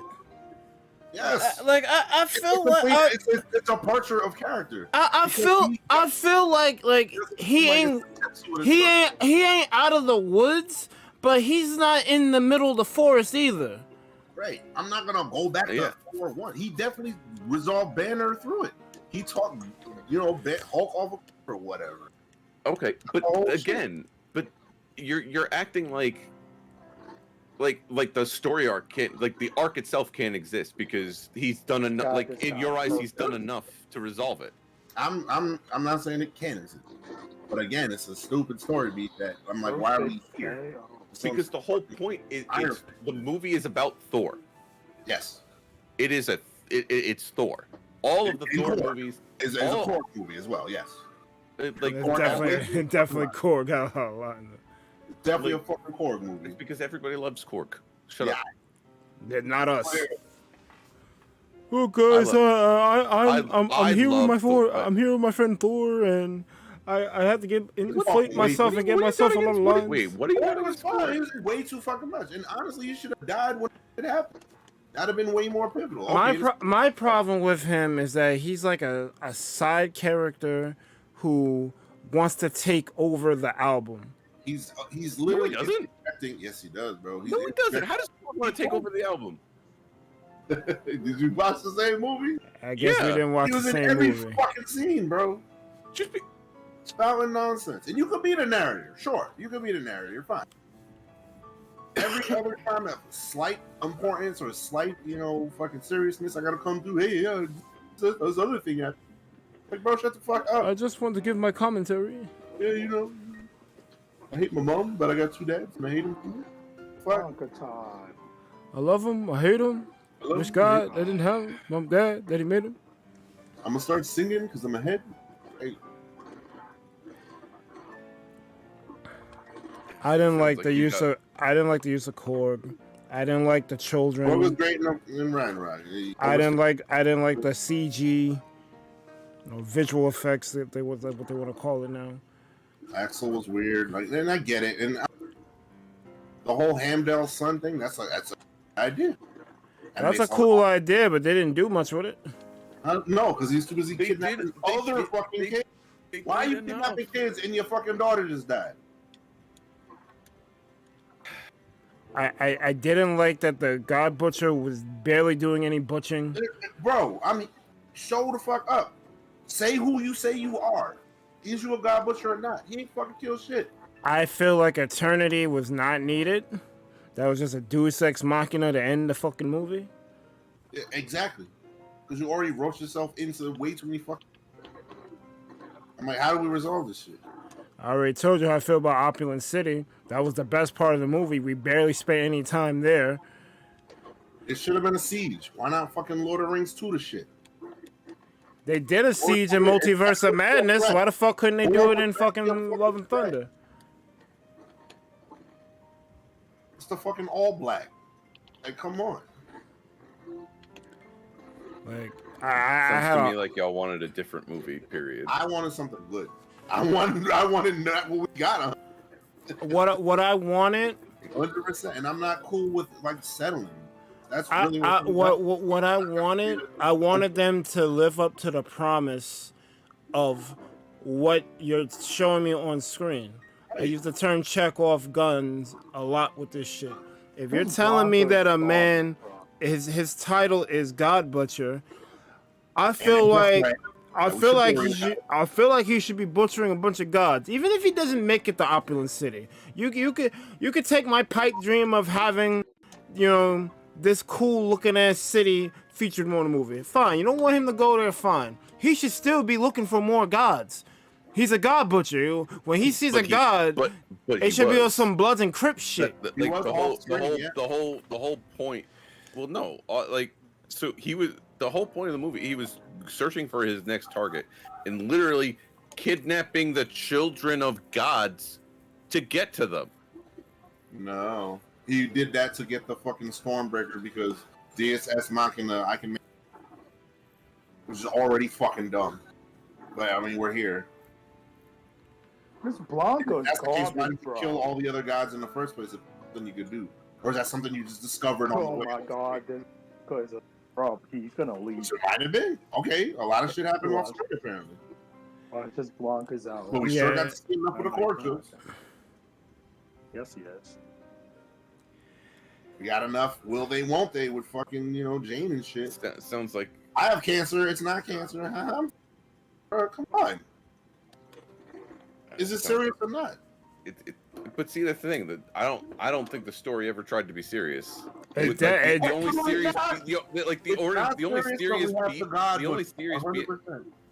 serious beat in that movie was the God Butcher storyline, which that's that ending scene should be serious. That beginning scene should be serious, but I really don't. I think you were expecting a completely different movie. I was expecting something good, yeah. Especially no. That's the thing. You weren't expecting something good. You were expecting something more action packed. It doesn't even have to be action. The whole phase was setting up gods to mean something. The whole fucking point. No, it wasn't. Yes, it was, bro. Especially after Moon Knight. Okay, no. Moon Knight's making. No. All right, so Moon Knight. It's nothing like the ancestral plane. That's the whole point. The whole point of Phase 4 apparently was to show, faith in the gods or faith in humanity. What it looks like not doing that. Oh, okay. So again, it's a completely different movie from what we were looking at.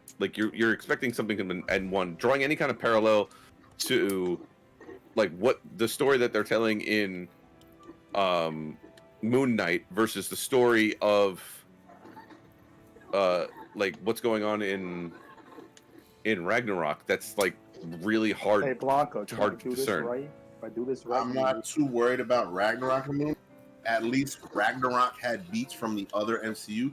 The Ragnarok had the best post Doctor Strange scene. 100%.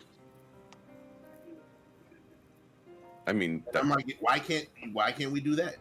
You know, it had the fucking whatever call back to it. Summarize. Wait, hang on. Didn't the Guardians fall, like drop off Thor? Pretty much. They dropped off the movie, yeah. Okay, but that again, that's basically what happened with Doctor Strange and Ragnarok. It's just like you like Doctor Strange. Like all I'm hearing is that I liked Doctor Strange, like the Doctor Strange interaction more. I like Ragnarok more, 100%. Because at least Ragnarok had a story. We're not arguing whether or not that like it was a better movie, but like that's not the point. The point is to be worse. No, the point is that the sequel doesn't always actually have to like surpass the previous. I don't even want it to be surpassed. I want it to be at least matter. What did it matter for the phase? The whole phase as a whole. What does it matter toward this, I guess, Kang shit that they're saying? Okay, what does that matter? The Eternals, yeah. What does it matter? Besides Thor, I have a kid now. It's probably OP, but whatever. Thor being in a wait, hang on. You don't think Thor being in a good, stable headspace is a good thing? Sure. Okay, well, they had to tell a story to get him there. Was it told correctly? Obviously, we have two differing opinions here, so that's going to be you're trying to. I mean, I honestly don't know why the movie. From what I've seen, have you watched it? Good, sure. Yes. See, I get your point, Chronic. You want Thor to be in a good headspace going into fighting Kang or whoever the bad guy's gonna be, but what I don't get is you can tell that story, and they've told stories that have multiple plot lines in them, but everything kind of coalesced and made sense at the end of it. A lot of the stuff that happened in Love and Thunder either is inconclusive or is like, why is this here? It was poorly executed. I don't know why Jane Foster had to be in that movie. Besides, I guess, to make her die. It was closure. Closure, sure. Like, the whole movie just seemed like a bunch of jokes. The whole movie's point was getting Thor back, like getting Thor to his new normal. Like that was literally the whole point. All right, they executed that, but in the process, a lot of stuff was lost. I don't think that's the thing. I don't think anything was lost. Like the only thing that was lost there was a really fucking good villain. Yeah, that's it.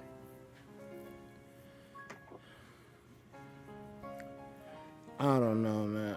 I can't take a Thor 5 seriously after this Love and Thunder film. I haven't taken a Thor seriously since Thor 1.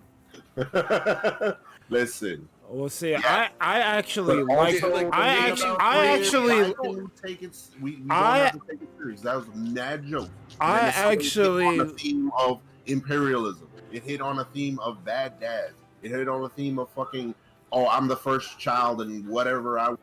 Doesn't matter because my parents. But those same family beats, those literal same family beats that you're just talking about, they were family beats in Love and Thunder. Name one. Yes. Gore's pleading to his like the connection of a father and a daughter. Period. Where? Right there. As an Avenger? No, as a father. Being a good father. The concept of being a good father and what you do to be a good father. Kill all the guys, and then I'm gonna kidnap these kids.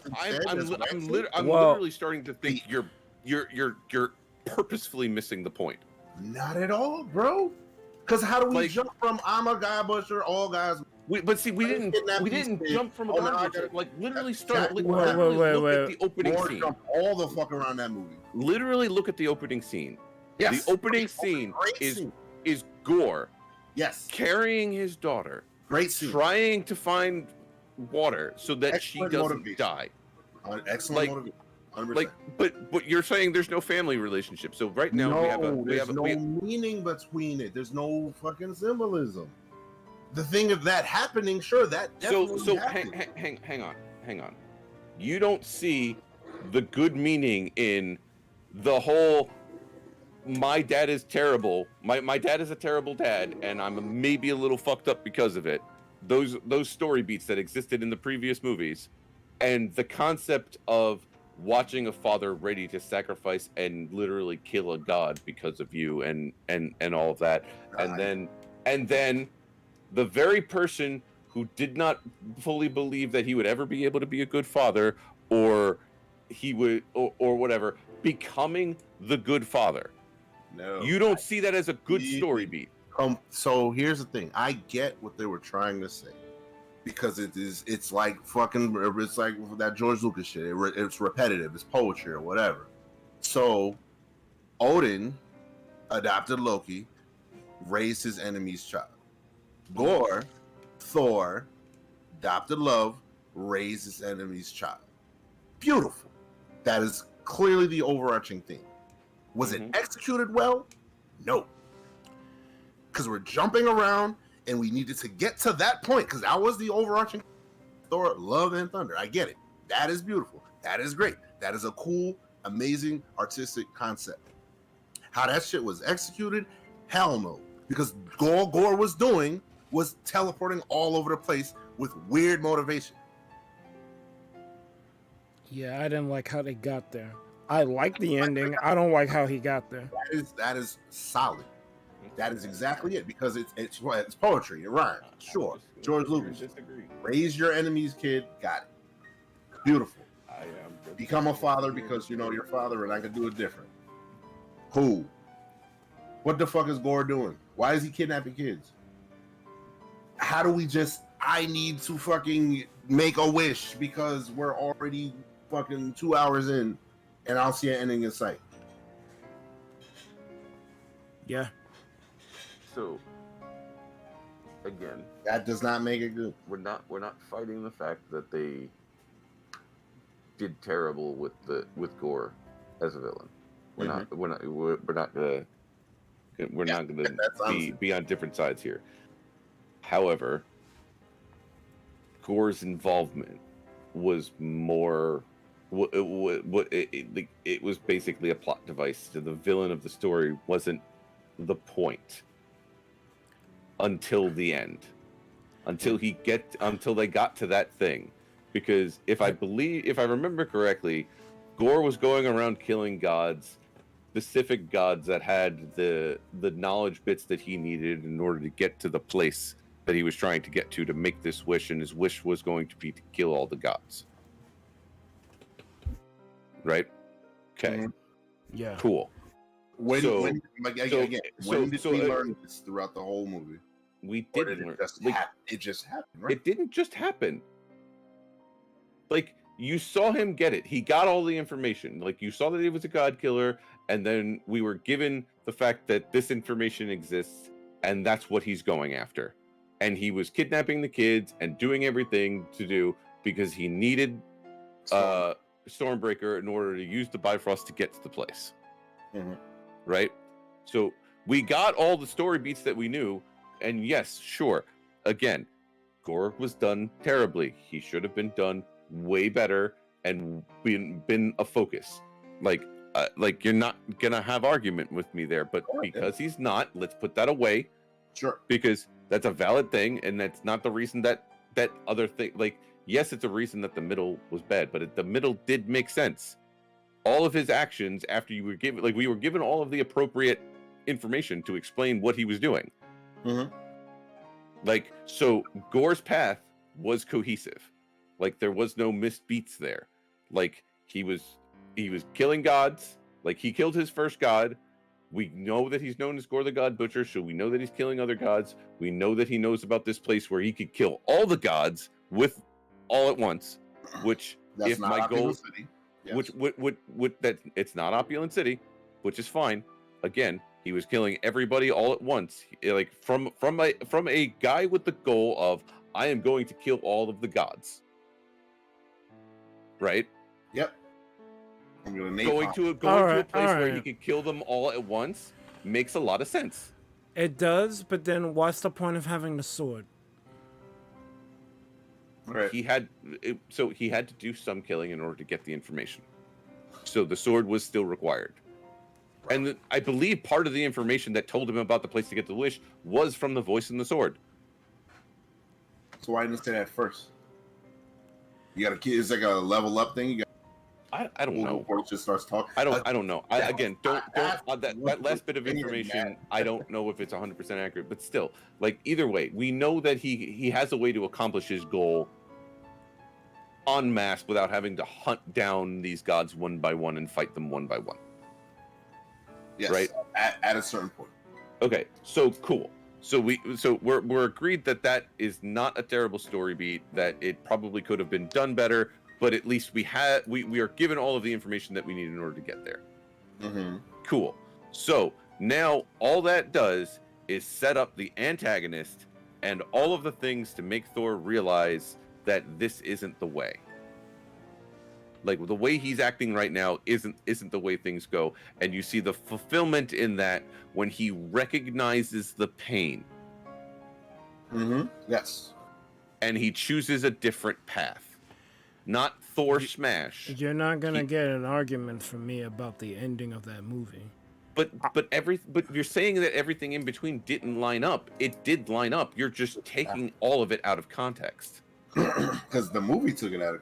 No, the movie didn't take it out of context. You Right, yourself took it out of context. So why is he having a conflict with the damn axes, with the hammers, like? To make it funny, I guess. Like why? It's a little funny. One, like the interaction of the warring, girlfriends. Like it's funny. Like it's part of the comedy. However, that being a thing, it's just one of those. It's like I don't know quite how to explain it. I got you. It's magic. I got you right now. I got you right now. Thor: Love and Thunder has big Adam West energy. A lot of the shit is just zany, nonsensical, not really meant to be taken serious. It's just to have a good fun time. And when you start with Gore the God Butcher and that whole serious scene, then you shift to the Adam West shit. Is a disconnect in tone. Yes, I will. Again, I'm not saying the movie didn't have faults, but yes, the tonal shifts were bad. They were. I'm not going to say they're not bad. But saying that the story didn't have any coherency because of the tonal shifts, that just means that you're not actually paying attention. Like if the tone shift threw you off that much, like that seems weird. Bro, it's more than just it's like a lot of wasted air, bro. I didn't see any wasted air. I don't know. I like when I watched that movie, I was like, okay, that's some heavy shit. And then they started to break that heavy shit up with the comedy bits. Like, so I saw less slapstick in it than things, and like a more purposeful lightening of the mood. Because there were certain points of the story that needed to be lightheaded. You're supposed to do that. You're supposed to break up seriousness with comedy, but it felt ill-timed, and some of the jokes weren't funny. Yeah, that's fine, but that's not. But saying all of that and then saying that because of that the story, like, it didn't have story continuity when I sit down and actually outline the story, like the line of Gore the God Butcher, and you're like, oh yeah, that's true. No, like, so you obviously did follow the story. And then when you take the story as itself, saying that the story is bad when it's not the story that's bad, it was the storytelling that was bad. That's what I'm saying. Well, then the storytelling is bad. The story, and I'm not going to disagree with you there. Like, I'm not saying that Thor: Love and Thunder was a great movie and that it's better than Ragnarok. It's not. It's not. But it's not a bad movie. It's probably not the right It is tone. a badly told story. Yes, it is a badly told story. That is a better critique than. It is a badly told story, and it should be ashamed of itself from what. By the way, it just took us an hour to get there. Fine, thank you. Listen, I mean, at least we're here. Let me get the fuck out of here. Honestly, this is good because we understand how you work, and this is great because we honestly don't talk as much as we should, and this is fine. This is actually the perspective we need a lot of times from the podcast. I get it. We need interaction, and that's honestly a lot of what I was kind of saying with Joe. Like, you can disagree. Yes, provide the points, and let's try to find somewhere to meet. Yeah, exactly. I don't want to say, oh, this is good or bad. Outline why I thought this was bad, and this is what we say. You counteract with bad, but welcome, like is. We agree that is a terribly told story, and honestly, I'm very much let down, and that's really I'm let down.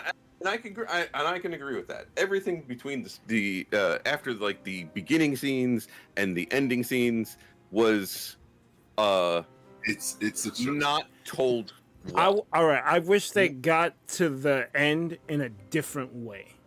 Yes, the way they went about it was not good because you set me up thinking that I'm gonna see Gore go in.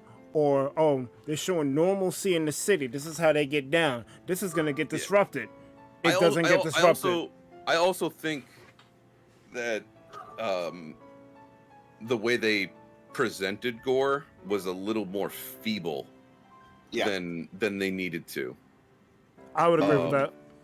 Gore is, he's but again, these are all marks of the storytelling.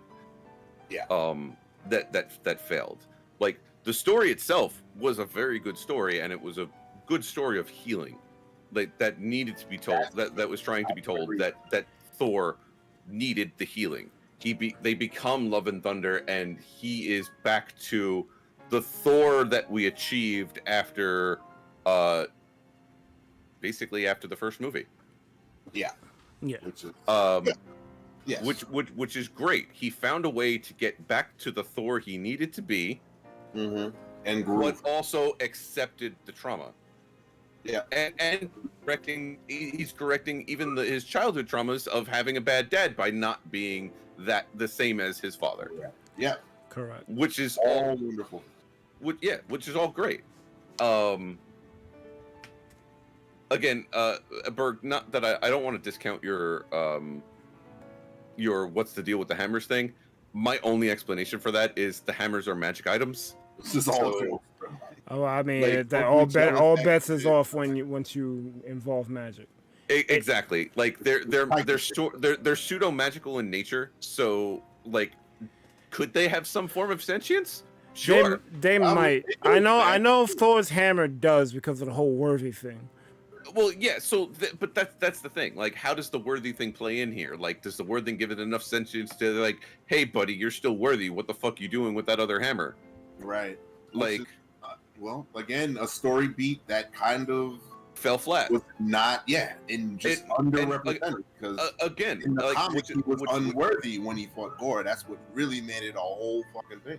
Yeah, he got his ass kicked the first time he. I mean, fought Thor, hey, hang on. No training. Like, Stormbreaker shouldn't even be in Thor's hand. Well, it's not Stormbreaker, is it? A Mjolnir. Stormbreaker's the axe. Yeah. Stormbreaker's the axe. Mjolnir's the. Yeah, but like I said, he's not even supposed to be wielding Stormbreaker. You know that, right? The only hammer Thor ever wields is Mjolnir. Yeah, I mean he has. The only worthy hammer. He doesn't have the axe. The Stormbreaker was originally created for Beta Ray Bill. Well, listen, bro, we still don't got. We got 4 moves. Yeah. So no. In all seriousness, there was a character introduced called in the Thor comics called Beta Ray Bill. Yes. Where is he? 100%. So they're not going to put horse person in a live action movie. Not with that attitude. No, that ain't gonna work. Yeah, it's a turn. So I mean, they put that bullshit ass frog in She-Hulk. Fuck that. So Beta Ray Bill is mad fucking noble and shit, and he takes no. But I don't think he quite has a place in the storytelling right now. Not All like right, that. All right. You could have been in there. Hold you on. Get all gods are dying type of level threat. Then hey, let me show up. And he's. I mean, that would be a time for him to show up. But they can't bring Beta Ray Bill into the story anymore. Why? It would have to be because Stormbreaker has an owner, and so does Mjolnir. Yeah. And the whole thing that makes Beta Ray Bill awesome is the fact that he was also deemed worthy to wield it. Yeah. That's the reason Stormbreaker was created. Yeah. Well, they can. But that is not the reason Stormbreaker was created in the MCU. Therefore, Beta Ray Bill cannot exist. They'd have to change things because also that sword was not even Gore's sword. Not really, because the All Black is like it's a symbiote. Exactly. So it's we know they take liberties. We can have a hand-me-down Beta Ray Bill, but unfortunately, all right. Hold on, because Light Gazer entered the VC. What's up, Light? Hello. Hi. I was just kind of curious why I've been seeing the same screen for 3.5 hours. Because we've been talking. We just been talking. I gave up on rating. And we've just been talking. We actually need to end because we've been talking for way too long, and I need to go to bed. You need to end. So so the podcast is tomorrow night? Yeah, at midnight. Yeah, at midnight. If Burr can ever actually wake up tomorrow. I mean, I have work, so I'm waking up regardless. I'll rephrase. If Burr can ever actually wake up after waking up, going to work, coming home, realizing he's tired beyond hell, takes a nap, and doesn't wake up again. I mean, it's bad because I have a Fall Guys collab tomorrow. But that's true, yeah. Be all right. I hope. So true. So, yeah, we're going to jump to credits. Roll credits. Roll credits. I gotta practice my combos. Hold up. I've been beating. What do I gotta do now? Guess I'm doing this Satyrs shit. It says I have to unlock World 3? Yeah. So now you're doing the what level are you? 54. 55. Okay, yeah, so you should be able to do the dungeon, no problem. Do I just do these random red dungeons? No, so if you put it, are you on World Tier 2? Yeah. Well, I'm in 1. So I should go to 2, then 3? Yeah, go to 2.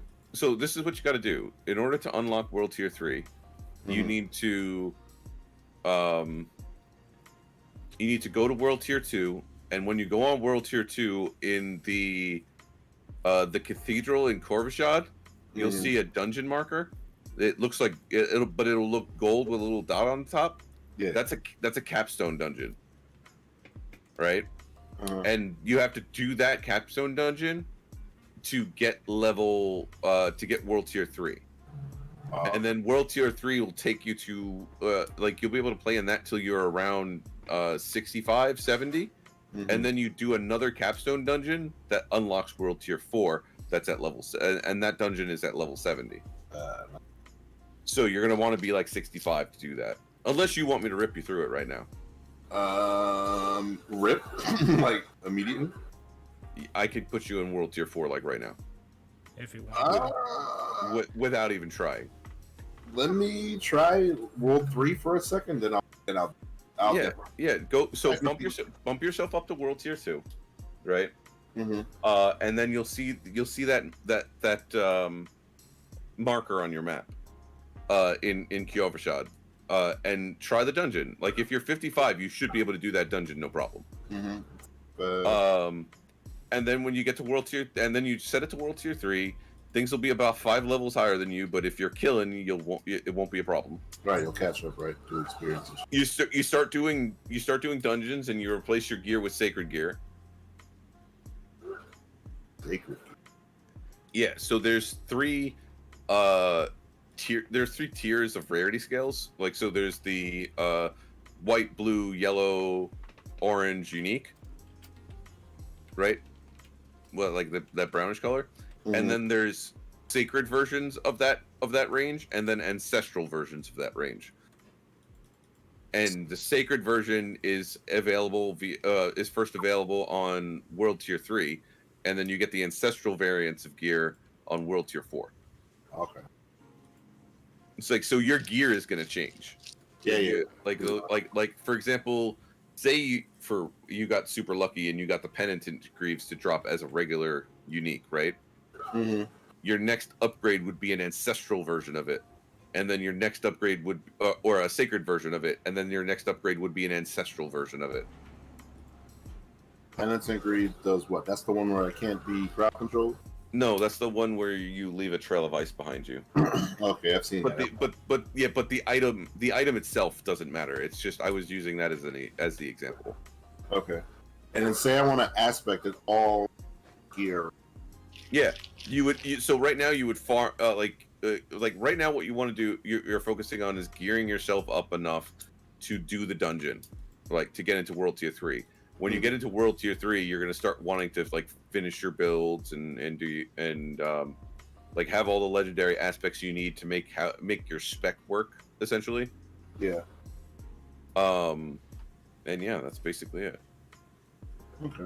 All right, so I need to get the fuck out of here. Get out of here. I'm wondering why you're still here.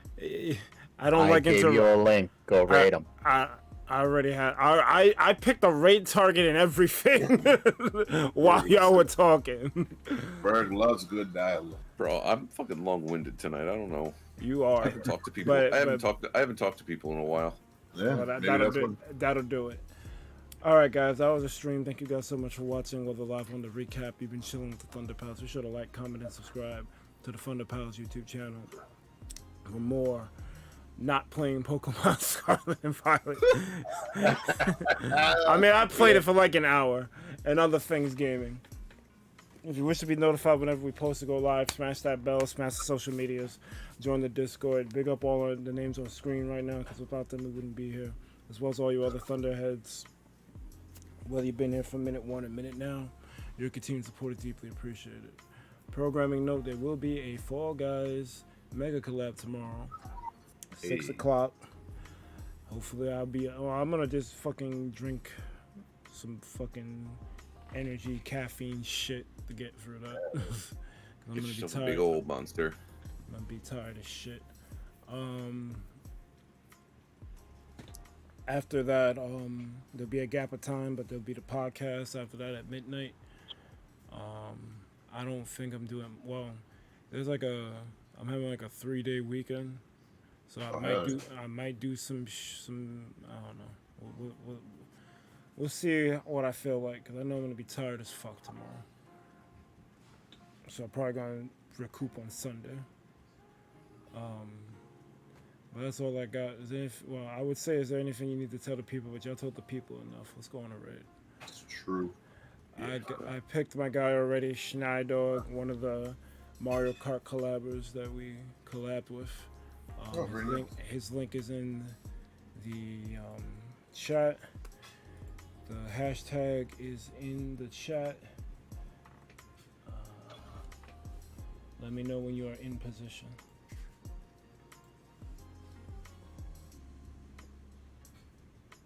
Do I have to? I'm in position. Well, launch the bomb, man.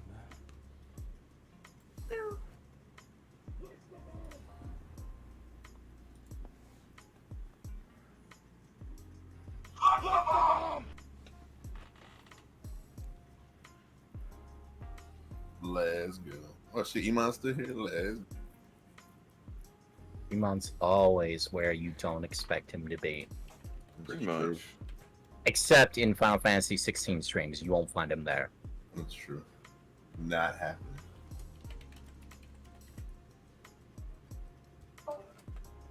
Return to the tree farm. So I'm gonna give your mans the mute, and I'm gonna give y'all the salute. But most importantly, you guys have a good one. ThunderPals out. Have a good night. Thanks, man. Thank you.